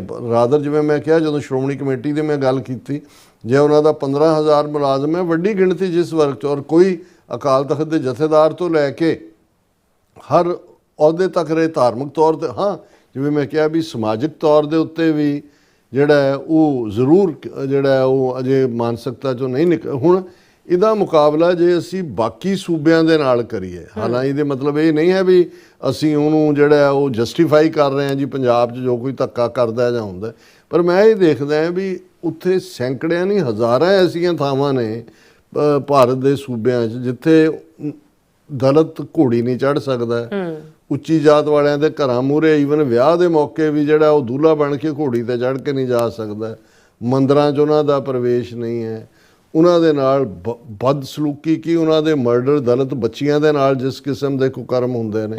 ਲੇਕਿਨ ਇਹ ਸਾਰੇ ਦੇ ਬਾਵਜੂਦ ਮੈਨੂੰ ਕਦੇ ਨਜ਼ਰ ਨਹੀਂ ਆਉਂਦਾ ਇੱਕ ਕਾਂਸ਼ੀ ਰਾਮ ਜਾਂ ਮਾਇਆਵਤੀ ਨਿਕਲੀ ਸੀ, ਉਹ ਤਾਂ ਕਰਪਟ ਹੋ ਕੇ ਬਹਿ ਗਈ, ਮਤਲਬ ਇਸ ਵੇਲੇ ਉਹਦੀ ਕੋਈ ਵੀ ਰਿਪਰੈਜ਼ੈਂਟੇਸ਼ਨ ਨਹੀਂ। ਪਰ ਬਾਕੀ ਵੀ ਦਲਿਤ ਜਥੇਬੰਦੀਆਂ ਜਾਂ ਖਾਸ ਤੌਰ ਤੇ ਪੰਜਾਬ ਦੀਆਂ ਦਲਿਤ ਜਥੇਬੰਦੀਆਂ ਜਿਹੜੀਆਂ ਇੱਕਦਮ ਪੰਜਾਬ ਦੇ ਵਿੱਚ ਇਸ ਦਾ ਜਿਹੜਾ ਹਿਊ ਐਂਡ ਕਰਾਈ ਕਿਸੇ ਵੀ ਮੁੱਦੇ ਤੇ ਖੜਾ ਕਰਦੀਆਂ, ਉਹ ਕਿਉਂ ਇੱਦਾਂ ਦੇ ਮੁੱਦਿਆਂ ਦੇ ਉੱਤੇ ਜਿਹੜੀਆਂ ਨਹੀਂ ਬੋਲਦੀਆਂ, ਜਾਂ ਜਾ ਕੇ ਇਹਨਾਂ ਨੇ ਕਿਉਂ ਨਹੀਂ ਭਾਰਤ ਲੈਵਲ ਦੇ ਉੱਤੇ ਇਸ ਕਿਸਮ ਦਾ, ਇੰਨੀ ਵੱਡੀ ਆਬਾਦੀ ਹੈ, ਇੰਨਾ ਵੱਡਾ ਇਨਫਰਾਸਟ੍ਰਕਚਰ ਵੀ ਹੁਣ ਇਹਨਾਂ ਦੇ ਕੋਲ ਹੈ, ਇਹ ਤਾਂ ਨਹੀਂ ਕਹਿ ਸਕਦੇ ਕਿ ਜੀ ਇਹ ਉਹ ਜ਼ਮਾਨਾ 1947 ਤੋਂ ਪਹਿਲਾਂ ਦਾ। ਅੱਜ ਪਾਵਰਫੁਲ ਨੇ, ਰਿਜ਼ਰਵੇਸ਼ਨ ਦੇ ਥੱਲੇ ਹਾਇਰ IAS ਆਫੀਸਰ ਦੂਜੇ ਵੀ ਬਣੇ ਨੇ। ਔਰ ਮੈਂ ਇਸ ਲਈ ਕਹਿਣ ਤੇ ਮਜਬੂਰ ਹੋਇਆ ਕਿ ਮੈਂ ਅੱਜ ਦਾ ਹਿੰਦੂ ਦੀ ਖਬਰ ਦੇਖੀ, ਹੈਡਲਾਈਨ ਸੀ scheduled caste residents in Tamil Nadu's Thiruvarur village ostracized from temple festival management stage protest। ਇਹ ਪਿੰਡ ਹੈ ਤਮਿਲਨਾਡੂ ਦਾ ਤਿਰੂਵਰ ਵਿਲੇਜ, ਉਹਦੇ ਪਿੰਡੂ ਜਿਹੜੇ ਵਿਚਾਰੇ ਇਹ ਸ਼ਡਿਊਲ ਕਾਸਟ ਵਰਗ ਨਾਲ ਸੰਬੰਧਿਤ ਨੇ, ਉਹਨਾਂ ਨੂੰ ਉਹ ਮੰਦਿਰ ਦੇ ਪ੍ਰਬੰਧ ਦੇ ਵਿੱਚ ਦੂਜੇ ਦੇ ਵਿੱਚ ਕੋਈ ਥਾਂ ਨਹੀਂ ਦਿੰਦੇ, ਔਰ ਉਹ ਧਰਨੇ ਤੇ ਬੈਠੇ ਨੇ ਕਿ ਭਾਈ ਇਹ ਸਾਡੇ ਨਾਲ ਲਗਾਤਾਰ ਧੱਕਾ ਹੋ ਰਿਹਾ ਕਿ ਨਾ ਸਾਨੂੰ ਇਹ ਕੋਈ ਕਰਨ ਦਿੰਦੇ ਨੇ। ਫਿਰ ਉਹਨਾਂ ਨੇ ਕਿਹਾ ਕਿ ਵੀ ਪਿਛਲੇ 5 ਸਾਲਾਂ ਤੋਂ ਅਸੀਂ ਜਿਹੜੀ ਆ ਉਹ ਮੈਨੇਜਮੈਂਟ ਦੇ ਵਿੱਚ ਹਿੱਸਾ ਵੀ ਮੰਗਦੇ ਆ ਕਿ ਵਿਲੇਜ ਟੈਂਪਲ ਦੀ, ਕਿ ਵੀ ਇਹ ਸਾਰੀ ਕਮਿਊਨਿਟੀ ਹੈ। ਲੇਕਿਨ ਉਹਨਾਂ ਨੇ ਕਿਹਾ ਵੀ ਹੁਣ ਦੇਖਣ ਵਾਲੀ ਗੱਲ ਇਹ ਹੈ ਵੀ ਬਾਕੀ ਥਾਵਾਂ ਤੇ ਤਾਂ ਹਾਇਰ ਕਾਸਟ ਬ੍ਰਾਹਮਣ ਹੀ ਮੰਦਰਾਂ 'ਚ ਨਹੀਂ ਵੜਨ ਦਿੰਦੇ, ਇਸ ਮੰਦਿਰ ਦੇ ਵਿੱਚ ਬੈਕਵਰਡ ਕਲਾਸ ਤੇ ਮੋਸਟ ਬੈਕਵਰਡ ਕਲਾਸ ਇਹ ਟਰਮ ਹੈ ਉਹਨਾਂ ਦੀ MBC, ਉਹਨਾਂ ਨੇ ਕਿਹਾ ਕਿ ਇਹ ਉਹਨਾਂ ਦਾ AN ਵਿਜੇ ਕੁਮਾਰ ਜਿਹੜਾ ਹੈ ਉਹ ਕਹਿੰਦਾ ਕਿ ਵੀ ਇਹ ਸਾਡੇ ਜਿਹੜਾ 4 ਮੰਦਿਰ ਨੇ ਉਹਨਾਂ ਦੇ ਵਿੱਚ ਉਗਰਾਈ ਸਾਡੇ ਤੋਂ ਲੈਂਦੇ ਨੇ ਕਿ ਵੀ ਇਹ, ਪਰ ਉਹ ਸਾਨੂੰ ਕਹਿੰਦੇ ਨੇ ਕਿ where we have no right to participation, they even collect temple taxes from us for festivals yet we are not allowed to take part। ਵੀ ਸਾਨੂੰ ਕਹਿੰਦੇ ਨੇ ਜੀ ਇਹ ਫਲਾਣਾ ਦਿਓ ਪੈਸੇ, ਉਹ ਦਿੰਦੇ ਨੇ। we are not permitted to carry Paul Kudam milk pots during the festivals only they are। ਕੋਈ ਰਸਮ ਹੋਏਗੀ ਮੰਦਰਾਂ ਦੀ ਇਹਨਾਂ ਦੀ। ਸੋ ਮੈਂ ਇਹ ਕਹਿਣਾ ਚਾਹੁੰਦਾ ਕਿ ਭਾਈ ਇਸ ਗੱਲ ਨੂੰ ਵੀ ਧਿਆਨ 'ਚ ਰੱਖਿਆ ਜਾਏ, ਇਹਦੇ ਬਾਵਜੂਦ ਕਿ ਇਹ ਬਹੁਤ ਚੰਗੀ ਗੱਲ ਹੈ ਕਿ ਪੰਜਾਬ ਦਾ ਦਲਿਤ ਐਜੂਕੇਟਿਡ ਵੀ ਹੈ, ਅਵੇਅਰ ਵੀ ਹੈ, ਆਰਗੇਨਾਈਜ਼ਡ ਨਹੀਂ ਹੈਗਾ, ਇਸ ਲਈ ਕਦੇ ਕਾਂਗਰਸ, ਕਦੇ ਅਕਾਲੀ, ਕਦੇ ਇੱਧਰ, ਕਦੇ ਮਾਇਆਵਤੀ ਨੇ ਇੱਧਰ ਉੱਧਰ ਘੁਮਾ ਦਿੱਤਾ।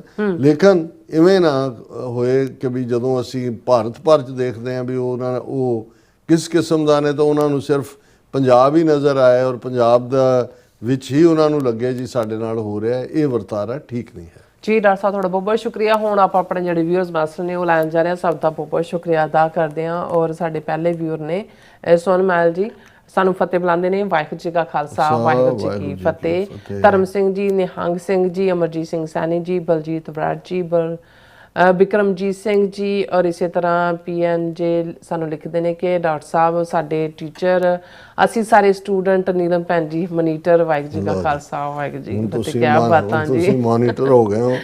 ਦੇਖਿਓ ਕਿ ਬੈਂਚ ਤੇ ਨਾ ਖੜਾ ਕਰਿਓ, ਜਾਂ ਇਹਨੂੰ ਕਹੋ ਜੀ ਕੰਧ ਵੱਲ ਮੂੰਹ ਕਰ ਲਓ।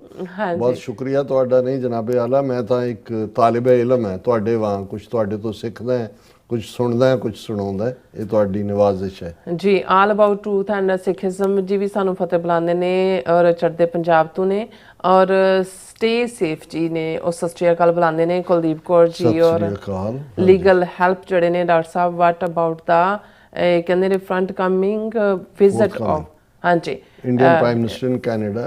ਆਪਣੇ ਲੀਗਲ ਹੈਲਪ ਲਈ ਤੁਸੀਂ ਕਾਨੂੰਨੀ ਮਦਦ ਵੀ ਪਹੁੰਚਾਉਂਦੇ ਹੋ। ਕੱਲ ਅਸੀਂ ਇਸ ਦੇ ਉੱਤੇ ਇੱਕ ਪੂਰਾ ਸੈਗਮੈਂਟ ਕੀਤਾ ਸੀ ਕਿ ਭਾਈ ਇਸ ਦੇ ਪਸ ਮੰਜ਼ਰ 'ਚ ਕੀ ਹੈ। ਤੁਹਾਨੂੰ ਜੇ ਮੌਕਾ ਬਣੇ ਤਾਂ ਤੁਸੀਂ ਸੁਣ ਲੈਣਾ ਜੀ। ਇੰਦਰਜੀਤ ਸਿੰਘ ਸੰਧੂ ਜੀ ਵੀ ਖਾਲਸਾ ਜ਼ਿੰਦਾਬਾਦ ਔਰ ਫਤਿਹ ਬੁਲਾਉਂਦੇ ਨੇ। ਬਿਲਹਾਲ ਅਹਿਮਦ ਜੀ ਵੀ ਆਏ ਨੇ, ਹਾਲੋ ਕਹਿੰਦੇ ਨੇ ਸਾਨੂੰ, ਸਾਡੇ ਦੋਨਾਂ ਨੂੰ, ਔਰ ਖਾਲਸਾ ਜ਼ਿੰਦਾਬਾਦ ਕਹਿੰਦੇ ਨੇ। ਸ਼ੁਕਰੀਆ, ਜ਼ਿੰਦਾਬਾਦ ਜ਼ਿੰਦਾਬਾਦ। ਨਰਿੰਦਰ ਸਿੰਘ ਜੀ ਵੀ, ਮੁਹੰਮਦ ਰਫੀਕ ਜੀ ਵੀ ਕਹਿੰਦੇ Modi was received in Canada with greetings. ਨਹੀਂ, ਹੁਣ ਉਹਨੂੰ ਗ੍ਰੀਟਿੰਗ ਤਾਂ ਬਾਅਦ ਦੀ ਹੋਏਗੀ, ਹੁਣ ਤਾਂ ਦੇਖਦੇ ਹਾਂ ਕਿ ਬਈ ਉਹਦੀ ਹਿਊਮਿਲੇਸ਼ਨ ਕਿਵੇਂ ਹੁੰਦੀ ਹੈ। ਔਰ ਫਿਰ ਨਰਿੰਦਰ ਸਿੰਘ ਜੀ ਵੀ ਖਾਲਸਾ ਜ਼ਿੰਦਾਬਾਦ ਕਹਿੰਦੇ ਨੇ। ਬਿਕਰਮਜੀਤ ਸਿੰਘ ਜੀ ਵੀ ਖਾਲਸਾ ਜ਼ਿੰਦਾਬਾਦ।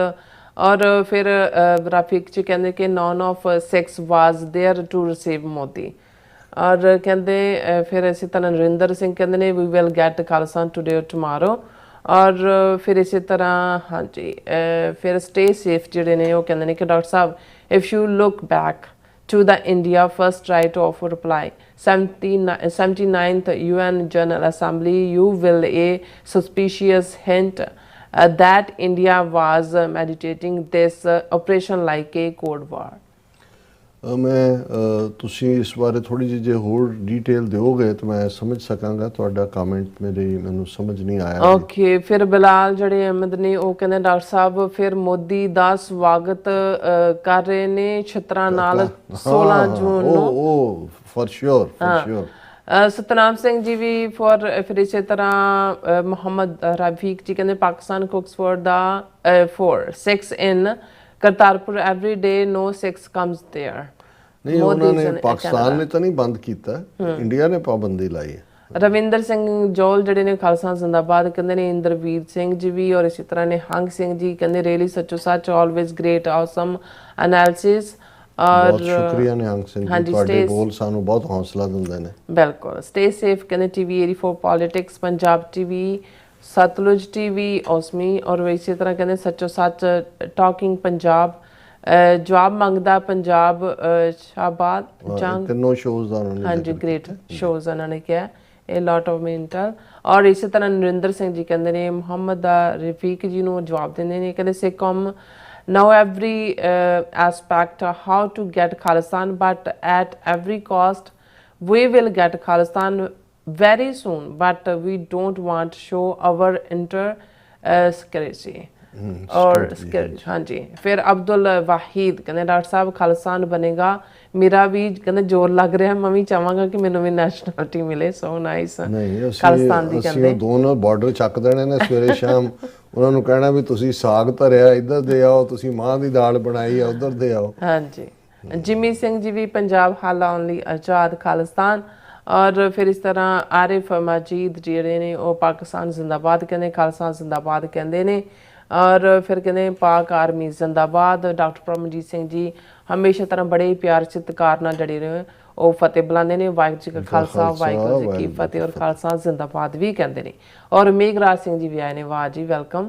ਔਰ ਡਾਕਟਰ ਸਾਹਿਬ ਜੀ ਕਹਿੰਦੇ ਬੇਰੀ ਦਾ ਜਿਹੜਾ ਦਰਖਤ ਹੈ ਉਹ ਇਮਲੀ ਦਾ ਨਹੀਂ ਹੈ, ਉਹ ਸੌਰੀ ਜਿਹੜਾ ਤੁਸੀਂ ਇਮਲੀ ਦਾ ਦਰਖਤ ਕਿਹਾ ਉਹ ਬੇਰੀ ਦਾ ਦਰਖਤ ਹੈ। ਨਹੀਂ ਮੇਘਰਾਜ ਸਿੰਘ ਜੀ ਤੁਸੀਂ ਆਪਣੇ ਆਪ ਨੂੰ ਕਰੈਕਟ ਕਰੋ। 3 ਬੇਰੀਆਂ ਨੇ ਹਰਮੰਦਰ ਸਾਹਿਬ ਦੀ ਹਦੂਦ 'ਚ, ਬੇਰ ਬਾਬਾ ਬੁੱਢਾ ਜੀ, ਦੁੱਖ ਭੰਜਨੀ ਬੇਰੀ ਤੇ ਇਲਾਇਚੀ ਬੇਰੀ।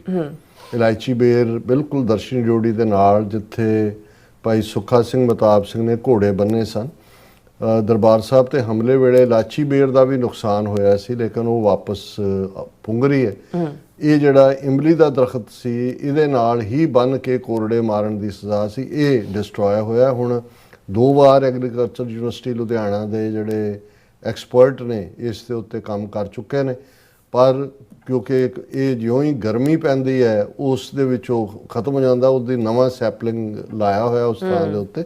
ਸੋ ਇਹ ਜਿਹੜਾ ਇਮਲੀ ਦਾ ਦਰਖਤ ਹੀ ਸੀ। ਫਿਰ ਇਸ ਤਰ੍ਹਾਂ ਜਰਾਬ ਸਿੰਘ ਖਾਨ ਜਿਹੜੇ ਨੇ ਉਹ ਵੀ ਖਾਲਸਾ ਜ਼ਿੰਦਾਬਾਦ ਫਰੀ ਕਸ਼ਮੀਰ ਕਹਿੰਦੇ ਨੇ। ਔਰ ਇਸੇ ਤਰ੍ਹਾਂ ਮਨਜੀਤ ਸਿੰਘ ਮਠਾਰੋ ਜੀ ਫਤਿਹ ਬੁਲਾਉਂਦੇ ਨੇ ਔਰ ਕਹਿੰਦੇ next Singh counter Modi all is very regular Karma fruits India states taste it will continue as it just started now.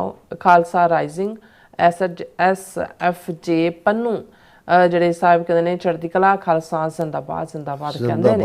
ਜ਼ਿੰਦਾਬਾਦ ਸ਼ਾਬਾਜ਼ ਬਾਵਾ ਜਿਹੜੇ ਨੇ ਉਹ ਕਹਿੰਦੇ ਨੇ ਕਿ ਬਾਵਾ ਜੀ ਪਲੱਸ ਬਾਬਾ ਜੀ ਕਹਿੰਦੇ ਵਰਲਡ ਨਿਊਜ਼ ਜਿਹੜੇ ਨੇ ਪਾਕਿਸਤਾਨ ਵਾਹਿਗੁਰੂ ਜੀ ਕਾ ਖਾਲਸਾ ਵਾਹਿਗੁਰੂ ਜੀ ਕੀ ਫਤਿਹ। Welcome to new world country Khalsa ਨੇ happy new life all Asia countries leadership.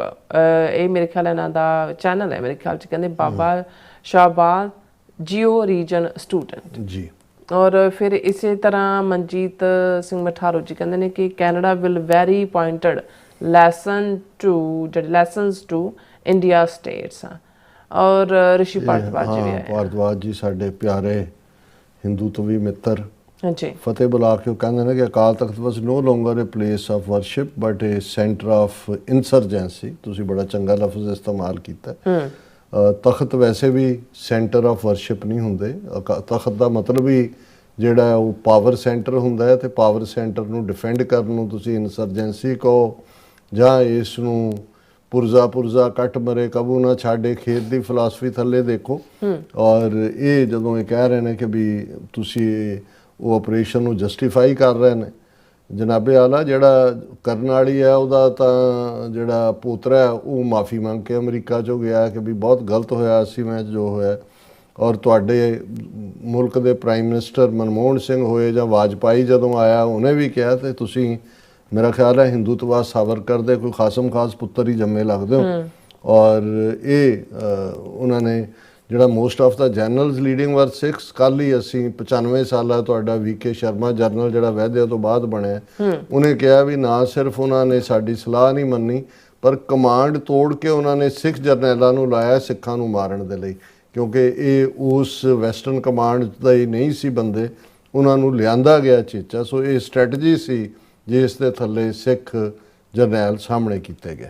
ਜੀ ਬਿਲਕੁਲ। ਫਿਰ ਇਸੇ ਤਰ੍ਹਾਂ ਹਾਂਜੀ ਪਰਮਿੰਦਰ ਜੀ ਵੀ ਔਰ ਗੁਰਮੀਤ ਸਿੰਘ ਬਾਜਵਾ ਜੀ ਵੀ ਔਰ ਇਸੇ ਤਰ੍ਹਾਂ ਡਾਕਟਰ ਪਰਮਜੀਤ ਸਿੰਘ ਸਮਰਾ ਜੀ ਕਹਿੰਦੇ ਨੇ ਇੰਦੌਰ ਦੇ ਨਵ ਵਿਆਹ ਪਤੀ ਉਸ ਦੀ ਪਤਨੀ ਨੇ ਇੱਕ ਇਸ਼ਕ ਵਿੱਚ ਅੰਨੀ ਹੋਈ ਨੇ ਸ਼ਲੌਂਗ ਵਿੱਚ ਕਤਲ ਕਰ ਦਿੱਤਾ ਗਿਆ ਔਰ ਪਹਿਲਗਾਮ ਕਤਲੇਆਮ ਵਿੱਚ ਵੀ ਇੱਕ ਨਵ ਵਿਆਹਿਆ ਪਤੀ ਕਤਲ ਹੋਇਆ। ਕੀ ਇਸ ਕਤਲ ਕੇਸ ਵਿੱਚ ਕੋਈ ਸ਼ੱਕ ਹੋਣ ਦੀ ਉਮੀਦ ਜਤਾਈ ਜਾ ਸਕਦੀ ਹੈ? ਡਾਕਟਰ ਸਾਹਿਬ ਸ਼ਿਲੌਂਗ ਕੇਸ ਦੀਆਂ ਬੜੀਆਂ ਹੈਡਲਾਈਨਸ ਜਾਂ ਦੂਜੀਆਂ ਲੱਗੀਆਂ ਨੇ, ਮੈਂ ਸਟੋਰੀ ਨੂੰ ਫੋਲੋ ਨਹੀਂ ਕੀਤਾ ਕਿਉਂਕਿ ਪੇਨਫੁਲ ਵੀ ਹੁੰਦਾ ਹੈ ਔਰ ਇਮੋਰਲ ਐਕਟ ਨੇ, ਪਰ ਮੈਨੂੰ ਲੱਗਦਾ ਹੈ ਕਿ ਵੀ ਇਹਦਾ ਸ਼ਾਇਦ ਕੋਈ ਬਹੁਤਾ ਤਾਲੁਕ ਨਾ ਜੁੜਦਾ ਹੋਏ ਕਿਉਂਕਿ ਪਹਿਲਗਾਮ ਵਾਲਾ ਤਾਂ ਇਹਨਾਂ ਦਾ ਇੰਡੀਆ ਦਾ ਫਾਲਸ ਫਲੈਗ ਆਪਰੇਸ਼ਨ ਹੀ ਹੈਗਾ ਔਰ ਇਹਦੇ 'ਚ ਕੋਈ ਕਿਉਂਕਿ ਇਸ ਖਬਰ ਨੂੰ ਵੀ ਬੜਾ ਚੁੱਕਿਆ ਹੋਇਆ ਇੰਡੀਅਨ ਮੀਡੀਆ ਨੇ ਕਿਉਂਕਿ ਸੋਨਮ ਕੇ ਕੀ ਉਹਦਾ ਨਾਂ ਹੈ ਜਿਹਦੇ ਨਾਲ ਜੋੜਿਆ ਜਾ ਰਿਹਾ, ਪਰ ਮੈਨੂੰ ਨਹੀਂ ਲੱਗਦਾ ਵੀ ਇਹਨਾਂ ਦਾ ਕੋਈ ਆਪਸ 'ਚ ਤਾਲੁਕ ਹੈ। ਸ਼ਾਹਜਹਾਨ ਬਾਵਾ ਜਿਹੜੇ ਨੇ ਫਤਿਹ ਬੁਲਾਉਂਦੇ ਨੇ, ਇੰਦਰਪ੍ਰੀਤ ਸਿੰਘ ਜੀ ਵੀ ਫਤਿਹ ਬੁਲਾਉਂਦੇ ਨੇ, ਸਾਨੂੰ ਦੋਨਾਂ ਨੂੰ ਅਮਰ ਸਿੰਘ ਖਾਲਸਾ ਜੀ ਵੀ ਫਤਿਹ ਖਾਲਸਾ ਜ਼ਿੰਦਾਬਾਦ ਕਹਿੰਦੇ ਨੇ ਕਿ ਜੂਨ 1984 ਦਾ ਨਾ ਭੁੱਲਣਯੋਗ ਨਾ ਬਖਸ਼ਣਯੋਗ। ਔਰ ਇਸੇ ਤਰ੍ਹਾਂ ਜਤਿੰਦਰ ਸਿੰਘ ਜਿਹੜੇ ਨੇ ਉਹ ਵੀ ਸਾਨੂੰ ਫਤਿਹ ਬੁਲਾਉਂਦੇ ਨੇ ਔਰ ਸੁਖਜੀਵਨ ਬੱਚੂ ਜੀ ਵੀ ਥੈਂਕਸ ਕਹਿੰਦੇ, ਬਲਿਹਾਰ ਸਿੰਘ ਕੰਗ ਜੀ ਵੀ ਜਿਹੜੇ ਨੇ ਉਹ ਵੀ ਫਤਿਹ ਬੁਲਾਉਂਦੇ ਨੇ, ਖਾਨ ਬਨਾਰਸ ਜੀ ਵੀ ਫਤਿਹ ਔਰ ਖਾਲਸਾ ਜ਼ਿੰਦਾਬਾਦ। ਔਰ ਮਨਪ੍ਰੀਤ ਸਿੰਘ ਜਿਹੜੇ ਨੇ ਕਹਿੰਦੇ ਅੱਜ ਭਗਤ ਕਬੀਰ ਜੀ ਦਾ ਆਗਮਨ ਦਿਵਸ ਹੈ, ਆਪ ਸਭ ਸੰਗਤਾਂ ਨੂੰ ਭਗਤ ਜੀ ਦੇ ਆਗਮਨ ਪੁਰਬ ਦੀਆਂ ਬਹੁਤ-ਬਹੁਤ ਵਧਾਈਆਂ ਹੋਣ ਜੀ। ਅਤੇ ਕੱਲ ਨੂੰ 6ਵੇਂ ਪਾਤਸ਼ਾਹ ਸ੍ਰੀ ਗੁਰੂ ਹਰਗੋਬਿੰਦ ਸਾਹਿਬ ਜੀ ਦਾ ਮਹਾਰਾਜ ਜੀ ਦਾ ਜਿਹੜਾ ਹੈ ਉਹ ਪ੍ਰਕਾਸ਼ ਪੁਰਬ ਹੈ, ਉਸ ਦੀਆਂ ਵੀ ਬਹੁਤ-ਬਹੁਤ ਵਧਾਈਆਂ ਜੀ। ਬਹੁਤ ਸ਼ੁਕਰੀਆ ਮਨਪ੍ਰੀਤ ਸਿੰਘ ਜੀ, ਤੁਸੀਂ ਯਾਦ ਦਹਾਨੀ ਕਰਵਾਈ। ਸਮੁੱਚੀਆਂ ਸਿੱਖ ਸੰਗਤਾਂ ਨੂੰ TV 84 ਦੇ ਵਿਊਜ਼ ਨੂੰ ਮੁਬਾਰਕ। ਅੱਜ by chance even opening segment ਦੇ ਵਿੱਚ ਵੀ ਮੈਂ ਬਹੁਤ ਸਾਰੀ ਜਿਹੜੀ ਕੋਟਿੰਗ ਬਾਣੀ ਦੀ ਕੀਤੀ ਉਹ ਭਗਤ ਕਬੀਰ ਜੀ ਦੀ ਸੀ ਔਰ ਮੈਨੂੰ ਹਾਲਾਂਕਿ ਮੈਂ ਕੈਲੰਡਰ ਅੱਜ ਨਹੀਂ ਸੀ ਦੇਖਿਆ ਹੋਇਆ ਕਿ ਅੱਜ ਉਹਨਾਂ ਦਾ ਆਗਮਨ ਪੁਰਬ ਹੈ। और बिलहाल अहमद जी कहते हैं कि डॉक्टर साहब पाकिस्तान की बदकिस्मती ये है कि पाकिस्तान का जो दुश्मन है इंडिया वो पाकिस्तान नूं पहले दिन तो ही नहीं कहते पाकिस्तान मनदा सी ते खालिस्तान नूं किवें मन्नेगा। हाँ नहीं बिल्कुल तुसी बिलाल जी ठीक फरमा रहे हो। पाकिस्तान तो दूर की गल उन्होंने कदे इस्लाम नूं ही जिहड़ा है वो ऑनर तो दूर की गल उन्होंने तो मलेच लफज कॉइन किया होया और पाकिस्तान तो कदे उन्होंने संघ चों थले उतरिया ही नहीं, ना ही उतरेगा। खालिस्तान किवें उतर जाए। हरविंदर सिंह चढ़दी कला कहते हैं बिलहाल जी फिर आए नहीं कहते हैं कि डॉक्टर साहब दुनिया इंडिया की कास्ट सिस्टम और दोगली पॉलिसी को जड़े समझ गई है और ब्राह्मणवाद बात तू ह्यूमैनिटी की करता बात जड़ी है ह्यूमैनिटी की करता है। हाँ जी। और हिंदू कास्ट सिस्टम इंसान को इंसान नहीं समझते। बिल्कुल। निप्पा जी कहते तुसी जेड़ा प्रोग्राम जड़ा मिस ना करया करो, असी तो कोई नहीं कीता जी, हो गया तो फिर की करिए। Sorry about that. प्यार दा इजहार हाँ जी वही कह रहे हैं ना फिर। Okay Ranveer Gill ji 6 needs to organize and have basic leadership structures ready as soon as possible। नहीं अजे बहुत मेहनत करनी पेगी गिल साहब, इहदे लई बहुत बहुत मेहनत करनी होगी, सारिਆਂ ਦਾ योगदान ਇਹਦੇ ਚ ਜ਼ਰੂਰੀ ਹੈ। और फिर इसे तरह अब्दुल गुफार जी भी ने वो कहने सर जी मैं जड़ा कहने माई को worker from Chandigarh but he is Singh but he don't like Khalistan. ਉਹਨੂੰ ਵਿਚਾਰਿਆਂ ਨੂੰ ਪਤਾ ਨਹੀਂ ਹੈ, ਮੈਂਟਲੀ ਗੁਲਾਮ ਨੇ। ਸੋ ਉਹਨਾਂ ਨੂੰ ਇਹ ਜਰਾ ਸੱਚੋ ਸੱਚ ਜਰਾ ਦਿਖਾ ਦਿਓ। हाँ जी फिर पता चल जाएगा, सारे भुलेखे निकल जाएंगे। गुरविंदर कौर जी भी खालसा जिंदाबाद कहते ने और जगदीप सिंह जड़े ने ਉਹ ਵੀ ਸੱਚੋ ਸੱਚ ਦੀ ਸਾਰੀ ਟੀਮ ਨੂੰ ਸਤਿ ਸ਼੍ਰੀ ਅਕਾਲ ਬੁਲਾਉਂਦੇ ਨੇ। ਸਭ ਦਾ ਬਹੁਤ ਬਹੁਤ ਸ਼ੁਕਰੀਆ। ਇਸ ਨਾਲ ਆਪਣੀ ਵਿਊਅਰਸ ਕੋਲ ਨੇ ਇਜਾਜ਼ਤ। ਵਿਊਅਰਸ, ਸਾਰੇ ਪ੍ਰੋਗਰਾਮ ਦਾ ਸਮਾਂ ਇੱਥੇ ਮੁੱਕਦਾ ਹੈ। ਤੁਸੀਂ ਆਪਣੀ ਰਾਏ ਤੇ ਸੁਝਾਅ ਸਾਨੂੰ ਭੇਜਣਾ ਨਾ ਭੁੱਲਣਾ ਸਾਡੇ ਇਸ ਪਤੇ ਤੇ sos@tv84.tv ਤੇ ਅਸੀਂ ਆਪਣਾ ਪ੍ਰੋਗਰਾਮ ਲੈ ਕੇ ਫਿਰ ਦੁਬਾਰਾ ਤੁਹਾਡੇ ਸਨਮੁਖ ਹੋਵਾਂਗੇ। ਤਦ ਤੱਕ ਲਈ ਮੈਨੂੰ ਤੇ ਆਪਣਾ ਸੁਣਾ ਗਿਆ ਦੋ ਦੇਖਦੇ ਰਹੋ TV84। ਬੁਲਾ ਦਿਓ ਫਤਿਹ। ਵਾਹਿਗੁਰੂ ਜੀ ਕਾ ਖਾਲਸਾ, ਵਾਹਿਗੁਰੂ ਜੀ ਕੀ ਫਤਿਹ। ਰੱਬ ਰਾਖਾ।